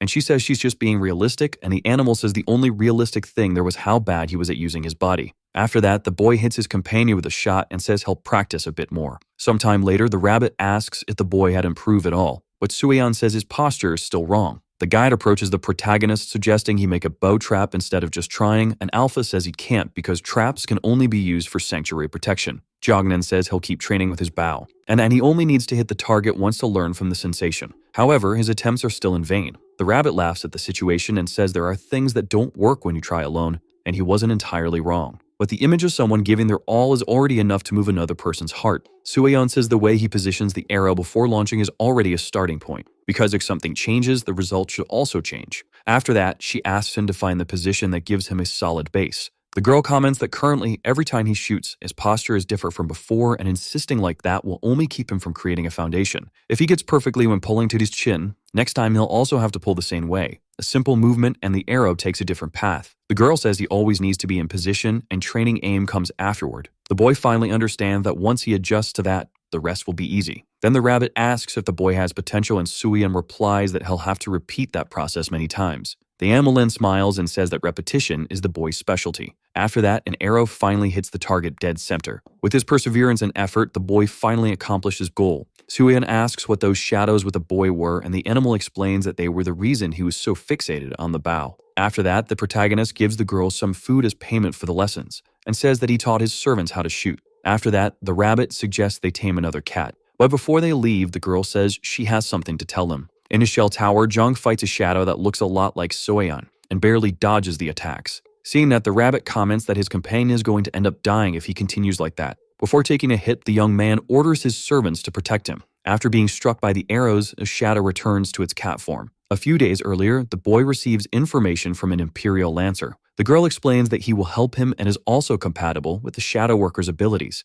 Discouraged, the boy wonders if his companion was asking him to do all that training all over again. There were entities capable of simulating a real fight, and they were in the sky sanctuaries, specifically the illusions of the cats. Thanks to Siak, it was possible to use them. Additionally, the felines materialized their opponent's greatest fear. The protagonist's greatest fear at that moment was his teacher. On the ground, the boy comments that it was already hard to get used to the proper archery posture, but the spears much worse. While drinking water, the girl asks him to take it easy. After that, she comments that his abilities resemble those of a summoner in game terms, and that no matter how strong his servants are, if he dies, everything ends. With a smile, the boy asks her not to worry about that because he would do his best. Then the girl asks her companion to rest a little. The rabbit comments that the girl's vibe really reminds him of Sung. Upon hearing that, Alpha says that Joan has a new message from his companion. The protagonist asks if everything was okay, and if there was any problem. Sung in turn says that everything was fine, just that the team was a bit tired. After that, he says he'll explain the situation of the fourth dungeon because they didn't have much time. The stage guide Baboon had appeared repeatedly. Jung asks what he was doing in that stage, and his companion says they didn't know but were bothered by one thing, which is the fact that the guide was holding a large cube in his hand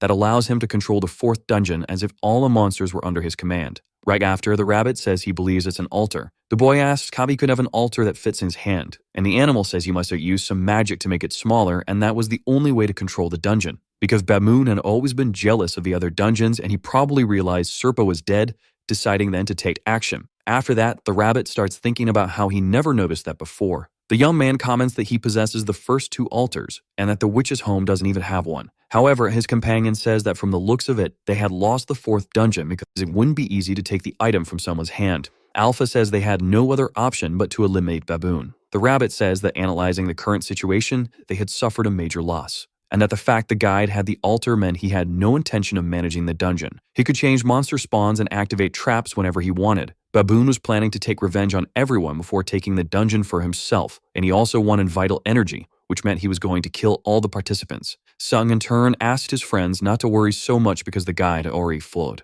and he says he and his team managed to land a few hits on him. The protagonist isn't too surprised by that information because his friend was basically the one who defeated Serpa. Sung says the battle wasn't easy, and because of that, the fourth dungeon was collapsing. Then his companion suggests they leave. Before they go, the boy says his companion should be careful with that cube because Baboon still has it. After that, Suyeon appears, rushing her student to train. In the beast forest, the guide is badly injured and wonders how a mere human managed to level up, deciding to retreat for the moment but promising to burn each of them. Upon realizing he was in the beast forest, he remembers that it was there where everything went wrong. A few days earlier, Baboon visited the first dungeon to take control of the stage because it no longer had a guide. However, he didn't expect it to be without its altar, so he immediately changed his plans, deciding to take control of the altars in reverse order. However, he doesn't find the item from the first one, so he assumes the second one has also disappeared, deciding to go straight to the fourth. With this thought, the moon managed to obtain the altar of the fourth dungeon, but he had the misfortune of encountering Sung and his group. The bear appears staring at the monkey and charges toward him. However, with a single blow, the guide knocks down the beast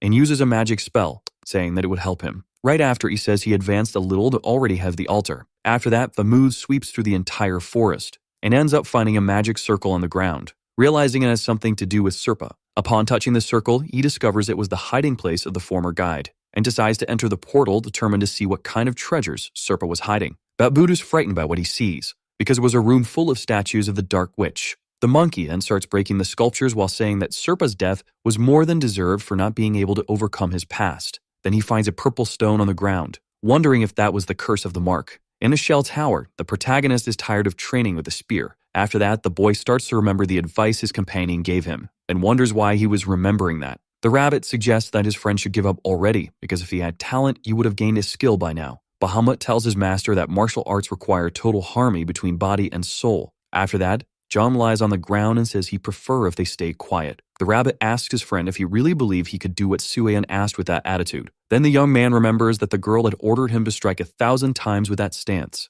The boy then stands up saying he'll have fun and starts swinging his spear, saying he's going to play with it. His companion wonders how he does that. The protagonist explains that he was just using a technique he used when he couldn't focus in class. Curious, the animal asks if he practiced martial arts at school, and he replies that he just kept spinning his pencil. Jung then decides he's not going to attack at all, just keep spinning his spear in his hand. Excited, the rabbit asks if he can spin a shield too. The young man then decides to test it to see if he can. Even so, the animal doesn't give up and asks his friend to use both hands now, and he easily manages to spin the armor. Right after, he tests his skills on the rabbit too. With that, the boy receives the achievement Spin Master. Suyeon returns and asks what her student was doing, but quickly realizes that it might end up being more useful in battle than it seems. The girl then gives advice on how to use that skill in combat. The protagonist starts defending using the spin and attacking with thrusts. With that, the young man managed to master the style of the Imperial Spear in his own way. Suyeon praises her friend's good work and comments that he's much better than before. Jung, in turn, thanks her and says it was only possible because he had a great teacher. Then the group members start looking at the woman strangely because she had a number on her forehead. In the beast forest, Baboon discovers that the purple stone was the gem that curses all participants who stepped on the lands of corruption, and wonders if Serpa was trying to revive his master with that. After that, the guide says that over time, all those who were cursed would die and have their vital energy taken. In the Rift Village, the rabbit flies over the place. Upon landing, the protagonist asks what he found out. The animal says that apparently someone made the village turn back into a dungeon, and wonders what that means since the dungeon's automatic system was activated. Alpha explains that someone used the altar to proclaim that area as the territory of the Death Dragon. The boy gets curious if that means Serpa came back to life, and the rabbit replies that even if he were alive, there was still no altar in Stage 4. Chong then assumes that the one responsible for that was Baboon. The guild members start wondering what the number on their foreheads means. The rabbit says that they were going to die. The participants couldn't contain their fear after hearing the guide's explanation, but the protagonist just remains thoughtful. A guy asks what they should do, and the animal says that if they manage to complete the dungeon in 29 days, they would be able to stay alive. People start getting worried since they didn't even know what the next dungeon looked like. After that, the rabbit whispers in the boy's ear asking him not to send the others through a portal, and that if he keeps helping him like that, they'll never evolve, just become weaker. However, the boy hints his companion and says he doesn't care about that. Then John approaches the participants and says they had two options, the easy and fast one or the hard and exhausting one, and he asks which they preferred. A man asks if there's any disadvantage to the options. The young man explains that he would suffer less since it would be faster, and someone comments that apparently, if they choose the easier path, they would also be missing out on things. Stueon says that this means even if they manage to face the current problem, they'll lose the opportunity to improve. But the girl reminds them that they were on a tight schedule, so the appropriate choice was the faster path. She then asks what her guild members thought, and they respond that they would follow her decision. After that, she asks what Seok thought, and the boy in turn says he disagreed. Upon hearing that, the girl gets irritated.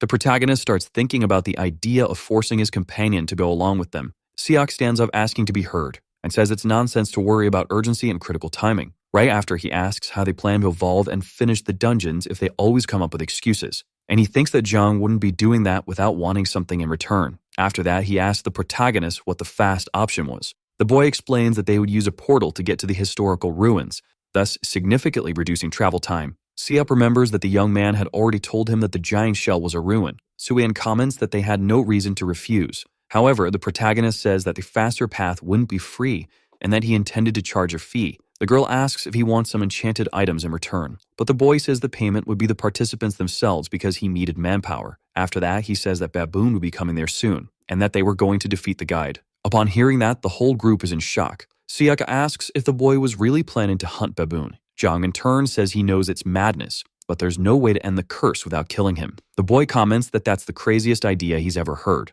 However, even so, it ends up catching his attention. Suina mentions that her companion was hating that idea just a few moments ago. The man wonders how he would refuse a chance to mess up the guide's life. Seok's guild members get excited and decide to support their commander. The girl comments that this was the first time they all agreed on something. Stating that the participants have already made their decision, the protagonist decides to share the plan with them. And to demonstrate his idea, he uses drawings on the ground. Suyeon asks if that's really possible. Alpha says they've reached a point where they need new dragon apostles, and with the acquisition of the third sanctuary, they could do that. And from what it looks like, they have 3 people who meet the requirements. If the number of apostles and sanctuaries keeps increasing, the chances of battling the death dragon will also increase. The boy thinks about how it's not a bad idea to assign new followers, since it's very useful to communicate easily during a battle. Then the young man asks who were the people who met the requirements. Alpha then says that those chosen were Sueon and Seok, along with Minjun. The rabbit gets curious and asks who that last name was. That man who helped the protagonist with the peppers reveals that it was him. The girl asks her companion if he's sure that will be the name of the plan, and the boy replies that it was perfect. Right after, he asks the 3 who met the requirements to step forward because he was going to designate them as dragon apostles. Meanwhile, Baboon's level increased due to the rise in the number of dungeons, making the guide extremely hungry and deciding to hunt humans to feed himself. The monkey says that even though this is his dungeon, he has no connection to it. After that, the guide finds a bridge in the middle of nowhere and wonders where it leads. But Moon then arrives at Rift Village. However, the group is already watching from the top of the towers. Upon crossing the walls, the guide is disappointed because, judging from the outside, he imagined it would be much more impressive. Then he comments that he would devour the humans and turn that place into a historical ruin. But he starts thinking that a coliseum to make people fight monsters would be more interesting. However, before doing anything, he first needs to get rid of that tent. The protagonist watches the whole situation from a camouflage beneath the ground, and comments to the rabbit that the monkey looks more like a final boss than a guide. The animal, in turn, says that Moon wasn't that size and believes that as his level increases, his body must also grow. CF asks the protagonist if they could proceed with the plan, but the protagonist says it wasn't the right time yet. Baboon starts tearing the tent and comes across a portal on the ground. Right after that, the young man gives the signal for his companions to move forward. Steve activates his magic and says he's going to turn the guide into dust. The boy then fires his fireballs at the opponent. John comments that they got the upper hand and that the first part of the plan was a success. But Baboon ended up without a scratch after being attacked. The protagonist asks Seok to disturb the guide enough so that he can't escape, and the boy then fires several fireballs, hitting the monkey again. Upon seeing that the flames had a life of their own, the guide quickly realizes that it was his skill. Recognizing that the one responsible for those attacks was Seok, Babu gets angry and slams the ground hard, asking where the participant was. The boy is impressed by that insane power and wonders if that's what Guy can do. Even so, he still really wants to hit his opponent. The man decides not to care about the consequences and continues firing at him. Upon discovering Seok's location, the monkey becomes furious and gets ready to go after him. However, Bahamut acts faster, using his ice ability, causing Bamoon to slip on the ground. Jung asks Sueon and her group to do their part. The people then start pulling the ropes that were connected to the center of the village. The girl is surprised by the fact that the protagonist managed to build those towers in such a short time, and also by having modified the terrain. Right after, the girl asks the young man when they should act, and he says he'll give a signal. But until then, the ropes will stay hidden underground. Stiak gets curious about what those ropes were going to do. John comments that the guide is going to be her guests, so he's going to give him a gift. The girl asks if the gift was those dirt balls. The young man says the enemy will pass out from the shock. Stuam grabs one of the spheres and throws it through the ropes. Baboon gets irritated upon realizing the participants were hiding in the towers, and that they thought those cheap tricks would work as traps. Upon punching the ball, it completely bursts apart. The monkey wonders why that sphere released oil all over his body. Siak shouts, asking the others to throw all the remaining balls. Upon being thrown, a huge river of oil forms in the crater at the center of a village. Holding a torch, the rabbit says his time to shine has come. The animal remembers the times he suffered at the hands of Dawoon and says those moments were really humiliating. Just thinking about them drove him mad. After that, he throws the torch toward the river of oil, setting the monkey on fire. The first part of the plan was to get the guide into the hole and make him angry, and the second was to cover him in a lot of oil. All that preparation was to carry out the final part of the plan. Then the protagonist orders his plants to fire. The boy, who had been storing his energy until that moment, focused on controlling the P-traps he had planted earlier. The skeleton destroyer achievement that the boy applied to the traps was affecting Dawoon deeply. The guy gets irritated because he won't be able to fly out of there. After that, the monkey suffers another attack from behind. Jung says he may not be the best with weapons, but he masters the art of track control. The people watch from the top of the towers. Sueyeon says what she's seeing can't be real. The guide thinks of a way to get rid of those flames, and then decides to grab his cue, to use his rain bath ability. After that, the sky begins to darken, and raindrops begin to fall. The rabbit says that's bad because the water will end up putting out the fire. John in turn asks if his companion knows what happens when water touches hot oil, and says that Dawoon made a huge mistake. Right after that, as the raindrops touched the oil, several explosions occurred. After the rain stopped, the group found the guide collapse. However, even so, the beast stood up, saying that going through that situation felt like he was being cooked alive. The boy comments that he named that plan roasted Dawoon with peas, and says that cooking is what people from the production class do best. The monkey laughs and asks how a mere production class member was thinking of cooking him. John wonders how he still has the energy to laugh. The guide finally realizes that it was the young man who eliminated Serpa, and says the boy isn't someone from the production class, but rather a lost soul. After that, he tells the rabbit that he shouldn't have joined that boy. The animal, in turn, says the guide is talking too much for someone with one foot in a grave. Dawoon gets angry because he's going to meet his end, even though he's immortal. Then he curses his own fate, and also the rabbit's future. The animal asks why he's being cursed if he wasn't even the one who set everything up. And the guide responds that it's because he doesn't know why, and that's his sin. After that, the monkey asks if the rabbit is happy to be the only one who forgot everything. The animal, in turn, says Dawoon is talking a bunch of nonsense. Then the guide completely turns into stone, breaking apart right afterward. The rabbit, not understanding anything, wonders why the guide said all that just to vanish. A notification appears saying that the protagonist killed a dungeon guide with his power and overwhelming knowledge. The animal gets angry that the monkey died, because he doesn't remember what he forgot. John comments that it probably wasn't anything important, and that Serpa also said nonsense before leaving. The rabbit says maybe it has something to do with his birth, and his companion remembers he had said he was always just an animal. Right after that, the boy's nose starts bleeding, and he says maybe it's because he overexerted himself. However, the boy suddenly faints. Sueyeon says that apparently controlling so many peas came at a cost, and that Siak also isn't doing well because he overused his ability. At the top of the tower, the guild members are worried because their leader collapsed out of nowhere. The girl smiles and says they all did a good job. And days later, the cursed Dawoon casts they remain active even after his death. The rabbit finds it strange that the rain still hasn't stopped, and says it makes more sense for the dungeon's automatic system to have been activated than a curse. The participants who stayed in Rift Village due to the bad weather are staying in the protagonist's underground sanctuary. Then John wakes up asking how long he was out. The rabbit enters the room saying he's been sleeping for 2 days. After that, Sueyeon enters the room eager to see her companion, and says it's good to see that he's okay because the others were starting to get worried. The boy asks what they would have done if he had slept any longer. Then the rabbit asks the boy to stop being soft-hearted because they can only deal with the curse after being transported. Jung says they can rest for a while since they still have 27 days. Before leaving the room, the girl asks the protagonist to take care of himself. The boy asks his companion what Dawoon's memory was, and he replies that people would give anything for the answer. After that, the rabbit says the fire only went out recently, and that after the chaos, he made a point of retrieving something specific. Jung is surprised to see that it was the altar of 4th dungeon. Alpha says that's something to celebrate, because with that, they now have 3 of the 5 altars. After that, the protagonist becomes curious whether the item would stay that size, and the rabbit says probably yes because they're not capable of undoing Dawoon's magic. Right after, the cube starts to glow. Alpha explains that he tried to interpret the magic on the altar, and that there were still traces of Dawoon in that altar. After that, he says there are coordinates recorded in the item, and that they will be able to locate the 4th dungeon if they follow them. The rabbit gets excited and says that means they'll be able to find Sung. But he quickly becomes discouraged because their companion will probably end up going somewhere else as soon as he's found. The boy thinks about how the animal isn't wrong, since he barely got to see Sung. Then Alpha comments that he has an idea, which is to give the altar to Sung, because that way they would be able to locate him through the item. The boy in turn says that it might work, but first they need to find the coordinates and the direction they need to take to find their companion. Outside in the rain, the protagonist meets with a hooded person. It was Seok, warning that he had found something. It was the purple stone the monkey had carried, and the boy assumes that might be his memory. After that, the item completely shatters, revealing a mini statue of a beautiful girl hugging a rabbit.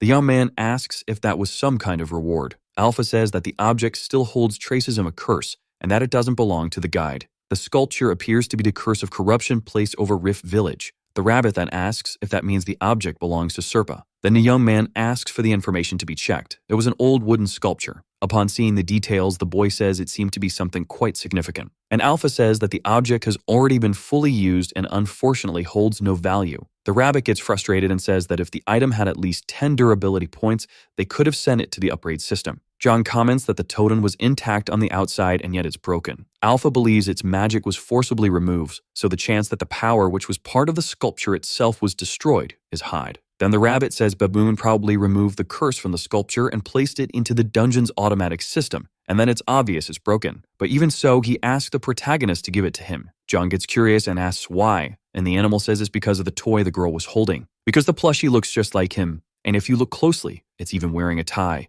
The boy comments that the item was well made and that he should start sculpting too. And the rabbit agrees, saying that way his companion could make a sculpture of him. After that, the young man hands the object to his companion. CF asks if he should continue his search. The boy starts thinking that maybe there's a sculpture of Baboon too, since the previous one belonged to Serpa, and then says he'd be very grateful if his friend continued searching. Right after that, Seok walks off into the rain. The rabbit, in turn, comments that the boy's change is very suspicious, and that he's nothing but a scoundrel who's strong among the weak. The protagonist says that people like that are easier to understand, but the animal asks him not to let his guard down. In a place where there are no laws, someone will always be stabbed if they're weak among the weak and trampled if they're strong among the strong. That's why Sun is a unique person. After thinking deeply to the sound of the falling rain, the boy asks what Seok's profession was. The rabbit comments that he heard rumors he was an office worker. Then Bahamut appears, happy that his master has awakened, asking if his fever had gone down and saying he made sure to put some ice cubes on his forehead. After that, the ghost notices the sculpture the rabbit was holding and the rabbit says it's his. Bahamut gets angry and asks where his companion found that item. Jong says that if his friend keeps acting that way, he's going to put him in timeout. Upon hearing that, the snowman quickly calms down. Right after, Bahamut explains that the sculpture was something the witch made while thinking about her time of happiness. The protagonist comments that the girl had great crafting skills, and that when you live a boring life, you end up leaving your mark. After that, the group assumes that the cat in the sculpture was supposed to be Serpa. Bahamut says he's not in the item because at the time they hadn't met yet, and that the rabbit in her arms was her favorite toy. Then the young man starts staring at the object. His companion asks what he's staring at. Jong then hypothesizes that the animal might be that toy. The rabbit, in turn, says it doesn't make sense for him to have been a toy in the past, and that he might have even been the witch. Bahamut gets mad upon hearing his friend compare himself to his master. While staring at the sculpture, the boy thinks about how it reminds him of his group. After that, he smiles and asks his companions to make peace. Sueden gets worried seeing the protagonist outside and asks if he wants a raincoat. However, the boy comments that he already has several of those. Then the girl ends up getting dirty with mud. Jong says that he's been so busy since waking up that he couldn't take care of that place. The girl asks if the boy was going to make an umbrella, but he replies that it's too complicated, and then decides that they will build a roof. After some time, a huge roof appears over the tent village. Seok, upon seeing it, is left speechless. That structure was made of floating stones. Some solar stones were installed in the construction, which ended up lighting the whole place. The protagonist feels quite happy from the warmth created by the artificial light. The water sliding off the roof created large streams, and because of the impact, they carve into the ground, creating a natural moat and further increasing the village's defense. Alpha comments that they will have leaks because the roof is made of earth, but the boy says he already has a solution for that. Right after, he installs traps all over the structure, because that way it would be easier to fix leaks and also consume less vital energy. And he explains that he only needs to remove a section when they need to plant irrigating only where he wants. The rabbit asks if his companion was thinking about planting again. Jung says that the situation in the underground sanctuary needed to be revised and that he thought about using that chance to move the rice field to the first floor. However, the animal doesn't understand his companion's plan. After some time, the boy comments that the ground had apparently already dried. Then Suein appears, handing something to the protagonist. It was a key. The girl says she managed to find it as soon as the ground dried. The young man, in turn, decides to check the information. It was Baboon's golden key. Jong then wonders if that was the guide's memory, and becomes curious about the item's use. The girl supposes that maybe it's something like an inventory skill that reveals itself when a keyword is spoken. The protagonist comments that it's not far from his idea. After that, the boy asks the key to reveal the magic storage. However, nothing ends up happening. But even so, the boy doesn't give up and tries speaking louder. Upon seeing that it didn't work again, John gets irritated and throws the item to the ground. Right after, Alpha finishes analyzing the magic and says that the key is an artifact that opens a subspace, and if used to open a door, a hidden environment that only Dawoon knew will be revealed. The boy gets excited and says he was right and that it really is a storage. But Alpha says his companion can't use that key because he's not a mage. Upon hearing that, the boy falls to the ground in disbelief. The rabbit, in turn, says that the monkey never changes, and as expected, his signature item was a key to his storage.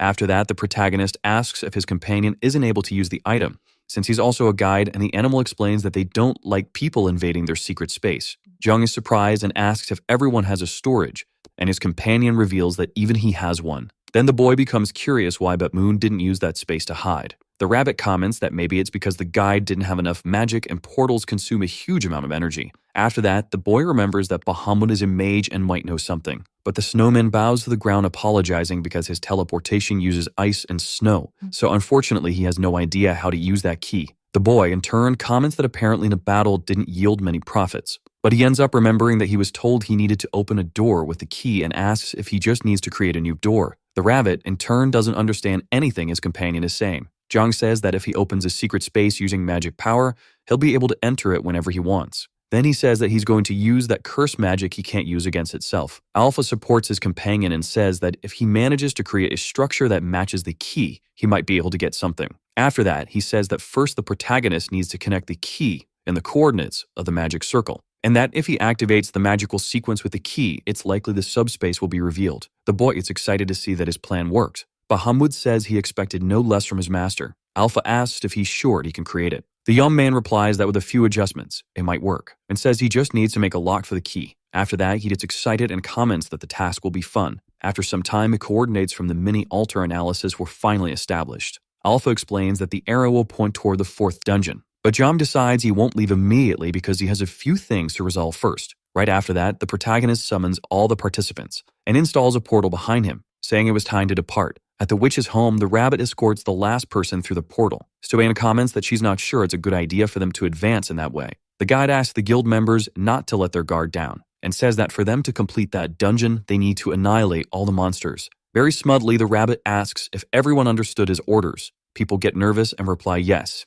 but the boy explains that only half of the monsters were there as he can exorcise the other specters. The rabbit, in turn, whispers to the boy not to interfere because he was putting on a show, but the boy punches his companion on the head, and the animal returns to the others saying they were lucky because for some reason, the dungeon was easier than usual. Upon hearing that, the people feel relieved. Then Suyan bows, thanking the protagonist for everything he did for them. The others take the opportunity to thank him for the chance to rest and also for the supplies they received. Jung gets embarrassed and says he didn't do anything special. After that, the girl tells the boy not to stop training just because she's far away, and hands him a spear so he can practice. The girl explains that the item's durability isn't good, so it won't be very useful in battle. The rabbit notices that the spear has a skill that makes the weapon return to the user's hand. Jung thanks her for the gift, and Suyan reveals she got it from stage 3, so it was kind of weak. Right after that, the protagonist says goodbye to everyone, and Siak is the only one who remains silent. The rabbit, in turn, comments that the boy is difficult even during farewells, and his companion replies that it's fine since he helped a lot. But even so, the boy thanks him for all the help. Upon hearing that, Siak is surprised, but ends up giving a small smile. Jung reveals that his next goal is the 4th dungeon. Then some flames pass by the duo, creating a beautiful path to the portal. The boy immediately understands that it was a sign of gratitude from Siuk, and thus ends a journey. But the end of one adventure is the beginning of another, because the dungeons and their resets continued. After that, the protagonist finally decides to follow the arrow. The rabbit says that thing is pointing to an infinite void. Because of that comment, the animal ends up getting smacked, and Bahamut says he needs to watch his words. After that, the boy says that void is what's filling his ambition. The golems begin to carry the sanctuary. Meanwhile, the young man is sitting alone in a corner. The guide asks what he's doing, and he replies that he was going to try forging something, and comments that an anvil and a brazier would be enough. The animal, not understanding anything, just agrees. Then the rabbit says that the problem with that place was the abyssal fish. The creatures start fighting at the structure. Jung stands up and opens his inventory, summoning his 2 shadow servants holding bows. After that, the 3 of them join forces and shoot at the fish. The protagonist orders them to block any monsters that appear. Upon seeing that, the guide is surprised and thinks about how proficient that really is. After that, the boy says he already has the brazier because he can simulate fire using a solar stone, and now all that's left is to make the anvil. The animal asks why he needs that, and his friend replies that shaping iron is the foundation of forging. Right after, The boy says they'll have to return to the mountains of death because he needs materials. Upon arriving at the location, the Dawoon comments that the vibe was wonderful. The rabbit asks what exactly they came to do there, and the boy says he had seen some catacombs that might have something. After that, the guy gets startled by some rats on the ground. The gorilla transporting the group simply walks over the rodents. John laughs and says he feels like he's returned to his hometown after a successful mission. Upon arriving at the cave, the protagonist finds a lot of limestone, but what he really needs is gypsum. The boy's companions become curious about how he knows all that. The boy comments that those are useless things he ended up studying for the ENEM. Then the animal says that apparently there's no gypsum there and asks what they're going to do. The protagonist in turn replies that they're going to mine limestone because there are some things they can make with it. After that, the group finds cement. That material was used much earlier than people think. An example is the pyramids, which were built 5,000 years ago. After that, the boy hands a pickaxe to the rabbit and says he'll have to help him with the work. The animal and Jom, along with the shadow servants, mine the limestone that was present there. While mining, the protagonist placed signs for the future. The guide asks why they needed all of that, and his companion explains that caves are places where it's easy to get lost, so signage is essential. And he comments that it will make his life easier in the future. Soon after, the duo reaches a stinky place, and they end up finding a pile of rat feces. The boy says they're lucky, because all of that can be used as fertilizer.